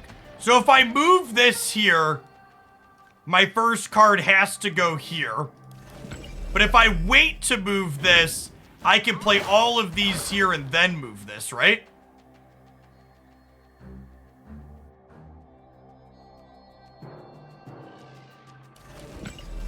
I believe Jeff also gets around it, because Jeff lets you play him anywhere, and then I'm no longer playing my first card. So that's a neat pair of interactions to note/observe.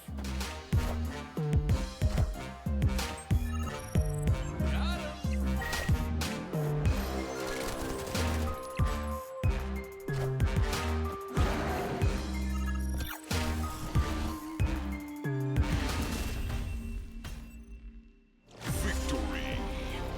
Guardians, assemble!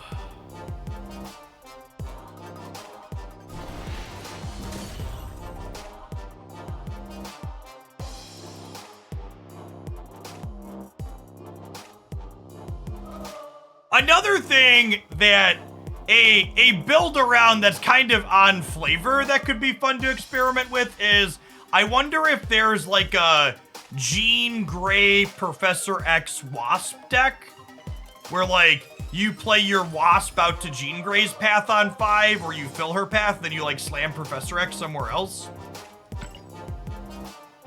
Is Jean or Jeff a better buy? I think Jeff's gonna be the more generically widely playable card. For sure.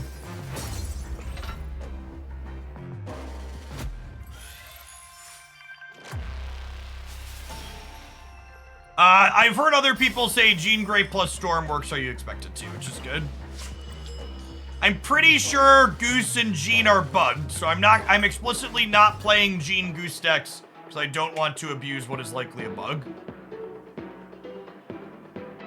Wait, the way Jean Grey is worded, I don't think she's ever supposed to explicitly prevent you from making plays that you could make in a turn.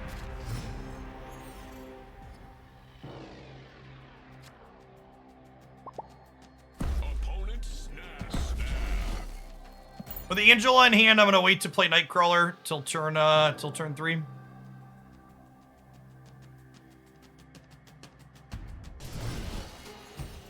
There are a whole bunch of different filtering things that should definitely happen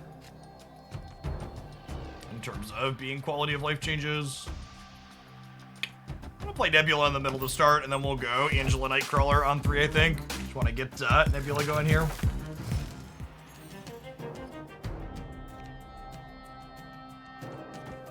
So this is always an interesting gambit. Do I cut them off a draw to let them cut us off a draw? I could storm this next turn to stop them from copying it back. So I think we go here.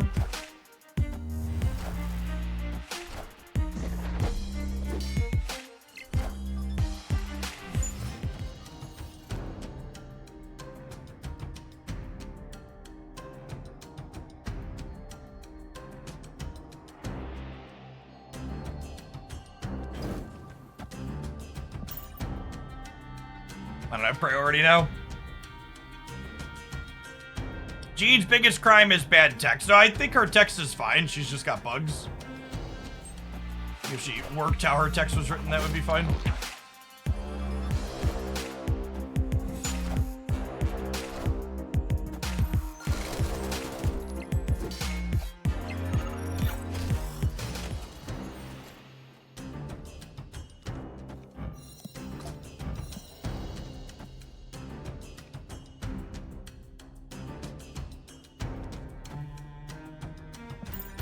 Yes.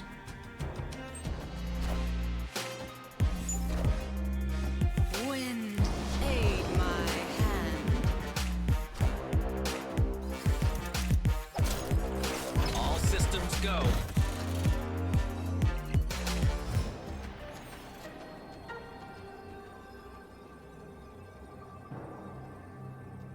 We're dead here.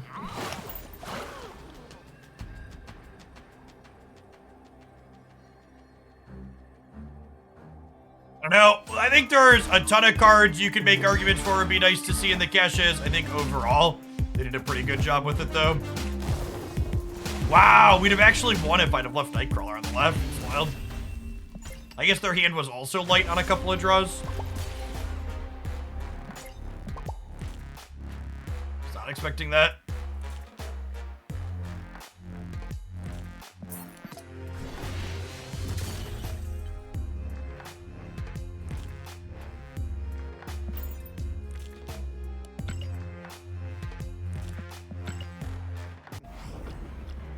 Why bother playing with there? That's a good question. I don't know. If there's any compelling reason. You have Null and Darkhawk, and you have three of the four big bads. One of the big bads, like, isn't a real card, like King, but like Thanos and Haiba are both real Marvel Snap cards.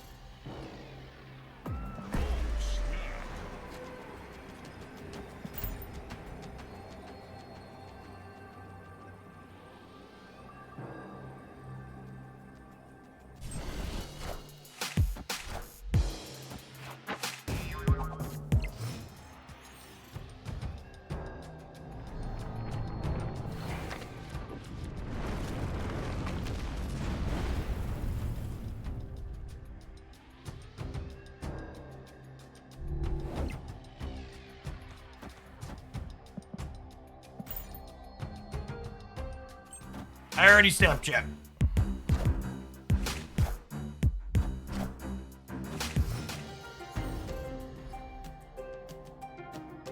Should see Grey Warrior Falls, maybe.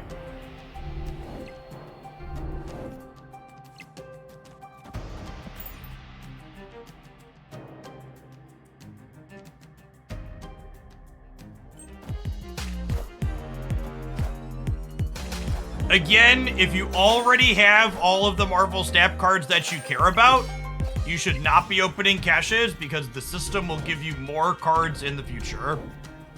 The new system is better at getting more total cards into your collection than the existing system is.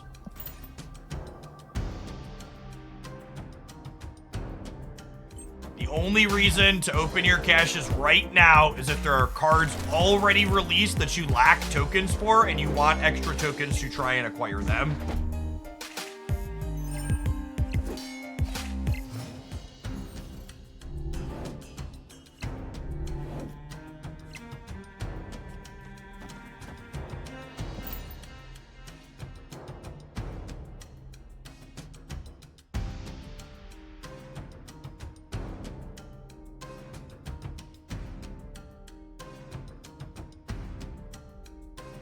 I have not seen confirmation second dinner one way or another with the Gene Goose bug. Again, I'd be shocked if it's not bugged though. The way Gene is worded, she should never prevent you from playing a card in a turn.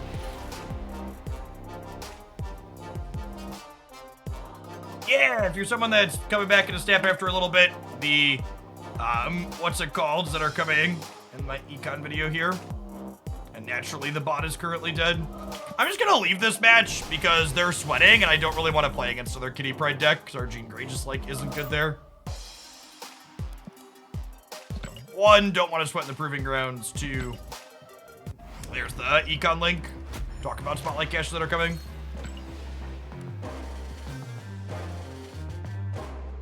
As a fair summary, more cards, less currency. Yeah, instead of giving you a bunch of the other systems like gold and tokens, they're just giving you the cards directly from the track.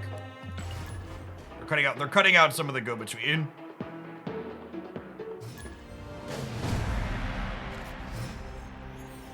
Yeah, if you're missing Jeff and you don't want to potentially wait to see if he's coming in the upcoming ones, opening all your boxes now to get more tokens towards getting Jeff sooner with collector's tokens can make sense. I have 23 caches. Do I open 3 now to have even 20? We don't know exactly how the conversions are going to work. We don't know if it's going to be 1 per 10 is converted to the new system, or if they're converted at set spots at collection track levels. So 23 might be 3 if they convert at set levels and you like overlap the right levels.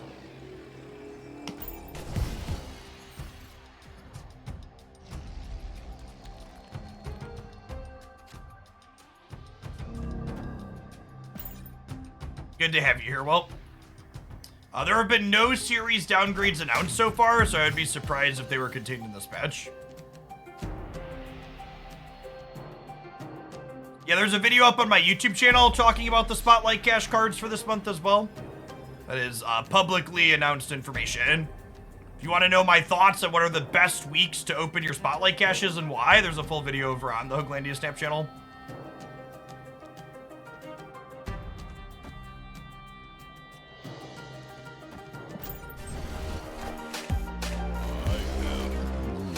I feel like my baby Groot needs a different voice line. This whole I am Groot in this deep brooding voice is just no bueno.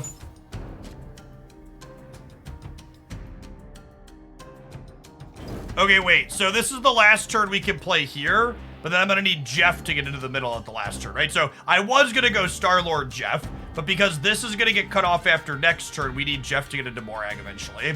And again, this interaction is weird. When Mirror Dimension copies the flooding, this was Mirror Dimension on the right. This is the last turn we can play here, but next turn is the last turn we can play on the right.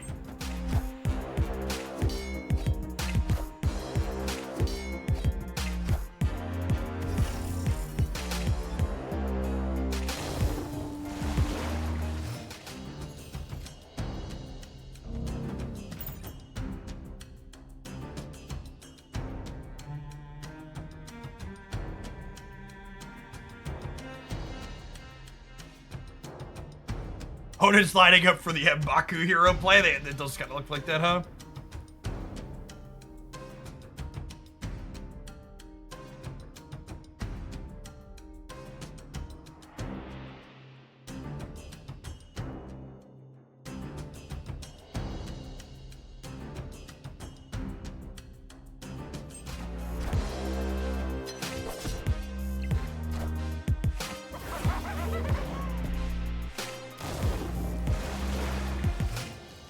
Baron worth running and Ronin. Listen, chat, if you're playing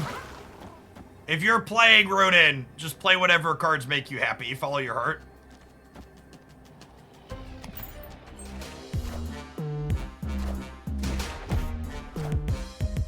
Wind, aid my hand.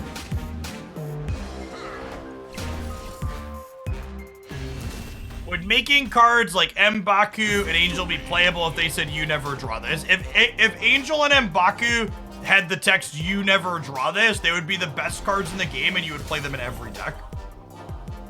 The text box update I would like to see for M'Baku and Angel is M'Baku and Angel should just jump to the board from your hand. I don't think they're broken if they had that ability.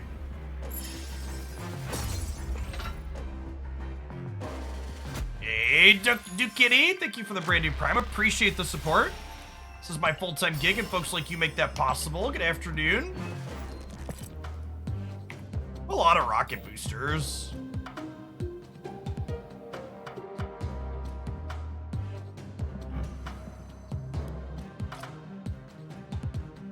Part of me wants to try and split the rockets yet. I only have 1,500 credits. I don't have enough credits. Rip.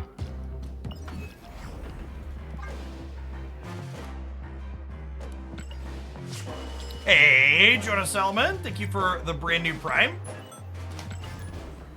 Been a bunch of new subs today. If you're enjoying the vibe of the channel and you want to get a little bit more involved in the community and talk about things like Marvel Snap and other video games like Diablo or Genshin or others or politics or sports or food, be sure to hop on into our Hooglandia Discord server. We have a very active community there for a lot of different topics. That server is almost as old as my Twitch channel. It's over 7 years old at this point. To date Discord here for a minute.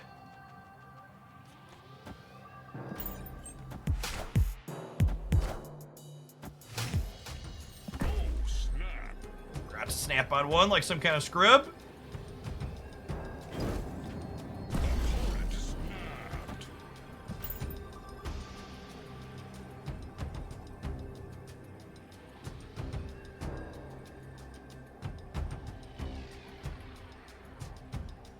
Milky, thank you for the third of a year. Welcome back. I played Genshin for the first time today. I thought it was an MMO this whole time. No, it's definitely closer to like The Legend of Zelda than a... I don't know, what's it called? Is a proving grounds just snap on turn one, kind of like how Ego snap on one? Yeah, basically. Kind of a unwritten rule.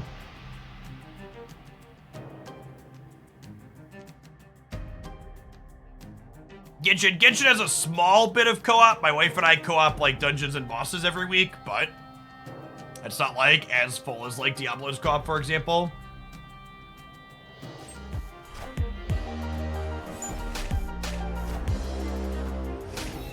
Wait, what? Excuse me?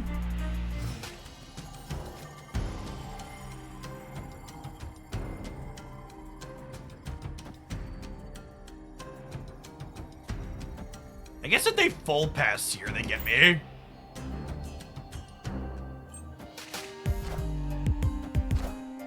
I'm so confused.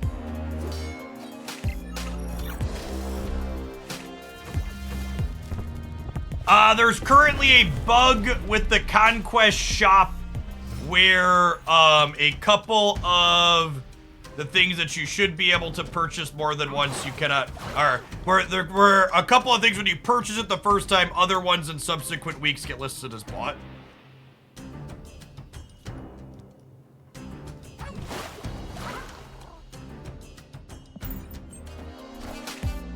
You know, when the update comes out for iOS, the patch isn't happening for anyone until tomorrow.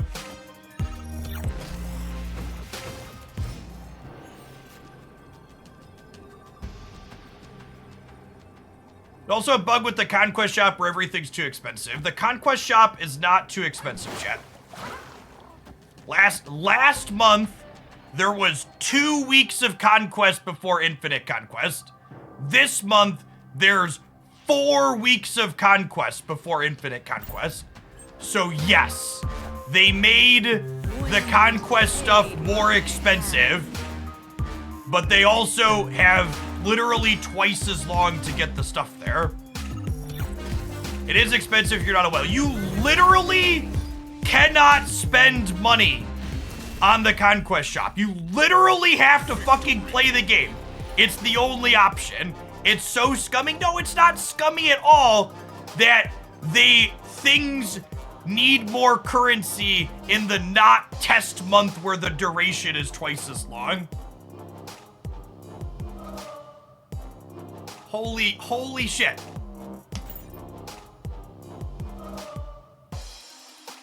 They're making us play the game. Imagine having to play the game to earn your rewards, like some kind of fucking casual.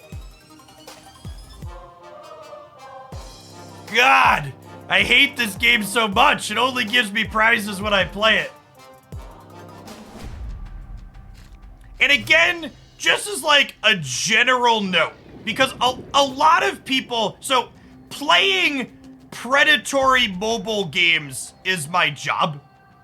And one thing I always encourage people to be painfully aware of is that Marvel Snap and games like it have a lot of psychological levers to encourage you to keep playing even when you're not having fun. And if at any point you find yourself logging into Marvel Snap and only continuing to play because of whatever free rewards are there and not because you're actually enjoying the game, you should stop playing Marvel Snap and uninstall it and go play something else. And this isn't unique to Marvel Snap. Every single game that has weekly missions and battle passes and login rewards, they're all of those systems purely exist to keep you engaging with the game even when you aren't having fun with it anymore. So it's important if you're going to get enjoyment out of a game like this. And these games are fun. I love Marvel Snap. Marvel Snap's a fucking great game, chat. I like it a lot. But it's also important to acknowledge how this system works and how it can impact you psychologically as a player.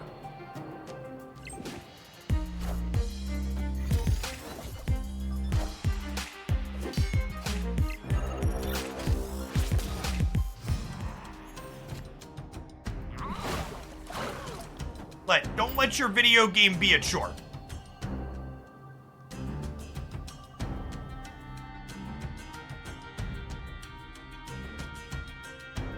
Isn't there an argument that I'm not having fun in this meta, but I'm still going to grind so I have currency in case the game gets fun again?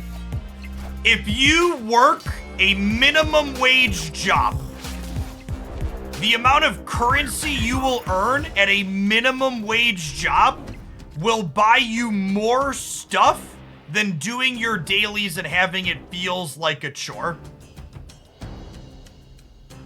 So if your game ever feels like a job, even if you want to come back to it later, you're better off just taking the time that you would have spent as a chore or working in that game, actually working, and then throwing a little bit of money at the game later if you ever decided to come back. Also, it's important to acknowledge that one of the upsides to this upcoming economy system change is the fact that it makes it easier to catch back up once you've been away from the game. So the new system makes it easier to catch up, which is also a good thing.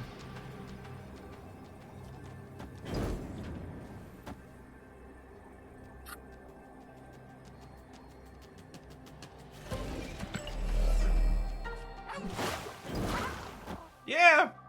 There's nowhere to play kitty. That's fine though.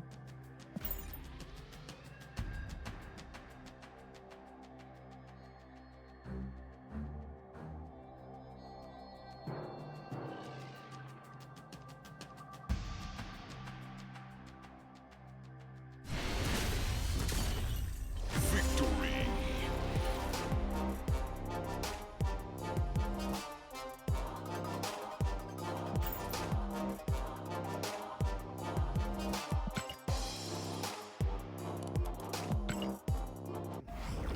Ovo, I don't know what an ovo-lacto is.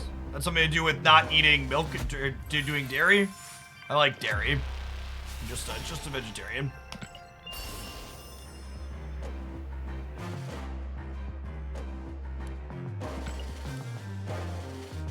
Be great if you do something more visually like tier list to rank each week in the future. I mean, did you watch to the end of the video, Perrin? On the last page, I put them in order top to bottom.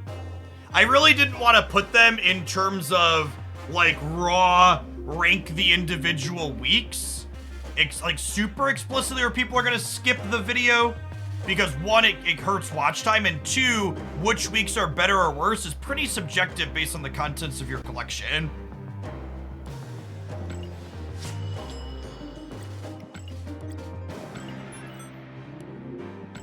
I don't trust people that don't like cheese. That's probably, Are you from Wisconsin?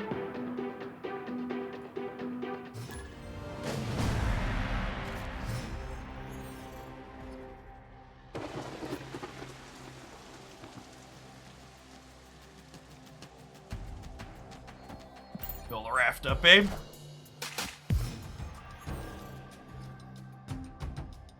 Opponent snapped. Breeding Grounds. Sorry about it. Hey, J-Roll, hope you had a good stream. Chat, if you're looking for another great Marvel Snap content creator to check out when I'm not around, be sure to give J-Roll a follow by clicking that heart at the top of the chat.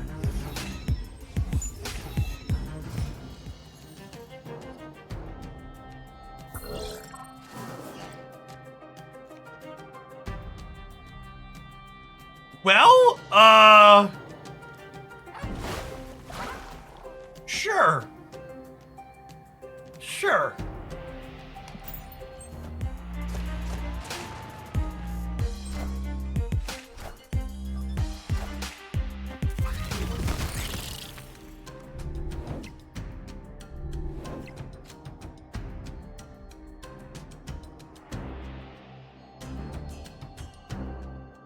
You ever considered doing YouTube shorts? I just don't enjoy doing video editing. It just doesn't spark joy for me, so I don't really have a desire to TikToks or short YouTubes.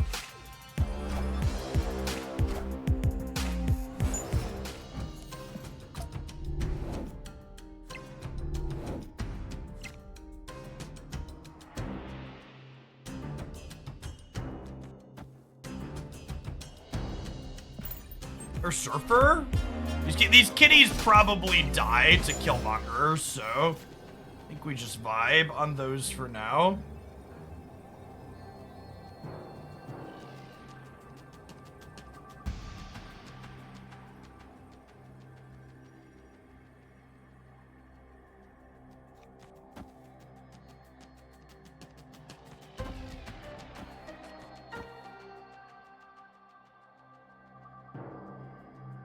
I could store mid. Oh, that's an interesting thought. Yeah, that's totally the play, right? Yeah.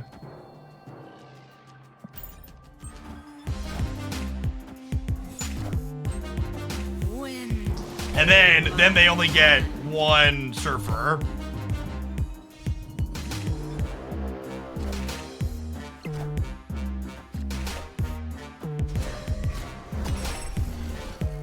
Cool. Victory.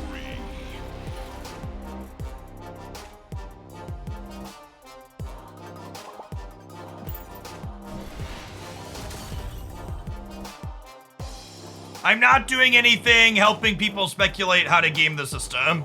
I don't want to be responsible for people feeling upset if they try to game the system and they get it wrong. And they end up losing out on spotlight caches because they opened things and guessed incorrectly. So, good luck, Godspeed, if you're trying to double dip opening some of the boxes around spotlight caches, but I don't want any of that responsibility on me for people that are trying to do that. When it comes to stuff like TikTok and YouTube Shorts, I think I definitely could generate more engagement and more probably revenue by doing those things, but I also already work anywhere between 50 and 80 hours a week, and I already make a fine amount of money. So it's like, one of the things about being self-employed in general is that there's always more things you can do to like make more revenue. But also, like, your time is super finite, so it's a very much a give and take of, like, okay, where's the line on, like, when I stop working and call this, like, enough and I'm content? So in general, I try to prioritize just spending more time doing the parts of my job I actually like. Like, I really like the parts of my job where I'm, like, live on Twitch.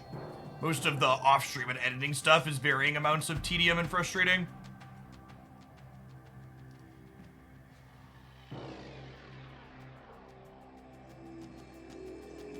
They said they might release the variants from Spotlights as regular variants somewhere down the line, but they didn't commit to it one way or another.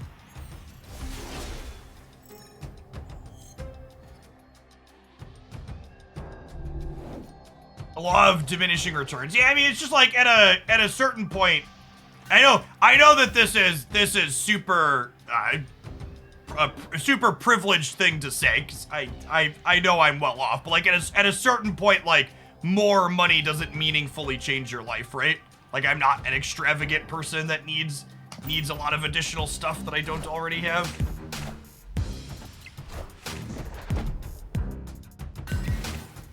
Just like, yeah, I could do another 10 or 15 hours a week, but it's just like, what would, like, all it would do is like spend, you could get Gene Gray variants. Yeah, I don't know that I just want to like earn more money and give it to Benjamin Brood.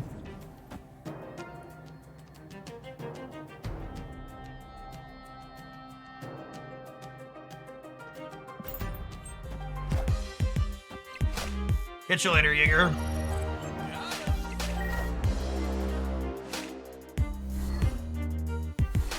Chat, are they hella Thanosing lockjawing? They totally are.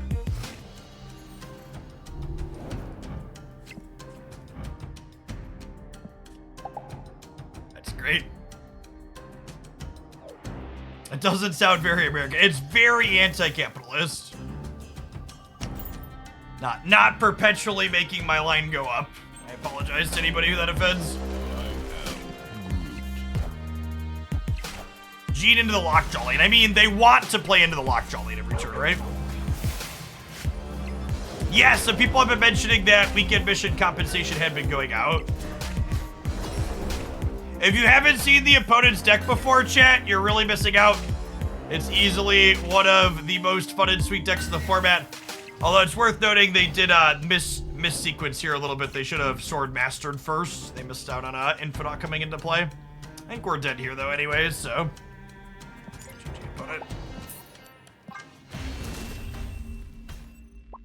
You could, in general, it's maybe better to Jean outside the lockjaw path, but again, I think this is, the more I play with Jean, the less impressed I am by her. She's just another, she feels very similar to Teenage Warhead in a lot of ways, and that, like, her effect just doesn't seem powerful into the decks that are good. Like, both bounce and, like, obviously this isn't the stock lockjaw variation, but even the stock lockjaw variation, like, has extra cards that they don't mind playing out to her path a lot of the time. Yeah, if you check out the YouTube side, I have both a Conquest video for this Thanos Hella deck, and I have a regular ladder video.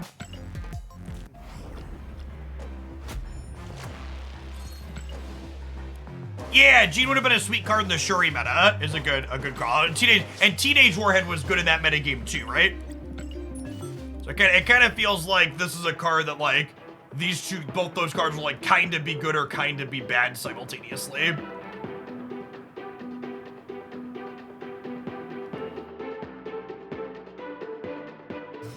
Yeah, Galactus is another card that Jean would be good against.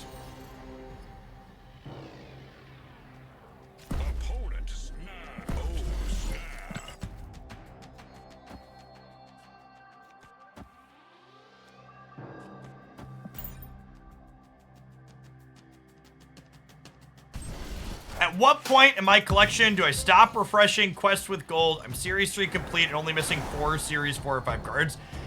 Well, in a good news, bad news type situation, you technically, if you're looking to optimize your collection progression, you should never have been refreshing missions with gold, unless you were also buying bundles on top of that. In general, using your gold to buy bundles is the best use of getting stuff.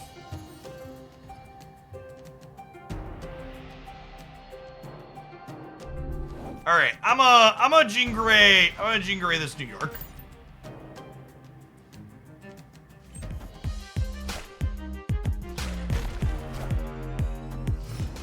I think Jean has the potential to be a good toolbox card when the meta is appropriate for her, similar to how Shadow King is viable now. Yeah, I agree with that. And I think that kind of mindset is the appropriate way to think about her.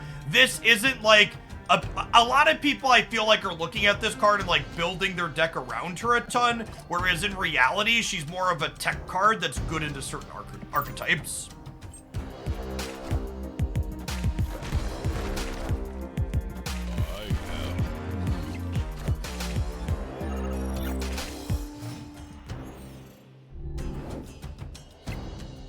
Is the Black Panther Phoenix bundle the best one coming out of the pipeline? Yes. The Black Panther Phoenix bundle is the best data mine bundle for like the next 2 months. If you want a full breakdown of all of the bundles that are going to be coming up, check out my YouTube video there. Yeah, that one is very good. Very good. Very good.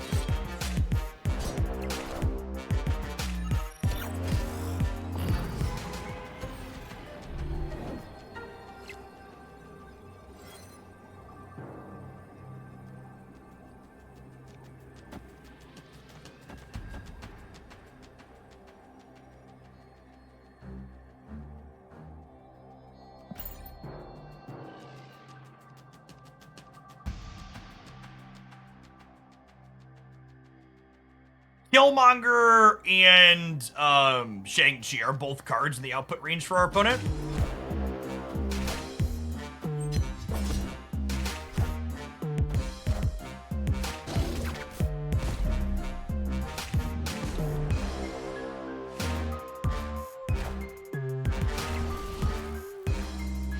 Close game, GG.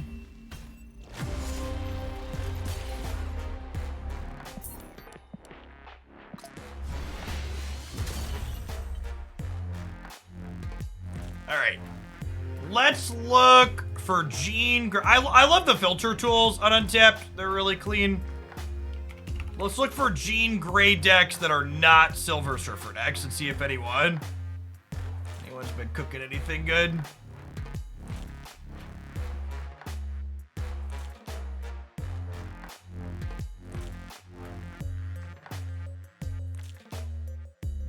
So this is something close to what we were just playing. So it just shoved Jean Grey into the high evo control deck. Honestly, that's probably pretty good.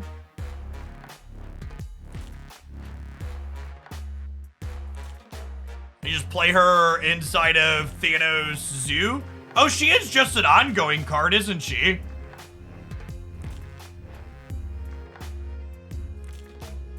Yeah, that's probably a fun take.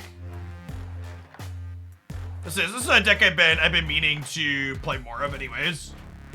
Yeah, I like that. And actually I have Thanos ongoing in my list of decks that I wanted to try.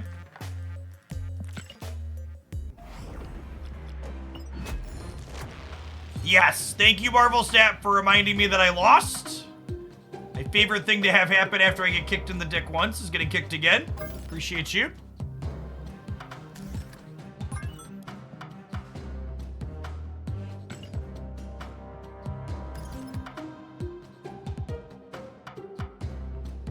Gotta get both balls, yeah. Oh, this is perfect. I need 27 more Blue Marvel boosters for a split on him too. Let's do it.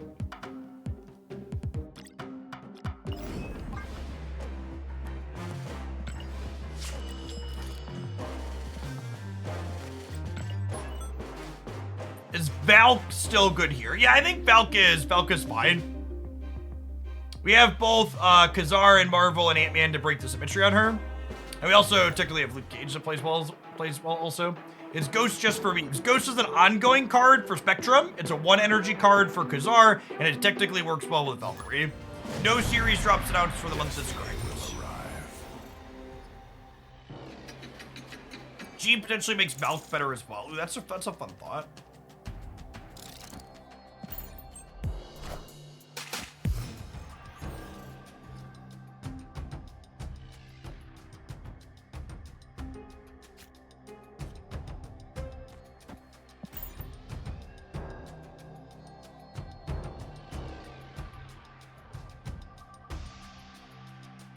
Oh, should we be playing Mojo? Mojo's a card that combos with Jean, huh?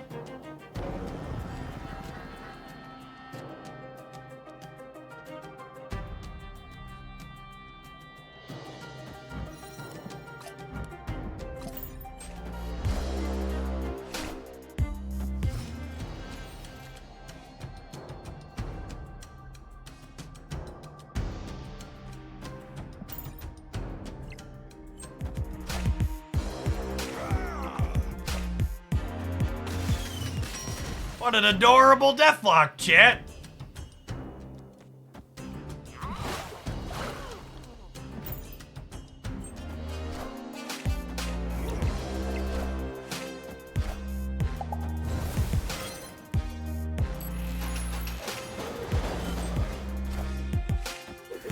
I was on YouTube today and saw a take Jean Grey is the new Galactus. That is definitely a Marvel Snap take. Jean Grey is the new Galactus.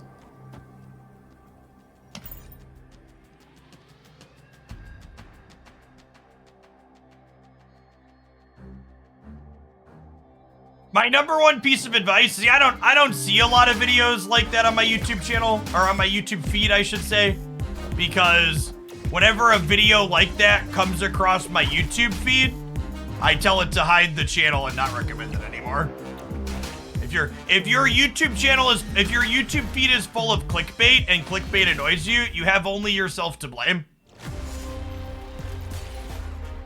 Because the YouTube algorithm is simply giving you content that you keep clicking on and watching. So, if you're filled with stuff like that, it's because you keep watching stuff like that.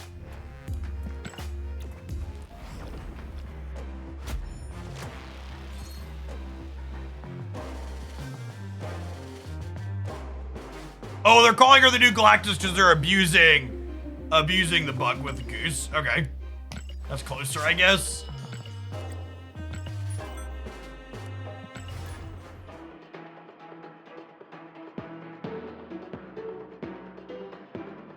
You realize you're the problem. Yep. It's me. I'm the problem. It's me. A busy day. Almost 150 new followers, too. Anybody new hanging out? Welcome to the channel. I stream full-time here on Twitch. You'll find me here Monday through Friday during the week, making Marvel Snap content as the primary thing. Been here on Twitch for a very long time, over a decade, and since Snap came out, this has been my my primary game. A lot of Magic the Gathering and other card games before it, but Snap really is one of the best card games to release in some time.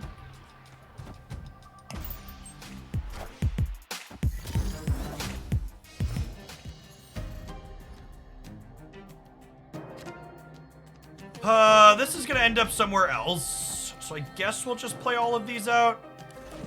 And actually, we want a Mind Stone first, so that way we pull the rocks out of our deck before we draw cards.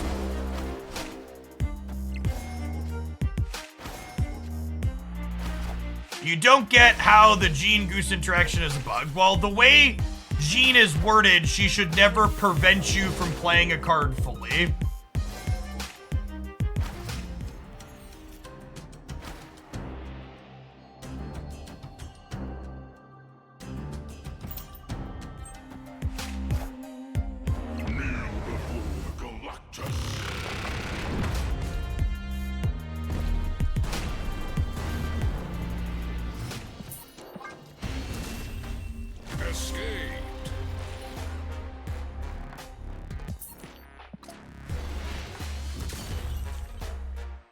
Hey, Slide Deck Sick, thank you for the third of a year. Welcome back. Appreciate it.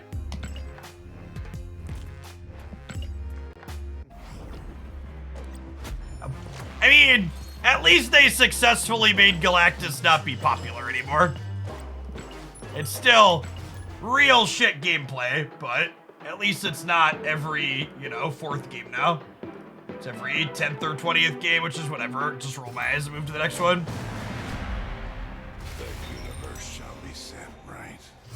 Does Valk not have a chance there? I mean, it's the Proving Ground, so I could stay and see, but on average, they have null, and then you die.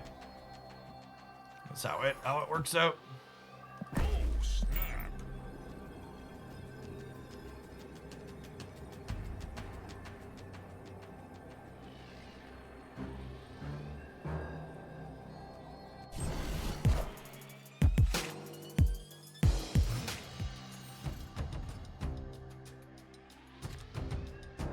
One drop is lovely. Let's just play Khazar out on 3 here.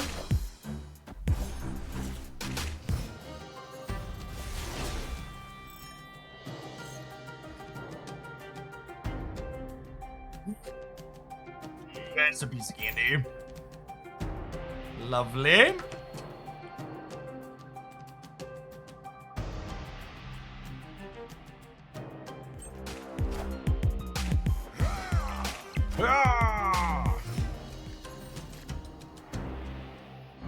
play my first card there. No, I don't think I will. I'll play my second card there. You're not my mom, Jean Grey. You don't tell me how to live my life.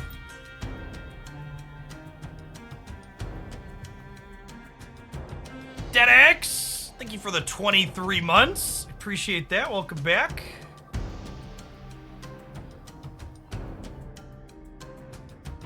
Hey, Reese Bruno, thanks for the brand new primer.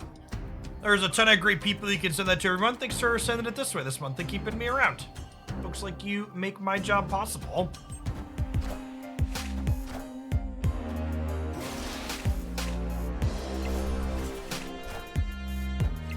Copy. I am Groot. Rip, chat, rip. Alright, at least we have Wakanda here for this, but there's a Killmonger in our future.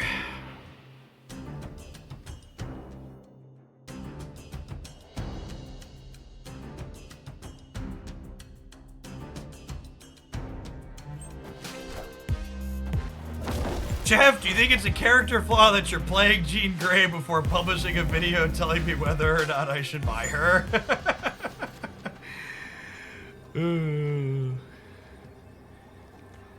Nova Ghost. Victory. Are they sweating? Oh my gosh, they're retreating and they're sweating. Well, if they're sweating, I guess I gotta sweat a little bit too. Whoa, we did just cross 2,700 concurrents. I appreciate that support. One of the things for folks that are new here, if you've been hanging out for a little bit, you probably noticed that I don't really run a lot of ads on my Twitch channel, even though this is my full-time job. And the reason why I'm able to do that is because of the support of my subscribers. As long as we stay above that 2,500 concurrent a month sub goal, I do not run regular Twitch ads so we can have uninterrupted content while we game throughout the day. Tank Lock, thank you for the prime, appreciate it. You don't run ads, but you run your bicycle. Does it really count as running? Oh, I should play left stick and Polaris it. Yeah, I guess that's a good take. That's a good take.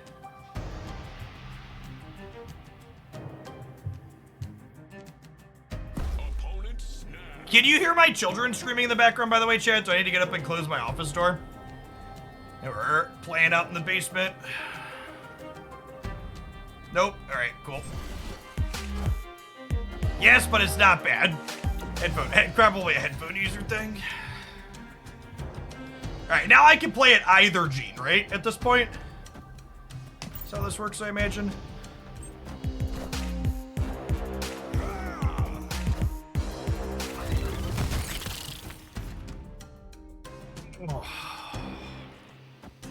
Lock him up. Lock him up, chat. Lock him up.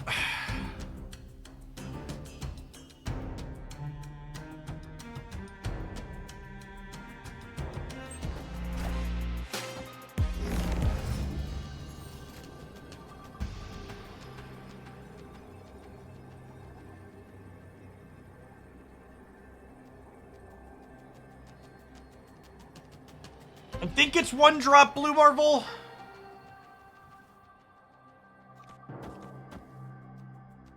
Just make sure we have enough stats here. They can have Jug. Yeah. I guess if I'm worried about Jug, I should do this, right?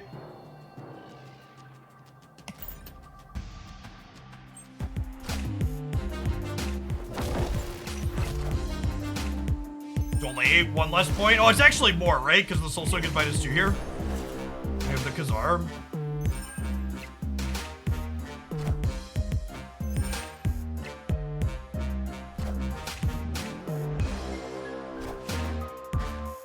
Ah, we lose because the Soul Stone died.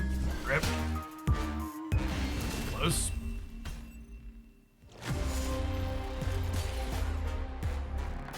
I had Prime for a long time. I didn't know I could sub for free. Well, thanks for taking the time to hook that up and linking it up. Every Every time you click that Prime button, it takes about $3.50 from Jeffrey Bezos and sends it my way. Appreciate you taking the time to do that.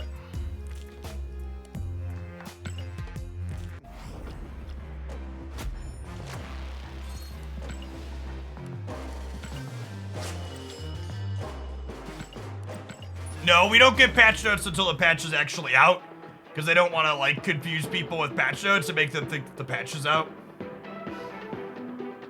That's what they've said in the past. The universe shall be set right. Snap! Stealing money from Bezos, putting it to good use. He has enough money, chat. Listen, when you have enough money to literally build a dick-shaped rocket and fuck off into space with it, you don't notice a missing $3.50 here or there. He'll be okay.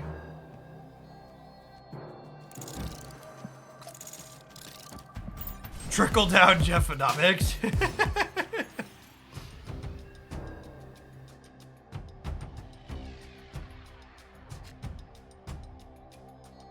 Jeff, did you know that people on Medicaid or state aid get Amazon Prime for half price? So it's like $6. I actually didn't know that. That's interesting. I think we're reality stoning New York. There's a chance that this right side location isn't good for us, but this one's not super useful and it's annoying at the end of the game, so let's get rid of it. And I'm supposed to time stone here and get the card draw going.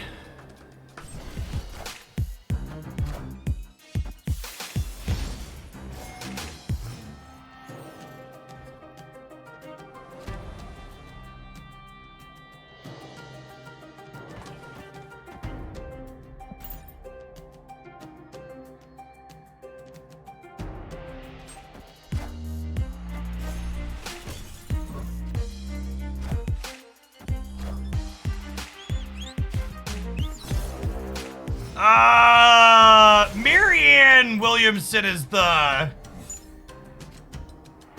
weird hippie lady who ran during the last primary, right?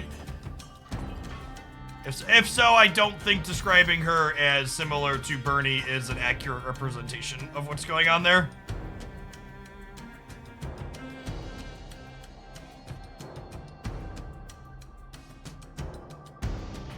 Yeah, Grifter was more my read.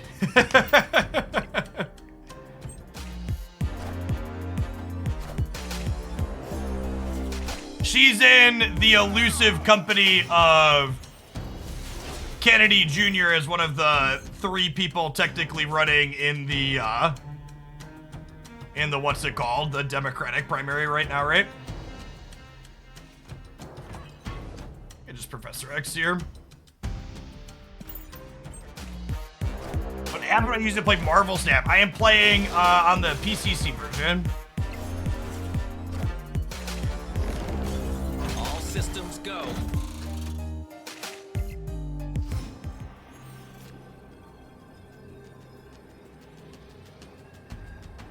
As someone who donated money to Bernie Sanders' campaign during the 2020 cycle and voted for him in that primary, Biden has very thoroughly exceeded my expectations as President of the United States.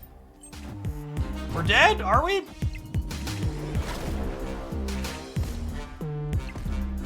I think we're good.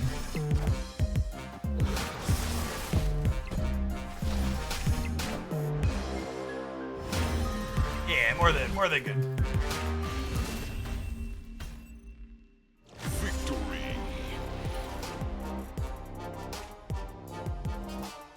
No, you can and should save Spotlight caches.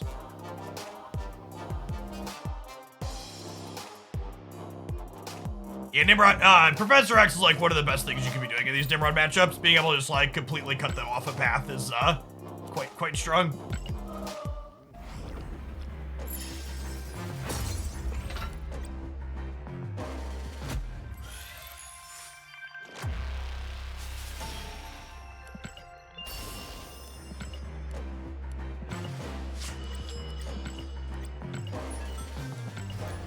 The key was setting the expectations. I mean, he's the most progressive president in history.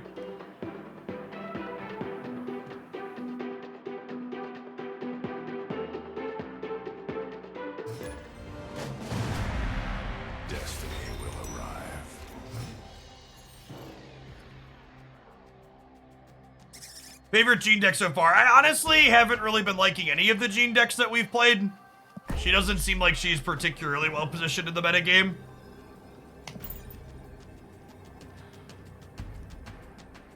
Is saving caches and saving credits the same thing for spotlights? Yes. Obviously, up until the credit cap of 10,000. But yeah, if you're holding your reserves or holding your credits, it's the same difference. Oh, that's annoying.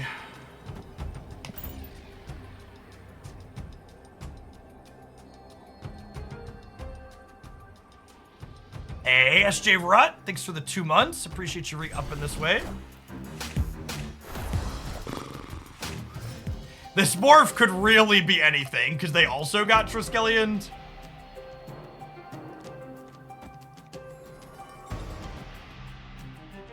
This board is so cluttered.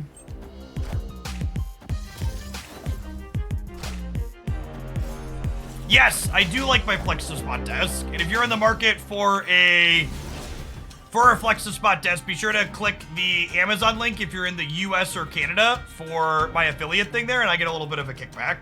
So, if you're in the market for a desk, you want to support my content while you pick one up, check them out.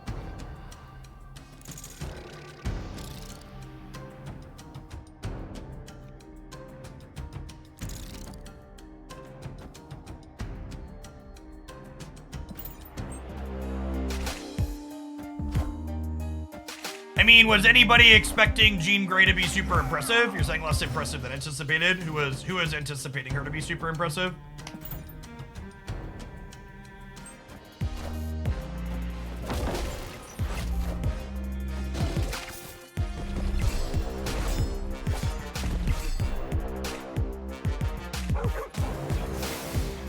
Every single week, there are 4 different cards the Spotlight caches underling.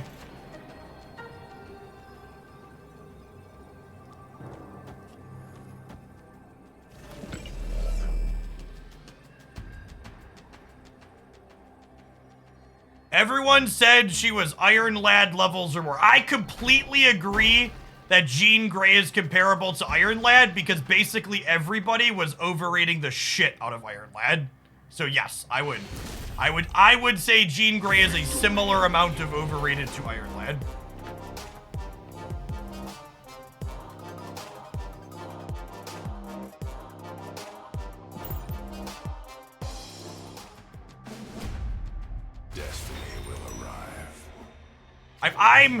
I'm honestly, we've been playing with Jean Grey. I mean, Iron Lad is a very sweet and fun card, and it's powerful in a fine number of decks. But it's not like when Iron Lad was coming out, there were people posting content like saying it was the best card in the game, and everyone was going to play Iron Lad in every deck. And that just like is decidedly not the case, right?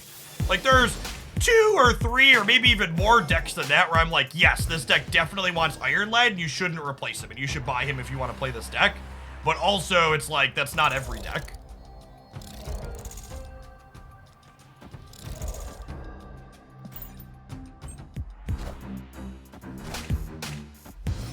We've been playing Jean Grey for like almost 3 hours on stream now. And I honestly, I don't know that we've had a single game where I was like, yes, we just won that game because Jean Grey was good and powerful.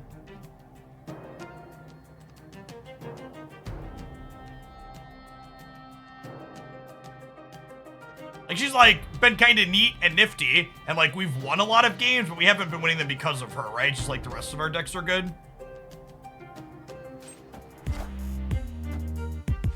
Yeah, I think interesting is a good definition. She's definitely an interesting / sweet card. Kind of surprised you didn't Reality Stone Titan. Why would I Reality Stone Titan? I just got a ton of 6 drops in it.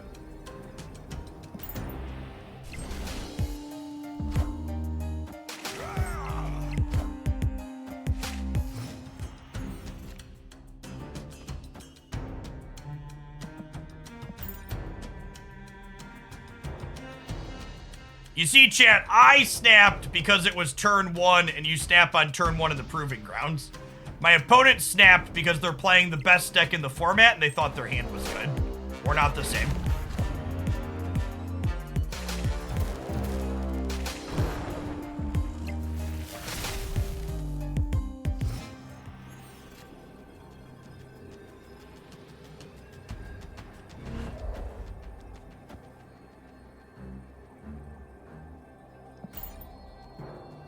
Hey, what's going on, Chief Josh? Thank you for the brand new Prime. Appreciate the support.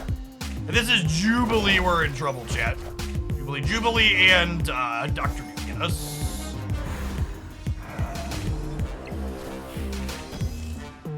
Mjolnir, to me.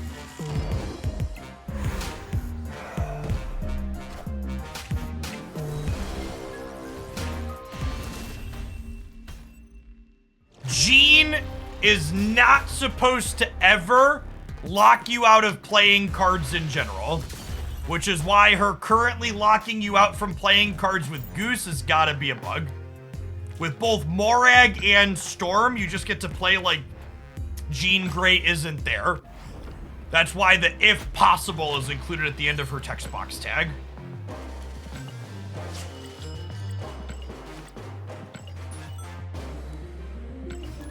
Hey, thanks for taking time to navigate through the browser, Josh. Appreciate it. No, it's a little bit of a headache. Yeah, same with Spider-Man. You can't like Spider-Man the Jean Grey path and lock them out of making plays on 6.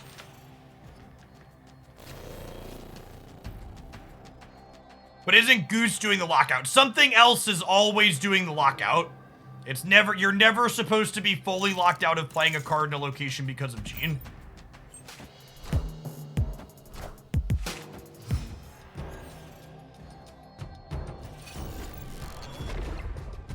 Hey, glad the Spotlight Cash video is good for you, Kook.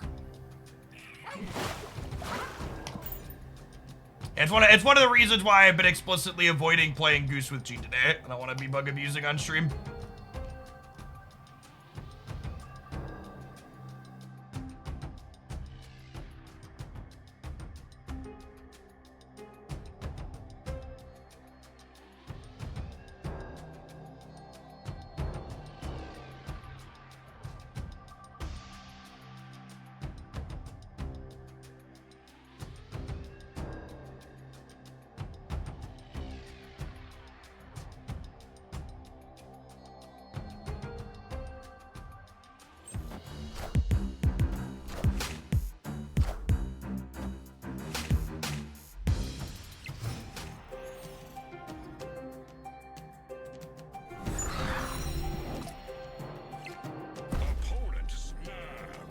I forgot to snap on one chat. Shame on me.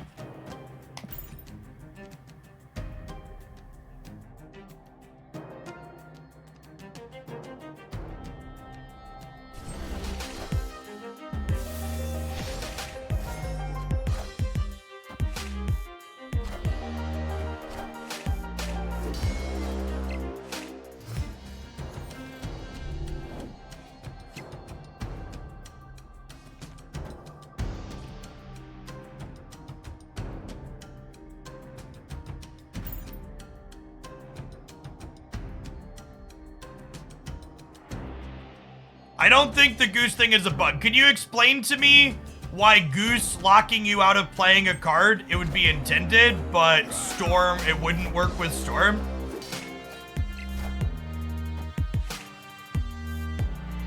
Why would a card be treated differently than a location with the text of this? I actually don't even answer that. Let's just move on from it. I'm gonna tag the Snap team.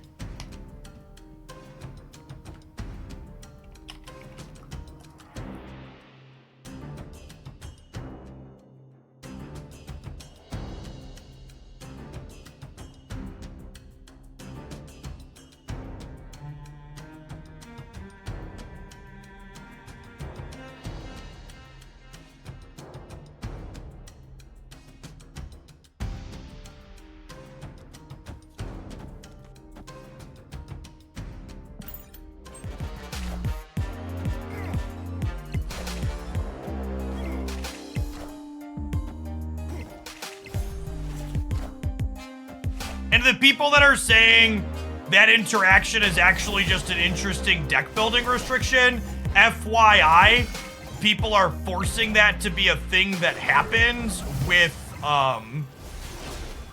people are forcing that to be a thing that happens with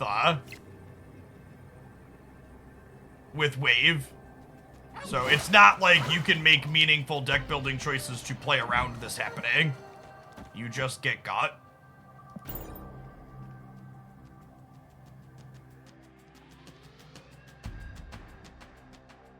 We can stop speculating. I've reached out to someone at Second Dinner to get confirmation. If it's intended, we'll build an asshole prison deck right now. But if it's not intended, we're not going to abuse the bug. I would be shocked based on the fact that they intentionally nerf double Spider-Man on turn 5 that they want that to be something that happens.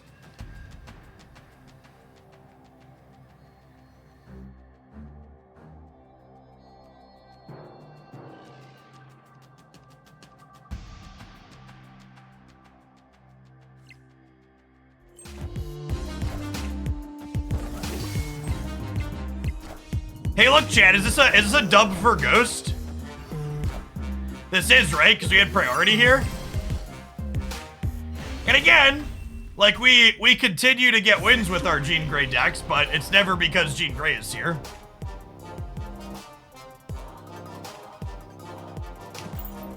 Yeah, Jean Grey isn't supposed to be a lockout tool. She's supposed to be a disruption tool. That's my understanding of reading of the card. Otherwise, you don't put the if possible text on there.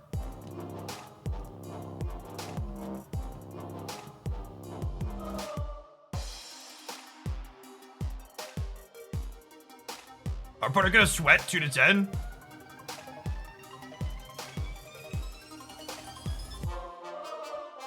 To the people saying you have confirmation, the customer support team has consistently given incorrect information. So, no, the customer support team saying that that's intended is not confirmation.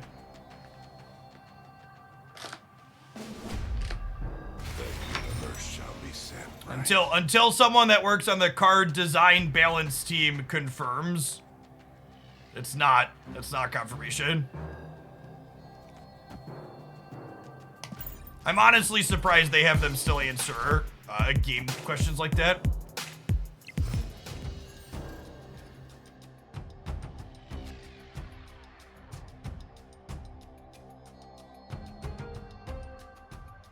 I just saw a message I wanted to respond to, then it scrolled past. Hey, what's going on, Marky? Thanks for dropping by. Yeah, staff's been good. We're having a good time with that.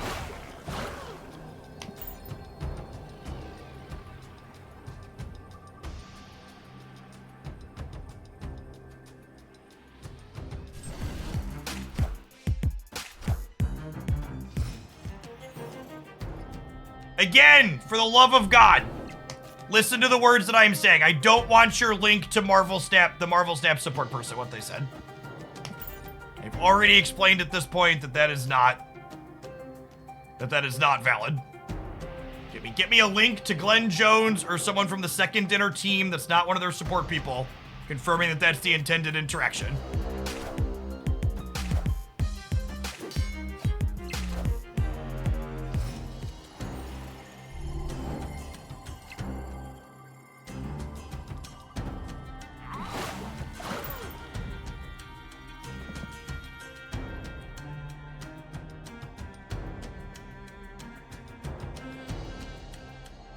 I have what? 7, 10 on the right here? Or Kitty's 4?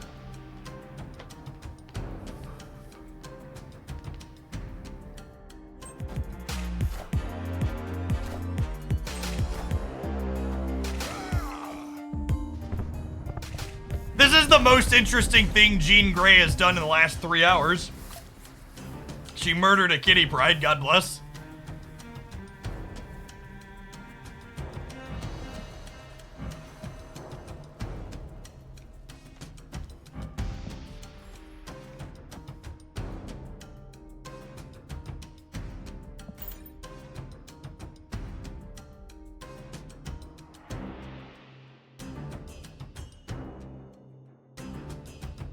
Was Killmonger with extra steps.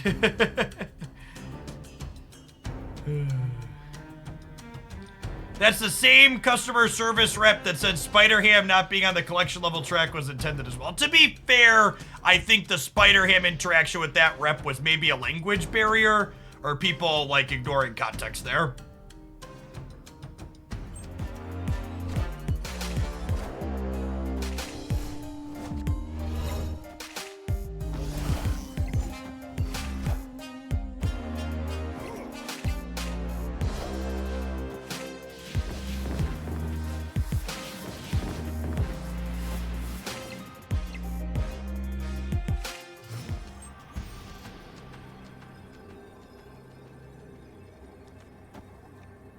They're gonna play for the middle.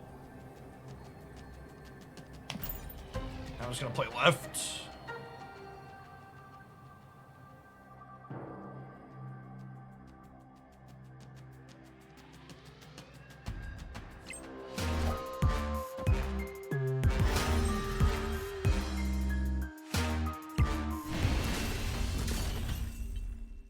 Victory.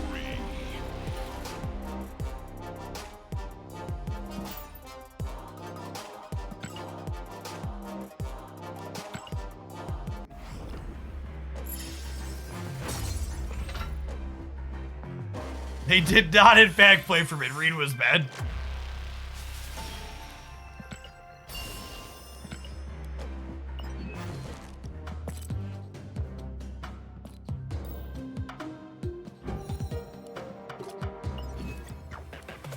Alright, missions. I feel like I need pop-ups inside of the Conquest screen reminding me that I have missions that I'm doing.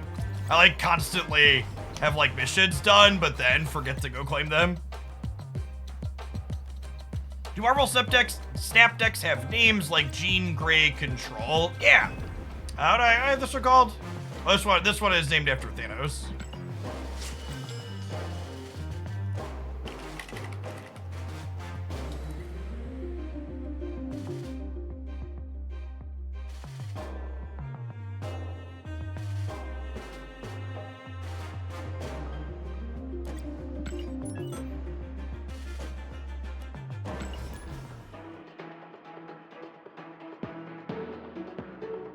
Carbon required. Thank you for the half a year. I appreciate that. Welcome back.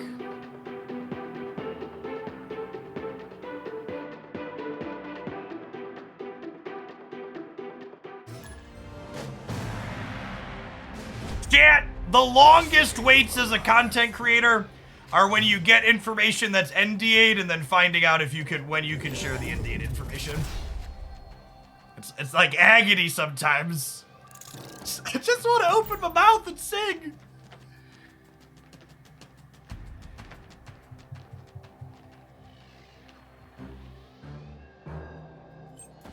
I'm planning on reaching Infinite at the end of the season or just in the next season. I'm not worried about Infinite at all. I will very likely do it before the end of the season, but like the least amount of fucks to give about being Infinite. We have like 5 weeks, chat.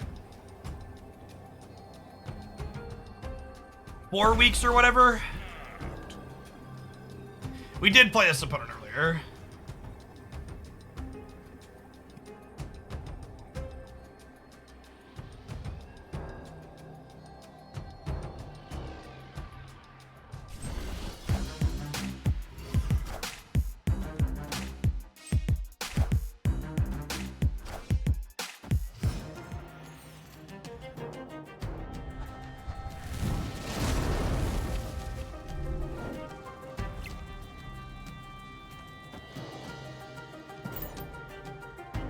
Let's armor up the Nexus here.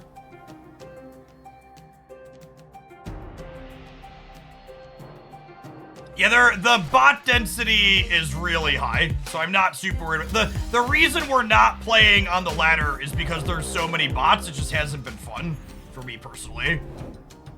And like, no hate or more power to you if you have fun playing into the bots, but I just don't have fun playing into constant bots.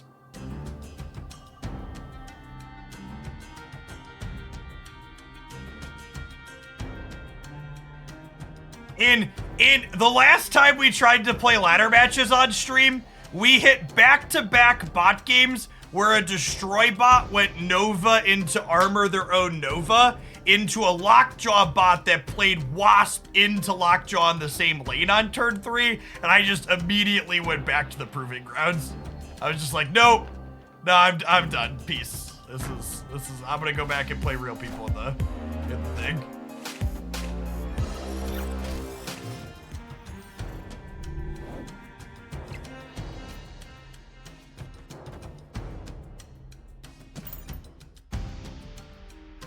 I think the number of bots indicative that there aren't enough people playing Snap. No, I think they explicitly put the bots in the game because they think the bots generate feel-good experiences for the people playing. I think there's a global matchmaking factor in there as well, but like, also, like, go on Marvel Snap Twitter and look at the number of regular players and content creators that are posting excited posts about hitting infinite quickly or getting to infinite with high win rates, or like their decks have really high win rates. And like, it makes very apparent sense why the bots are there, right? Like the bots make people feel good. And again, I really want to emphasize, I really want to emphasize as much as I can that if you get satisfaction from playing against bots and just moving up the ranked ladder, I'm not trying to dump on you as a person. It's just, I personally do not enjoy that experience, and it makes the game worse for me personally.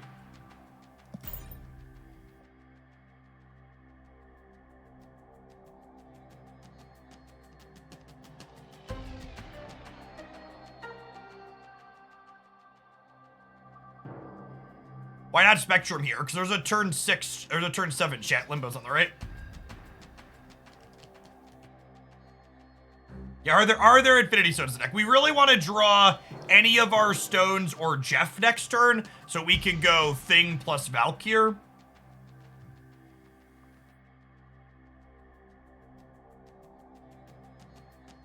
Why not Khazar left? Because Jean Grey does have a text box.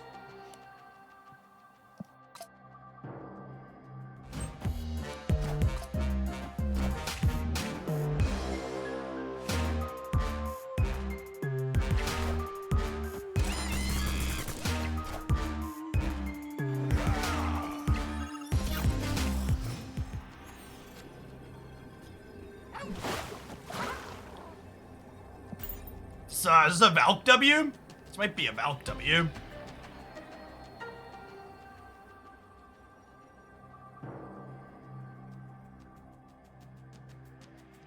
Yeah, for sure, Matt. Like the beating the Wasp into Lockjaw bot or the Nova into Armor bot, there's just like, there was no outplay there, right? It took away the satisfying part of the game.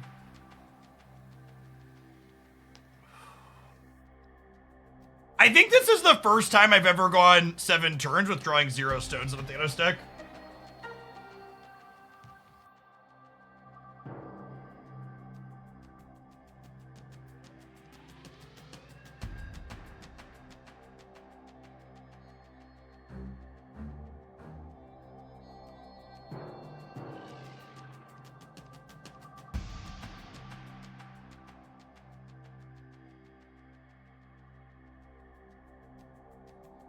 Fine, I'll sit here and pedal while you make me sweat. Might as well burn some calories while they burn the rope, chat.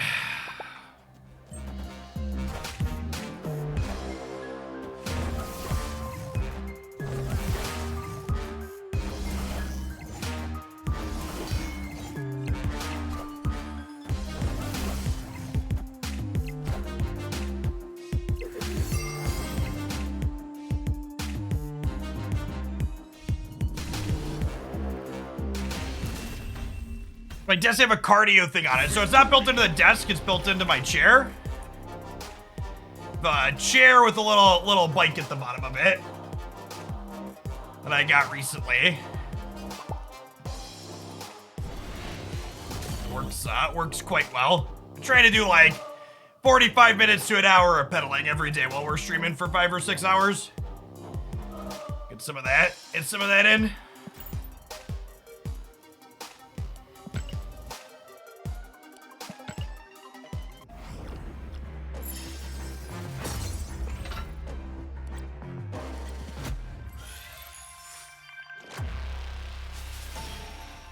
Are the spotlight variants for highlighted cards only for that week? Yes. So they communicated that there might be a rerun on them, or they might be added as 5K token variants down the line, but otherwise they would be exclusive, yes. They're using those as another cosmetic whale bait. They tell you what time the patch drops are. Generally speaking, they don't even know what time the patch drops tomorrow. It has to go through like App Store approvals and stuff. And if they did tell me, I wouldn't be able to share with you. But I don't know, and they probably don't know either.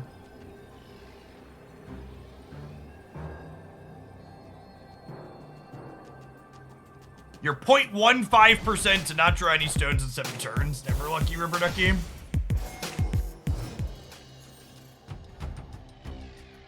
Yes, they shared which variants are in the caches for the week already.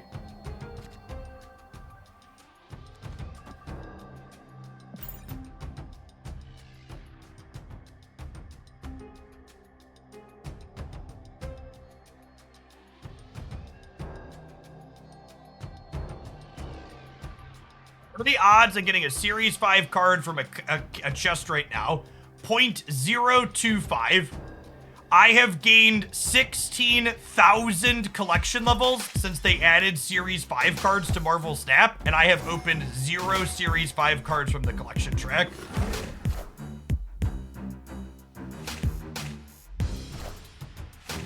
Hey, nice eye bleakin'. Hope it works well for you.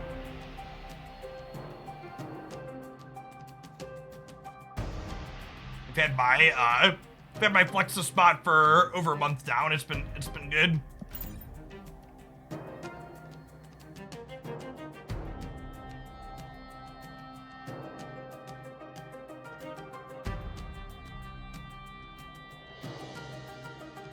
Yes, I understand that the bots serve the purpose of injecting cubes into the economy. I can understand why the bots exist while also still acknowledging that I find them deeply unsatisfying and uninteresting to play against.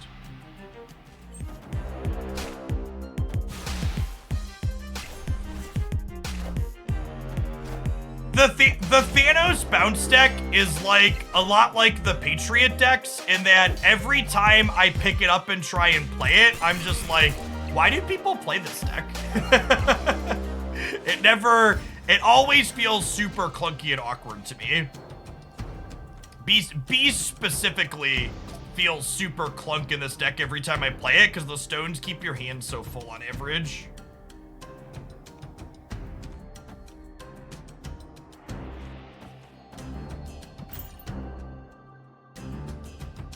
They stole all. This is another game where we just like have no stones, huh?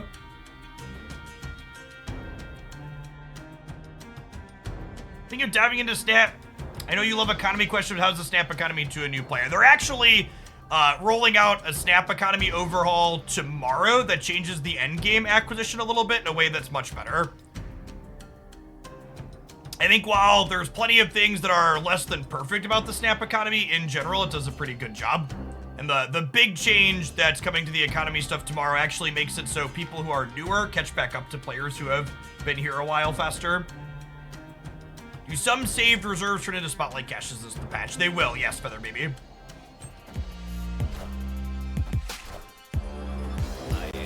Alright, well, I guess we're not Valking the right.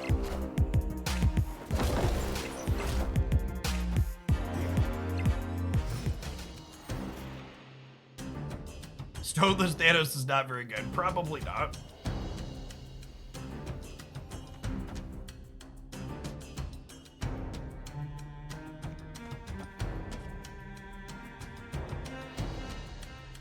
Do I just do this and kill the monkeys? That way if I draw Spectrum or Thanos next turn, I can play them out?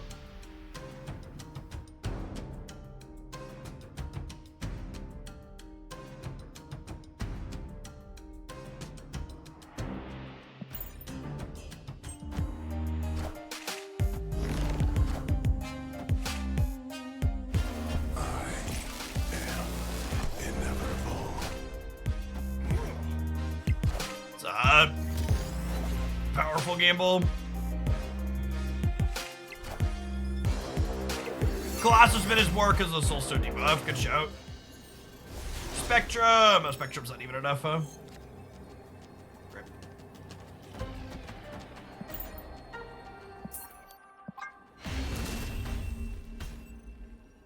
Escaped.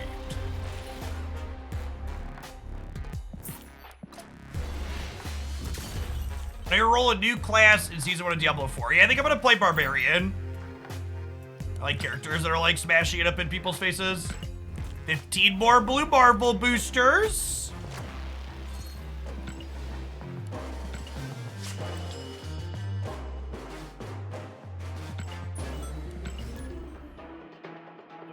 Slow and steady.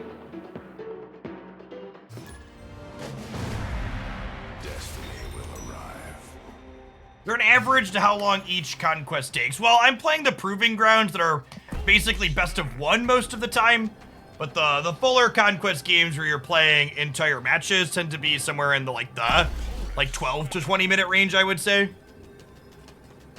I think I'm holding the time stone till turn 4, so Dream Dimension can hurt less on 5.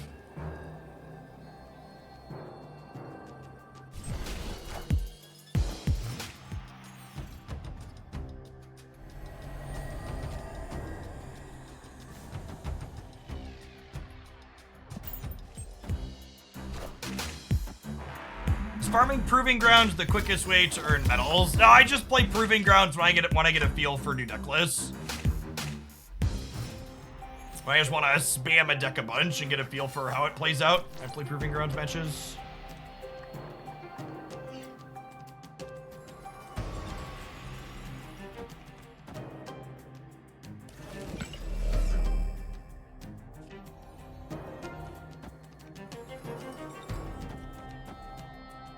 Actually move the armor over into here so that way we're insulated from like a Killmonger if they're playing it.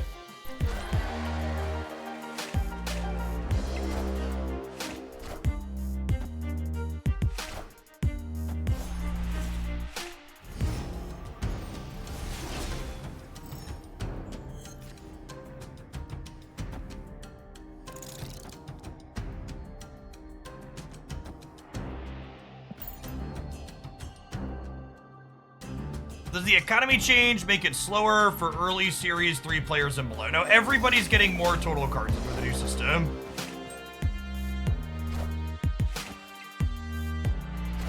Are they punting Mojo World then? Looks like. Looks like.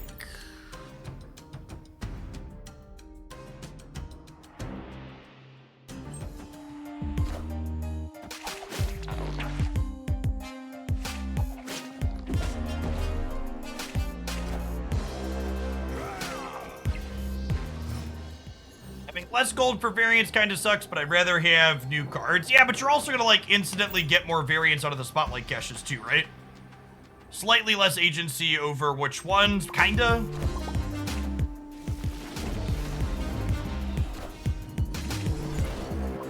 Is that my clunker of a hand? Opponent has played a lot of Ghost Spider as an Ink Spider already. No, the patch was pushed back to tomorrow, so no spotlight caches today. Typically, patches go out in the AM, but there have been rare occasions where they didn't go out till the afternoon, so we'll see. When's the next series downgrade? Not till a month from now at the earliest. They didn't announce any downgrades for this patch, so I imagine they're not coming. Do you feel like 120 collection levels to get one spotlight cache is too much for the average player? No. Again, the math from the current system is it's still more cards than the existing system. Under the previous system, you got 1 card per 480 collection levels from tokens, basically. And now under the new system, you're gonna get more than that on average with 4 spotlight caches. Those numbers weren't chosen randomly. They're explicitly designed to give you set amounts of things in a given time frame.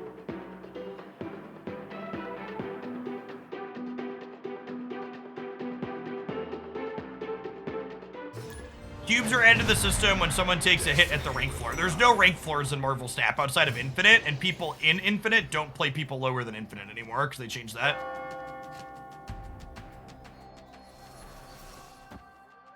Better doesn't mean good. You think this is an adequate level? I think the economy in Marvel Snap is very reasonable and fairly generous compared to most other games.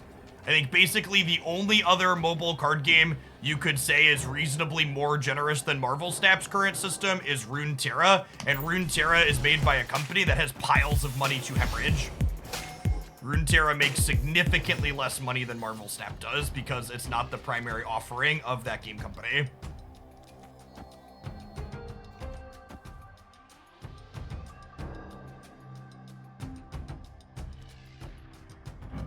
Actually, LOL.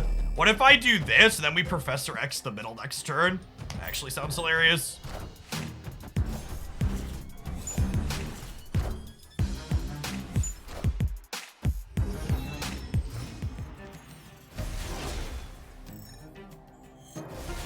If the Professor X goes left, I could get into trouble, but fuck it, YOLO.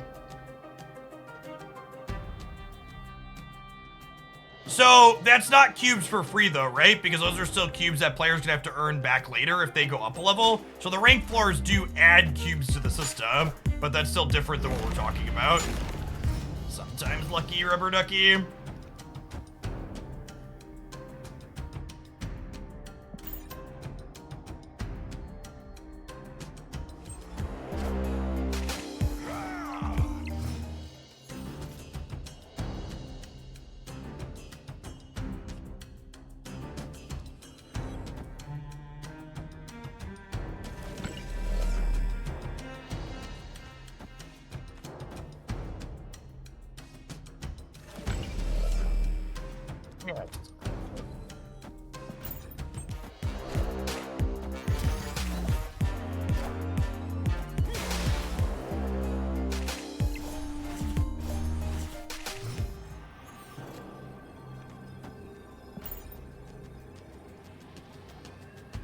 The patch might be in 6 hours. No, the patch is definitely tomorrow morning at the earliest.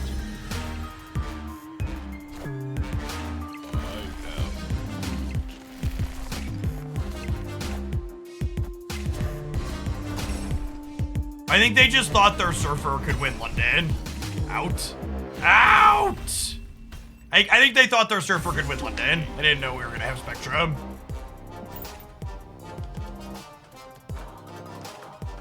I mean, to be fair, we needed the Spectrum. The Spectrum was, what, +8 in the middle?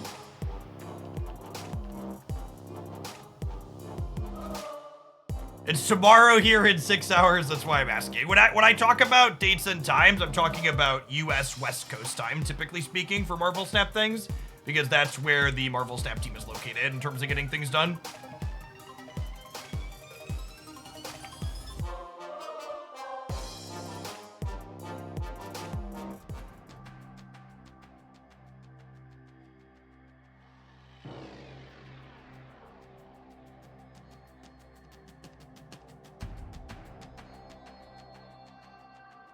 I think our opponent Marvel snapped their phone into a wall.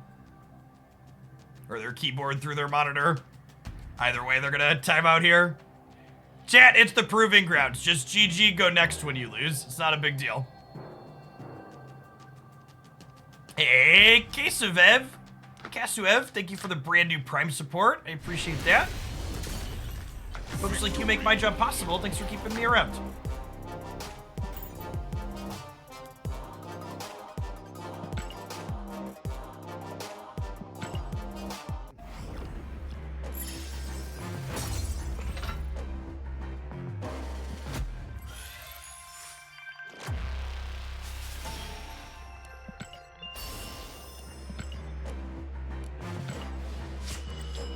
We've won 17 silver tickets with Jean Grey today, chat. She's cracked.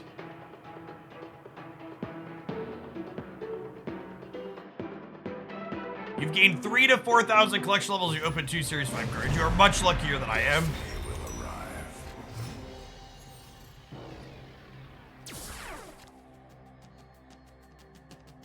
If High Evolutionary is on the Spotlight caches already, I'm assuming it's getting nerfed tomorrow. I promise you, you should take the tinfoil hat off your head. It's cutting off oxygen to your brain. And they are not waiting to make balance changes to cards based on things related to the economy. It's not that deep, chat. They're not out to get you.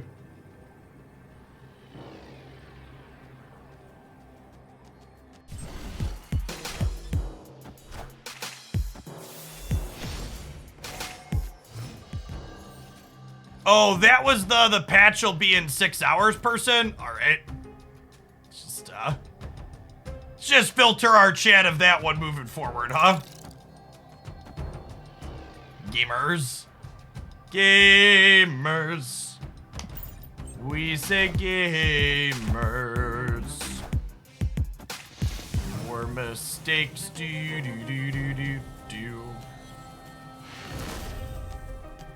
Victory.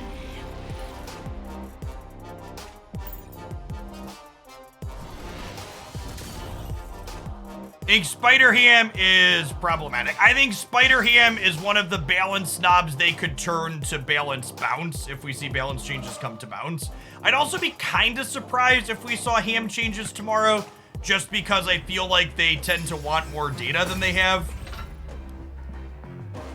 I think a lot of the Snap team's caution about balancing new cards quickly is related to the fact that they have like some arbitrary data thresholds they want to meet.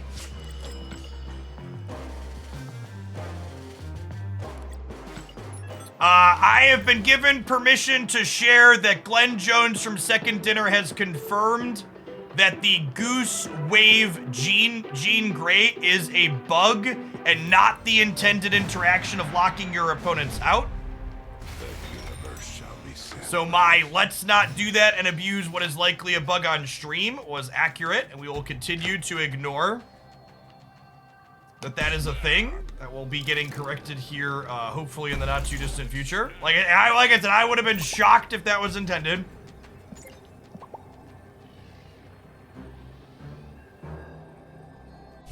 What's the bug? So if you have Jean Grey and Goose in the same path, if you have Jean Grey and Goose in the same path and you play Wave, or your opponent just has all 4+ cost cards in their hand, it locks people out of playing cards in general. My understanding of reading Jean Grey's text box is that she's never supposed to make it so you just can't play. That if able to text is supposed to mean, hey, you should be able to play a card in a turn if it's possible somewhere.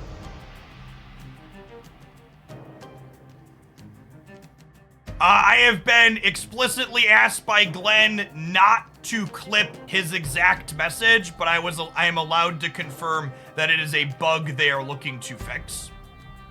So normally I would post a screenshot. I think he knows that we normally clip text and post it, but he explicitly asked me not to screenshot and share, so I'm going to honor those wishes because I like having the devs willing to talk to me.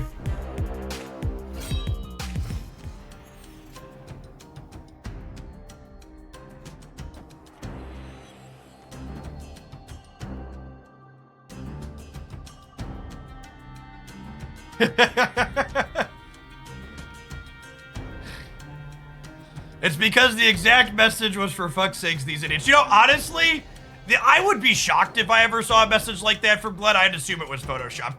Glenn Jones is way fucking nicer to people that ask really stupid questions than anybody ever should be. The man has an unreal amount of patience for people asking questions that make me like.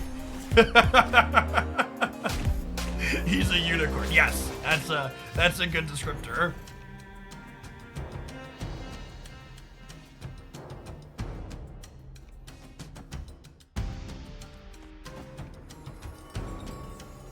We do not deserve, the Marvel Snap community does not deserve the patience that Glenn Jones has for them.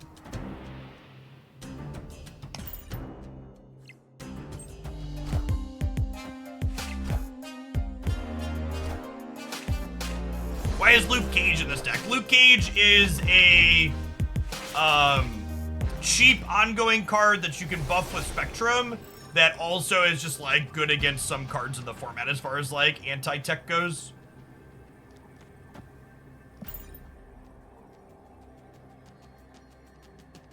We get a bowl update if the bowl heads into the sink of the garbage. I do not know. I have not left the office to go verify. It also technically has synergy with Valkyrie as a call out. He can prevent Valk from shrinking our stuff.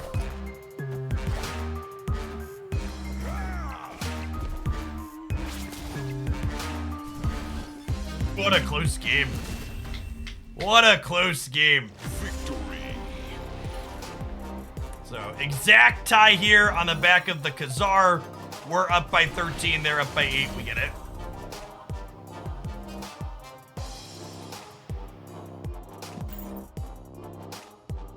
When am I going to open 4 caches? So again, just for reference, most weeks, you're not going to have to open 4 caches to get a new card. So to to highlight for a second here my plans for my personal Marvel Snap economy things based on getting every card every single week. So this week I bought Gene with tokens, obviously, because the system's not out yet. But next week I will open Spotlight caches to get Echo because she's a Series 5 card. But then Legion as well as Mirage, those are going to be direct to Series 4. So I have a bunch of collector's tokens sitting stockpiled. So my loose plans moving forward for continuing to get every card on release is I plan to open Spotlight caches to get Series 5 cards and use collector's tokens to get Series 4 cards. I'm also going to be, one of the knobs they have to control people's resource flow in the economy is how many cards are direct to 4 versus direct to 5. And I'll be interested to see how many direct to 4s they keep doing. Because I feel like if they keep doing direct to 4s, the price tag to get everything every month is significantly cheaper. Destiny will arrive. I bought Iron Lad for 6K yesterday. Big rip. Big rip.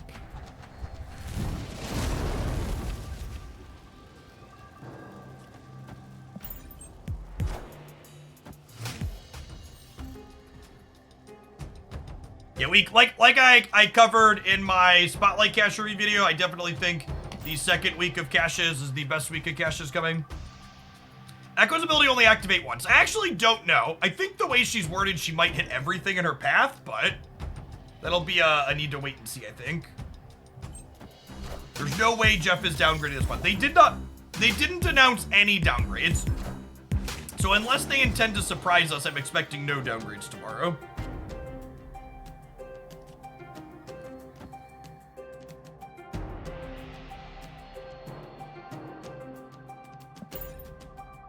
So we're still at 1 new card a month for free, $10 for 2 cards, and some odd number or so after that. So kind of token.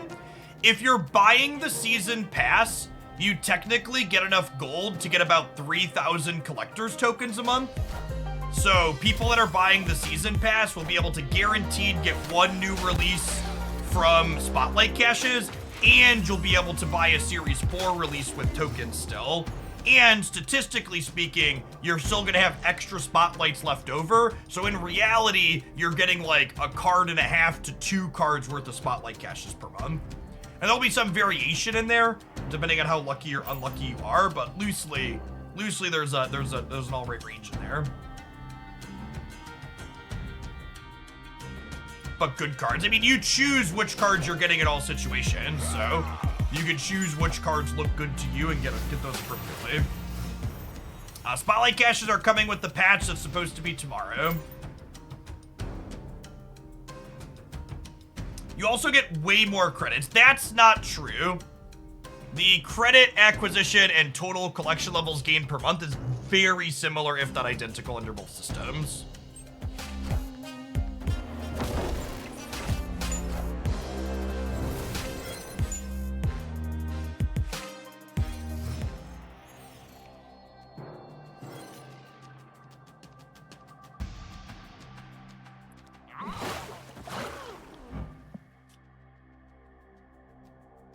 We're just gonna be able to play so many cards, the Jean Grey probably doesn't matter. I'm just gonna play another Blue Marvel, and then we'll go like Blue Marvel Jeff on the last turn. Or probably Blue Marvel Luke Cage, right? Because they're probably a Hazmat Gambit deck. And I have armors in both paths, so if I have Luke Cage, we just cover both their angles. Iron Lad's on Zabus. Their shit's really cheap.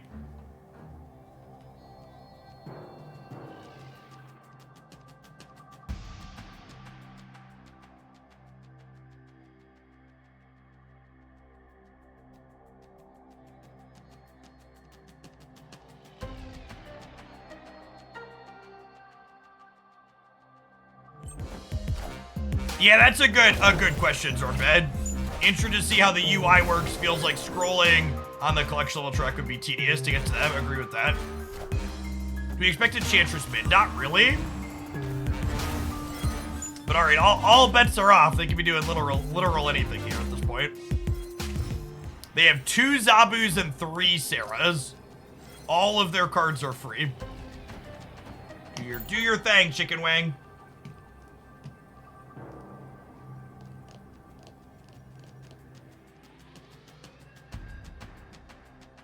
Their hand is mostly one cost things.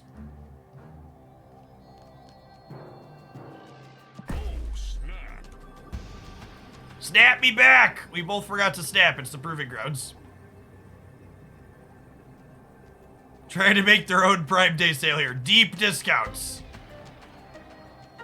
And chat, if you're in the market for a standing desk, don't let Prime Day deep discounts go to waste. Flexispot's got you covered. Check out my links for the US and Canada to get a discount on their things. All this for Hazmat to die in a cage. Yep.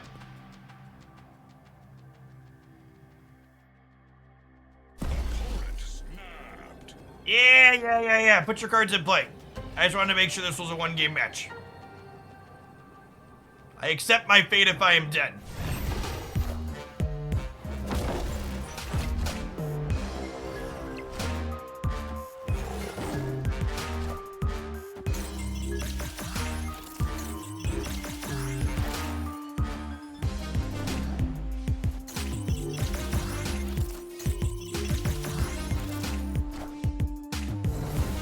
Who's my favorite Marvel Dice Throw character? Black Widow draws a lot of cards.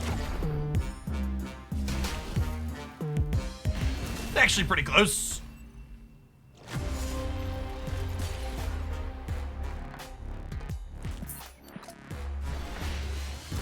They won by 2. I mean, technically they won by 3, right? Because if we had tied here, they were winning the breaker. How is Dice Throne overall? Dice Throne is, I love, look at this wanker, chat. Just like, what is wrong with gamers?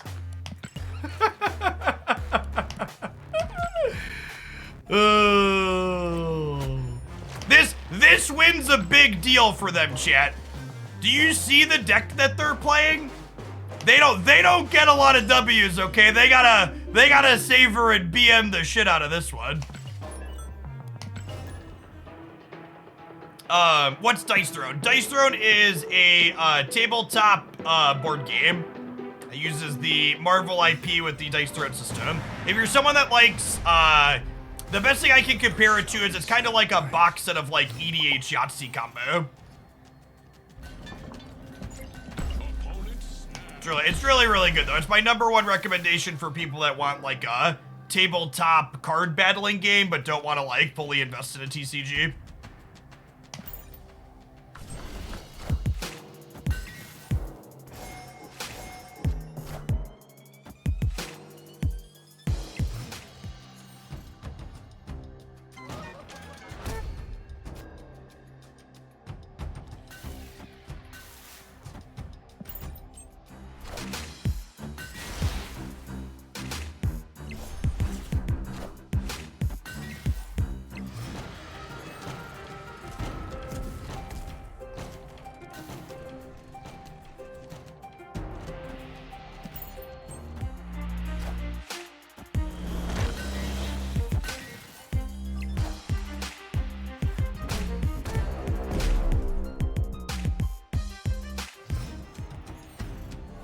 Great for a board game night. I brought it to a guys' weekend. We muddled through it with too many players and beers. Yeah, it does like multiplayer and like it does multiplayer really well on top of that too, which is great.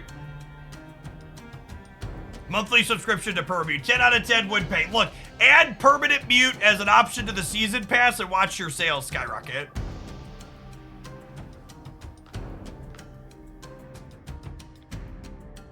Yes, the new system, you only ever need to hold spotlight caches, so 90% of cache hoarding is removed from the game, which is great. Do you know how many credits it will require to guarantee all the spotlight caches of a specific week? So again, this is a thing that I hear the question get asked a lot, and it shows a misunderstanding of what's going to happen with the new system. So if you're someone that is spending any amount of money on Marvel Snap, it still is not optimal to buy credits and progress credits up the collection level track.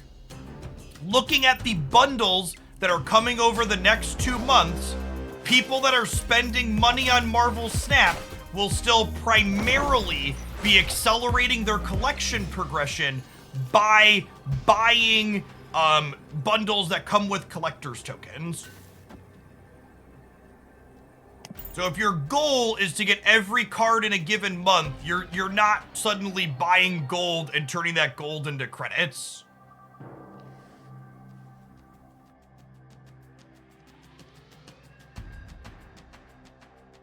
Jean Grey kind of did a thing here. Yeah, kind of. I mean, I guess if they would have pulled us into the middle, it wouldn't have really mattered, right? So, 1, there is no pity timer for Series 4 cards. It's a common misconception. You currently get a guaranteed one Series 4 card per 40 boxes you open. And 2, all of the Series 4 and 5 cards you will get under the new system come out of Spotlight caches. Regular reserves will only ever be Series 3 moving forward.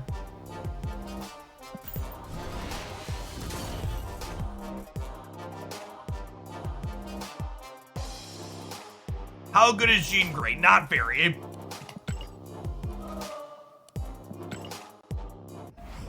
My initial read on Jean Grey is I was expecting her to be one of the better cards this season. After playing with her today, I don't think that's likely to be the case. If the metagame changed and they like adjust bounce decks, she has potential to be better. But as long as Kitty Pryde is a mainstay format staple, I don't see Jean Grey being powerful. I think a deck like this, where she like can be kind of useful, and you didn't really build your deck around her, she just slots in with everything else you're doing. She's like fine here, but she doesn't make or break this deck, and I don't think she's necessarily stellar in the format in general. What on God's green earth is this username? Opponent snapped. How many credits does it take to go from one Spotlight cache to another? Someone in chat says 6,000 on average. That's actually not true. So technically 6,000 credits is 120 levels. However,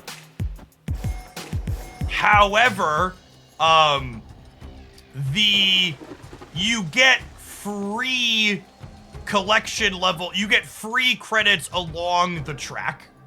So as you unlock collection levels, you get more free levels in the levels.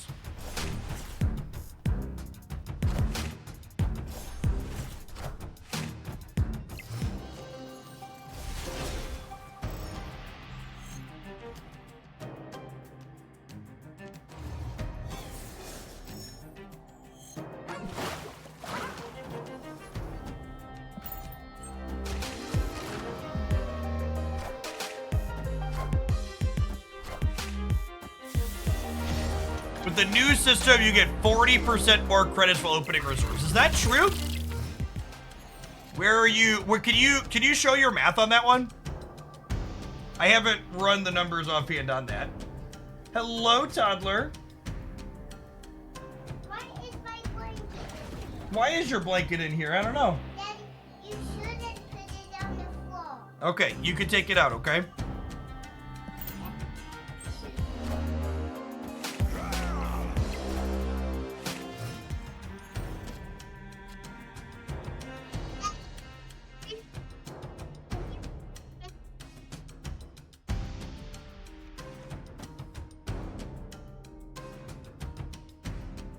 Do I Orca here? Daddy, when you're done working, Brandon's outside. Okay, why don't you go play with your brothers and Gran? Friendly neighborhood Spider-Man here. That's it. Wanna hang out with me? Okay, come see me. I like my dad. I like my Haley. She's pretty cool. Oh, you want my water? Yeah. Oh, wait, down here. Oh, Killmonger. I forgot about Killmonger. blame the child. I probably didn't need to play Orca over here. I should have held the Orca for the right. Here. Yes, Haley. What's this? Why do I do? Would you suggest spending gold on missions graded for spotlights? No. Again, I'm gonna have to repeat this constantly, but the math hasn't changed, chat. Like a baby. You should, if your goal is to get the most cards, you should be using your gold on the best value collector's tokens bundles to get tokens to get cards from the token shop. What's this stuff? He loves you. Evie loves me.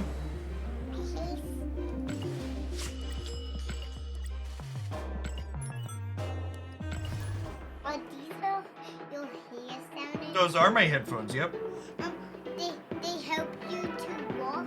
Yep, they let me hear the sound from the computer. They help you walk. Yep. H. It is H. What is H for? For hate. H is for Haley. What's all of these ones? Those are all the letters. Daddy, what's this? Daddy, who likes this number? That's a letter. That's a Z. I don't know that there's many people that like Z. Do we have any Z likers in chat? Oh, Daddy, I know who likes Z. Who likes Z? You do. Oh, I like Z? Yeah. Yeah? And who likes this one? Mama. When like that? It's this guy. Jacob and them likes these numbers.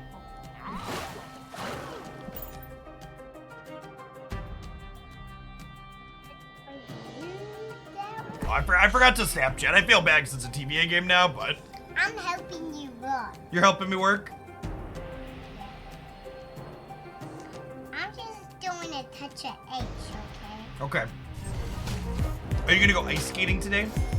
No. No? You don't want to go ice skating? H. Good. What? What's in it? So, Luke Cage means they can't shrink any of our stuff.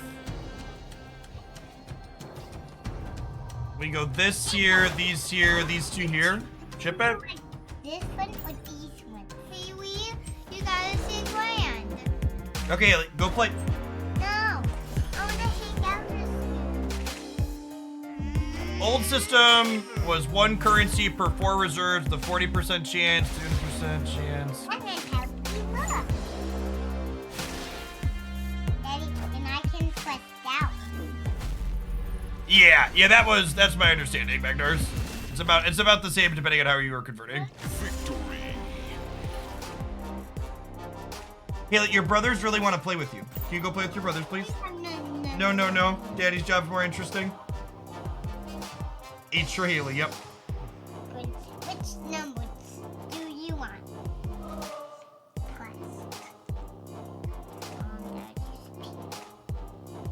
Each one has to arrow. Shall be set right. Which number do you want? Do you want these numbers? Do you want this one or that one? I want nothing. You want nothing.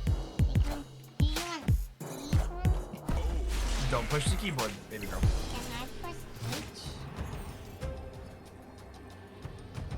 H? This link here, click on the US or Canada link to get Can you credit for my referral if you're looking to pick up a desk. Can you come upstairs now? You want me to carry you upstairs? Can you come upstairs now? Okay, chat. I'm gonna run the toddler upstairs. Dad, can you play out? Let's go. Can you play outside? Jack, this one.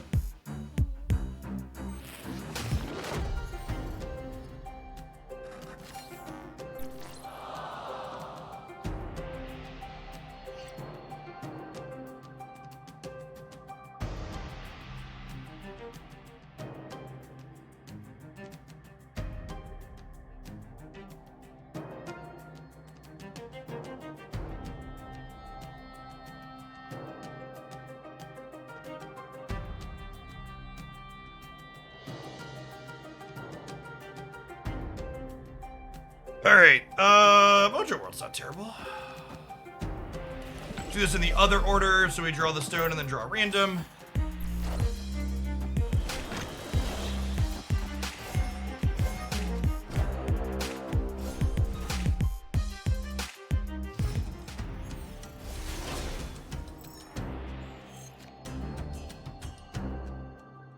Oh, my bike chair. My bike chair is actually also a Flexispot product.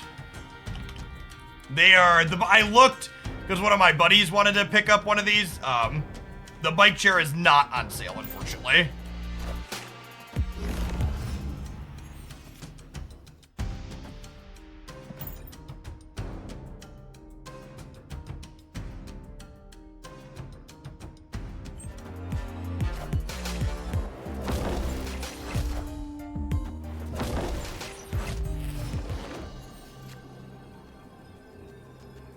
So we're tying Patriot, but we're losing to Patriot Mystique.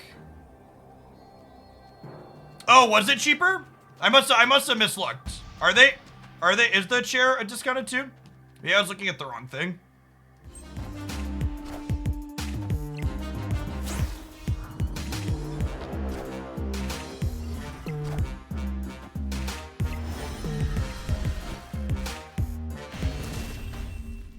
Hey, look at that. We're a winner.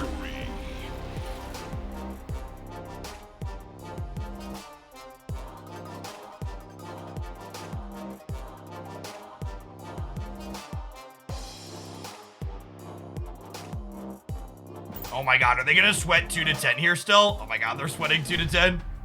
The universe shall be set right.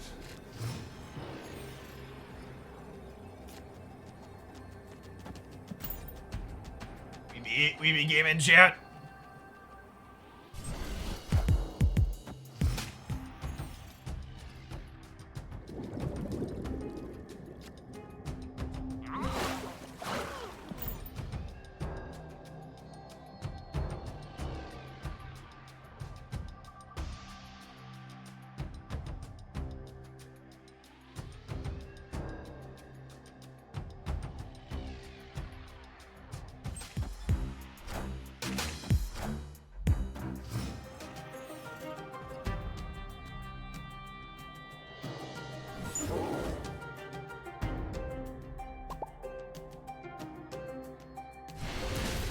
Oh yeah, my chair is $100 off with the Prime Day deal. It's $3.99 instead of $4.99. So I decided not to sweat. I understand about it. 2 more Blue Marvel boosters. All right, they'll be like my 10th or 11th Blue Marvel split. Really need an ink. What is $3.99? The bike chair combo that I've been using is 20% off on the Prime Day deal.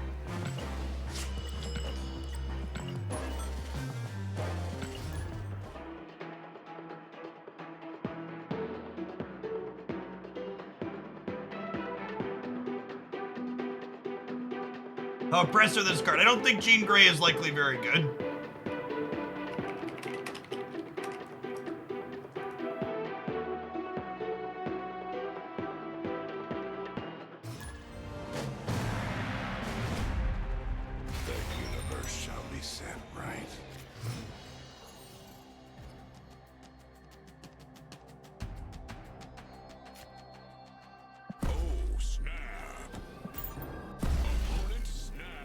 Jean Grey has a dozen bugs or so. A dozen?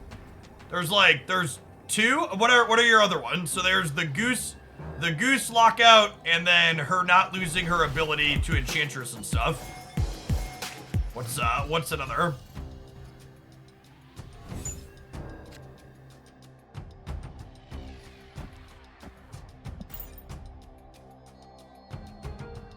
The ability activates under invisible. Okay, that's 3.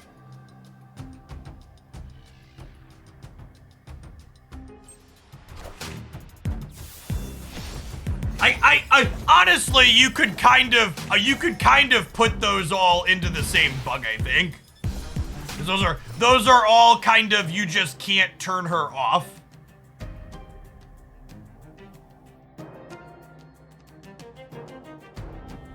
I would bet all of those things are the same. Those are all the same bug.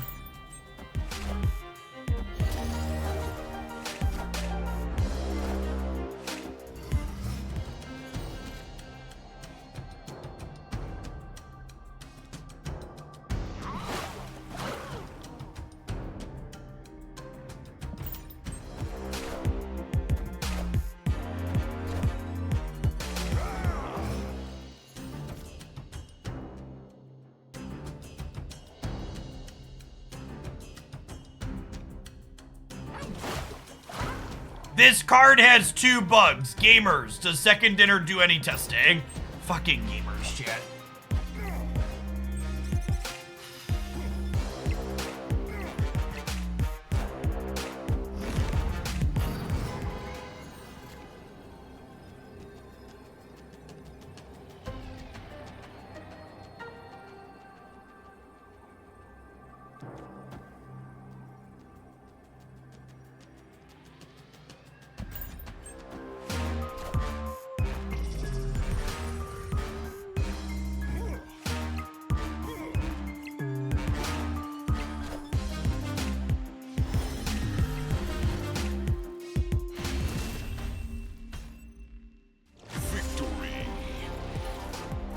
We're keeping the waiting room stream up until the patch drops. Negative.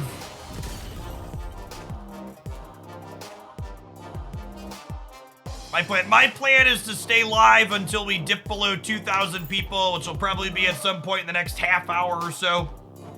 When 4 o'clock Central / 5 p.m. Eastern rolls around, people leave work and they stop watching Twitch.tv for the day. Can you believe that, chat? People watch Twitch.tv while they're at work. No one would ever do that, right?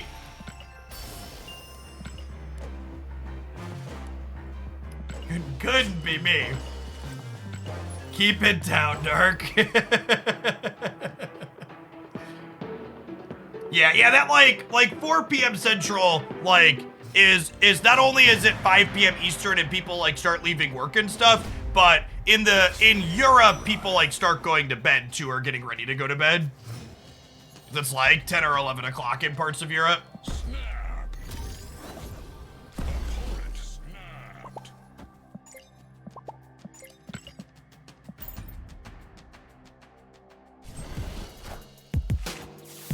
Yeah, it's 11 o'clock there. So there's a couple of reasons, not just the people watching from work, why it drops off at that point. But that's relatively expected. It's pretty typical, starting at 3 o'clock Central, 3, 4, and 5 p.m. Central, my viewers always consistently dip at the end of the day. It's just kind of expected.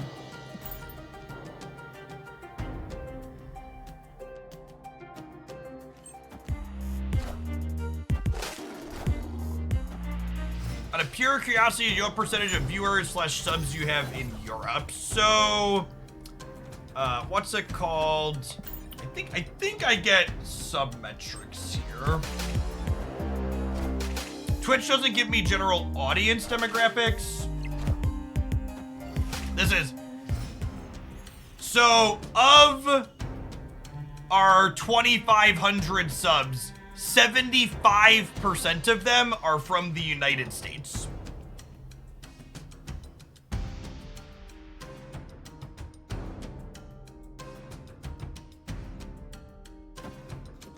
Big chunk. I could move Gene. I think I'm just playing Blue Marble here, though, and continuing to keep their Nebula down.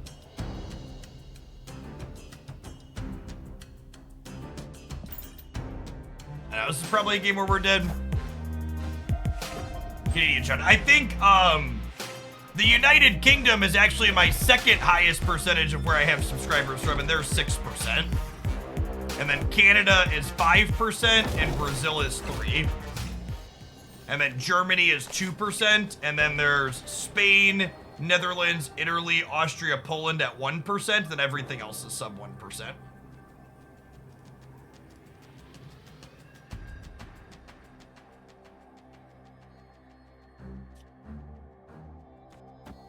It's unfortunately just never a W.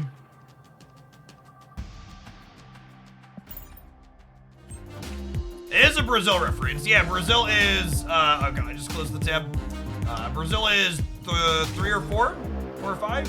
4, number 4. 3% of my subscribers are from Brazil.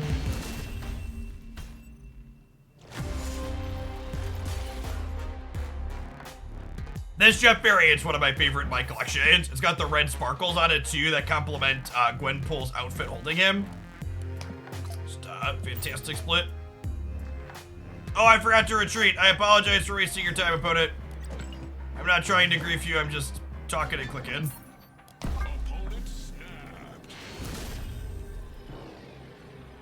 Escaped. I'm surprised there's not more European watching. To be fair, I would bet my European audience size is probably higher than that number that I just said. That's the number of people that subscribe either with Prime or with dollars that support directly. I would bet the United, you know, like 60%-ish of my subs are Prime subs, and the United States probably has a higher density of people that have Amazon Prime than other countries do, I would wager.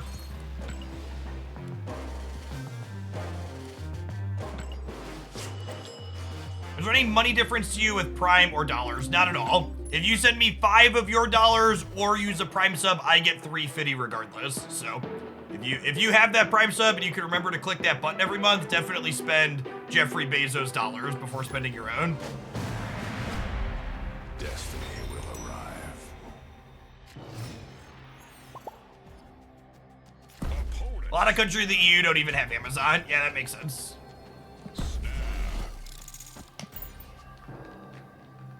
I get more from the tier 2/tier 3 ones. Yeah, I get 70% of anybody that subscribes on the platform. So if you tier 2 sub, I get $7. If you tier 3 sub, I get 18 and some change, I think. Yes, you should. And this is a good note for my channel or any channel. You should never sign up for a Twitch subscription on the iOS or Android application. They charge you an extra $1 every month. And that $1 doesn't go to the streamer or to Twitch, it just goes to the app store that you signed up through. So if you're gonna subscribe with real dollars and you're using a mobile app, load that Twitch stream in your mobile browser and sign up that way instead, or find your way to a PC. Evil, thank you for the brand new Prime, appreciate it.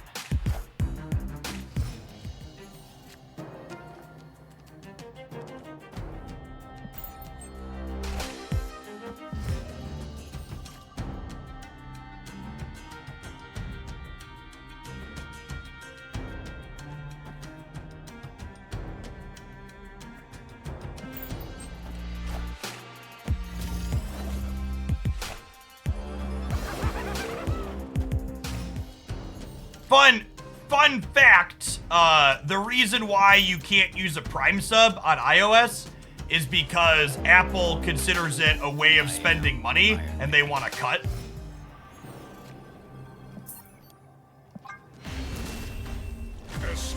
Apple told Twitch if they wanted to allow Prime subs in the app, Twitch had to pay them every time someone Prime subbed.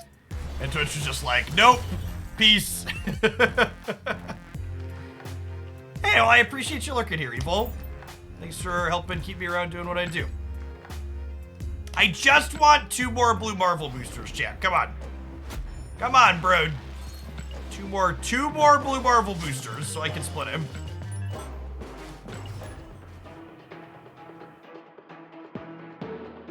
Do you know how it works for subs with foreign currency? So I just get 70% of whatever you pay. Yeah, so Twitch has localized sub pricing. So people from countries that have a dollar that's worth significantly less than the US dollar do pay less.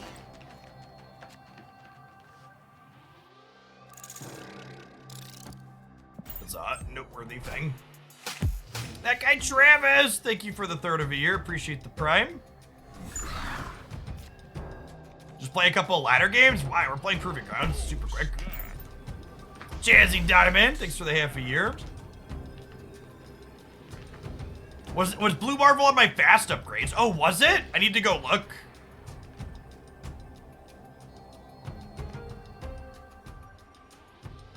We've just turned into Spectrum Destroyer. We have in fact turned into Spectrum Destroyer all on the hub.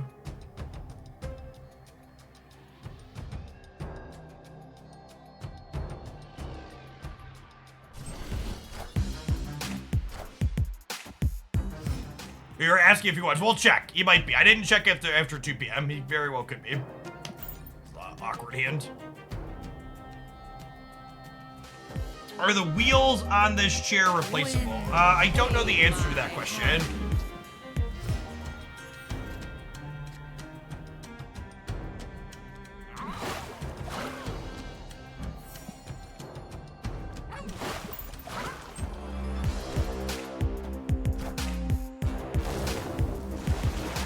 We just saved our boy Jeff from a disaster, chat.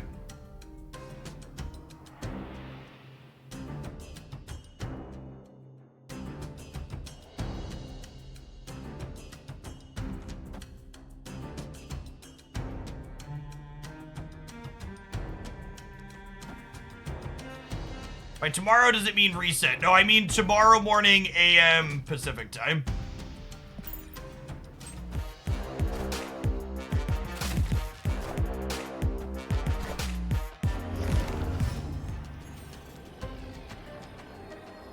Locked in.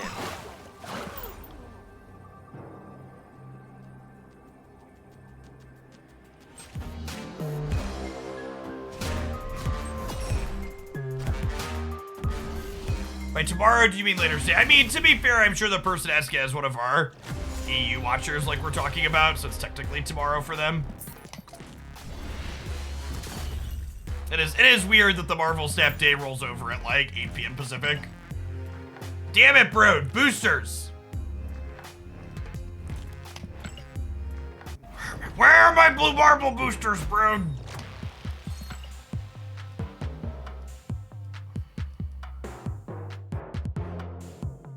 It's not in my fast upgrade shop. I am known to be a fast upgrades enjoyer when there are cards I'm looking to upgrade. I wish this card was better, because I love this piece of art. This one's been in my shop a few times, and every time she's in my shop, I'm just like, can I justify this one? She does see play in the Hella Thanos deck. I'm so close. You and me both. Like every time I get dangerously close to clicking this button. Dangerously close.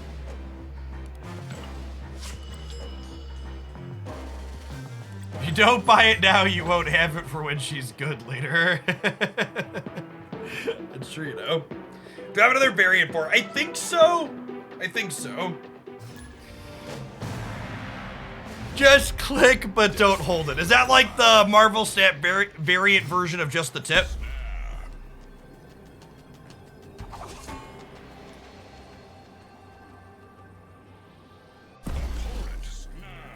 The Marvel Snap variant version of soaking.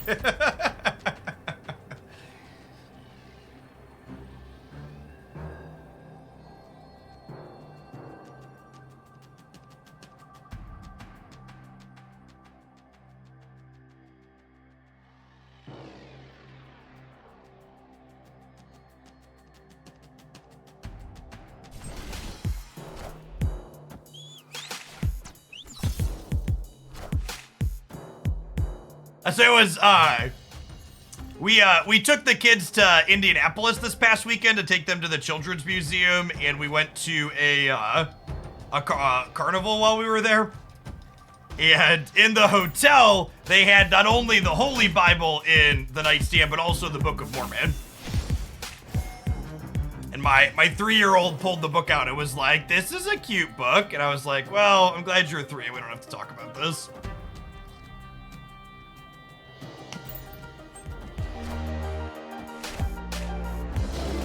Well, that's rude.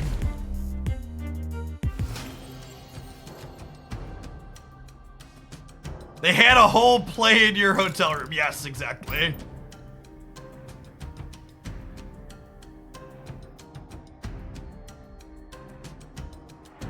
I do not think Jean Grey is likely to be a competitive card in the current metagame.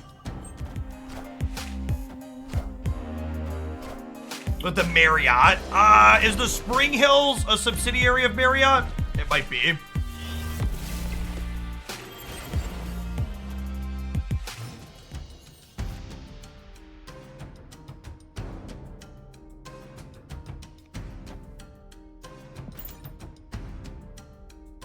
They are? Okay. Yeah, we stayed at the Spring Hill. Yeah, my wife and I saw the Book of Mormon on Broadway in Chicago in April. It was good overall, but it felt like you could definitely tell it was written by the people that wrote South Park. It felt like it was needlessly dark in a couple of spots. I enjoyed it overall, but there were bits of it that were just like, made me cringe a little.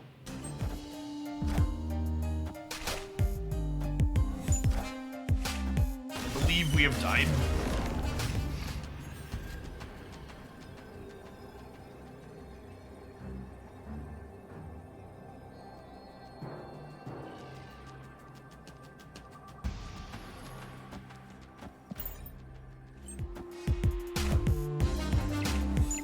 Very dead.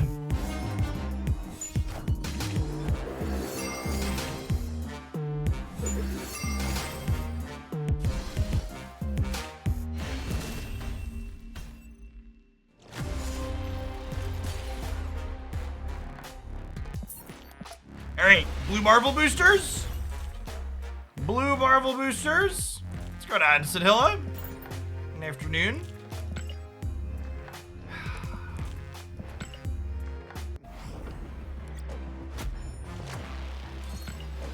All right, we're gonna let at least one more rip here hunting for blue Marvel boosties. Deliver blue Marvel boosties unto me. The Marvel Snap patch will be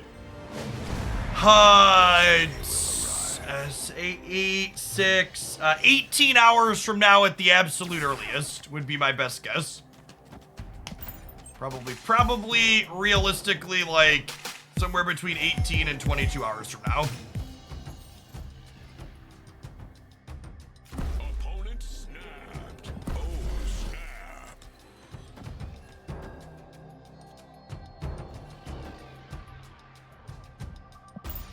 Hey, Runtime, thank you for the 42 months. Welcome back. Was the theory crafted recently split under 50 boosters had a higher chance of real thing? Well, the recently split isn't relevant, but Second Dinner has told us point blank that your cards, what's the word I'm searching for? That your cards that need boosters towards their next upgrade are more likely to get boosters. All right, so we're gonna do this, and then the Power Stone turns on Thanos, and then the Space Stone lets me slide a Hulk to the right. It's like pretty good here. Says local man about to be killmongered. I am inevitable. Is it better to save tokens for specific cards, or is the random Series 3 option worth it to fill out a collection? I think it really depends on what your goals are large.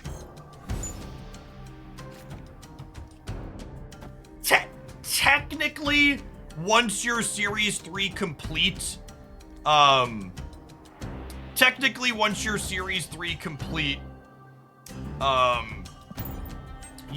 your Series 3 cards get replaced by only 50 tokens in the caches now. So it's kinda awkward.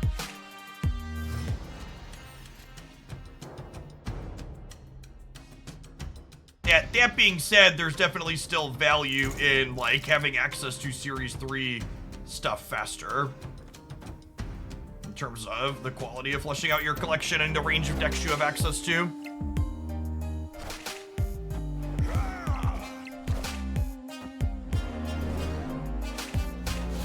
Wow! Brutal, savage, wrecked. Fucking absorbing man, kill your thing. All right, I think we just Spectrum here.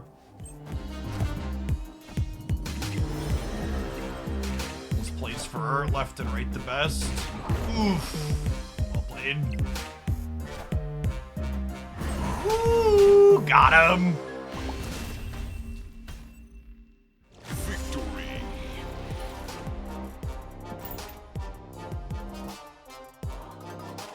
All right, chat, as predicted, it's after 4 o'clock now, so we dipped below 2,000 viewers as is typical.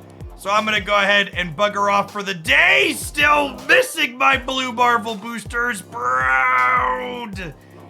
I'll be back bright and early tomorrow morning at approximately 10 a.m. Central. That's usually the absolute earliest a patch can drop. If you enjoy my stuff, I had a video go up on the YouTube channel today. If you could give it a watch time and a like and a comment, I would appreciate you going over what I think are going to be the best weeks to be opening your Spotlight caches this month in July, talking through which cards are going to be which weeks, some best practices for getting the most out of your Spotlight caches with the new system. So if you can check that out, I'd appreciate it. If you prefer to stay over here on the Twitch side, I'm going to find someone to give a raid to here.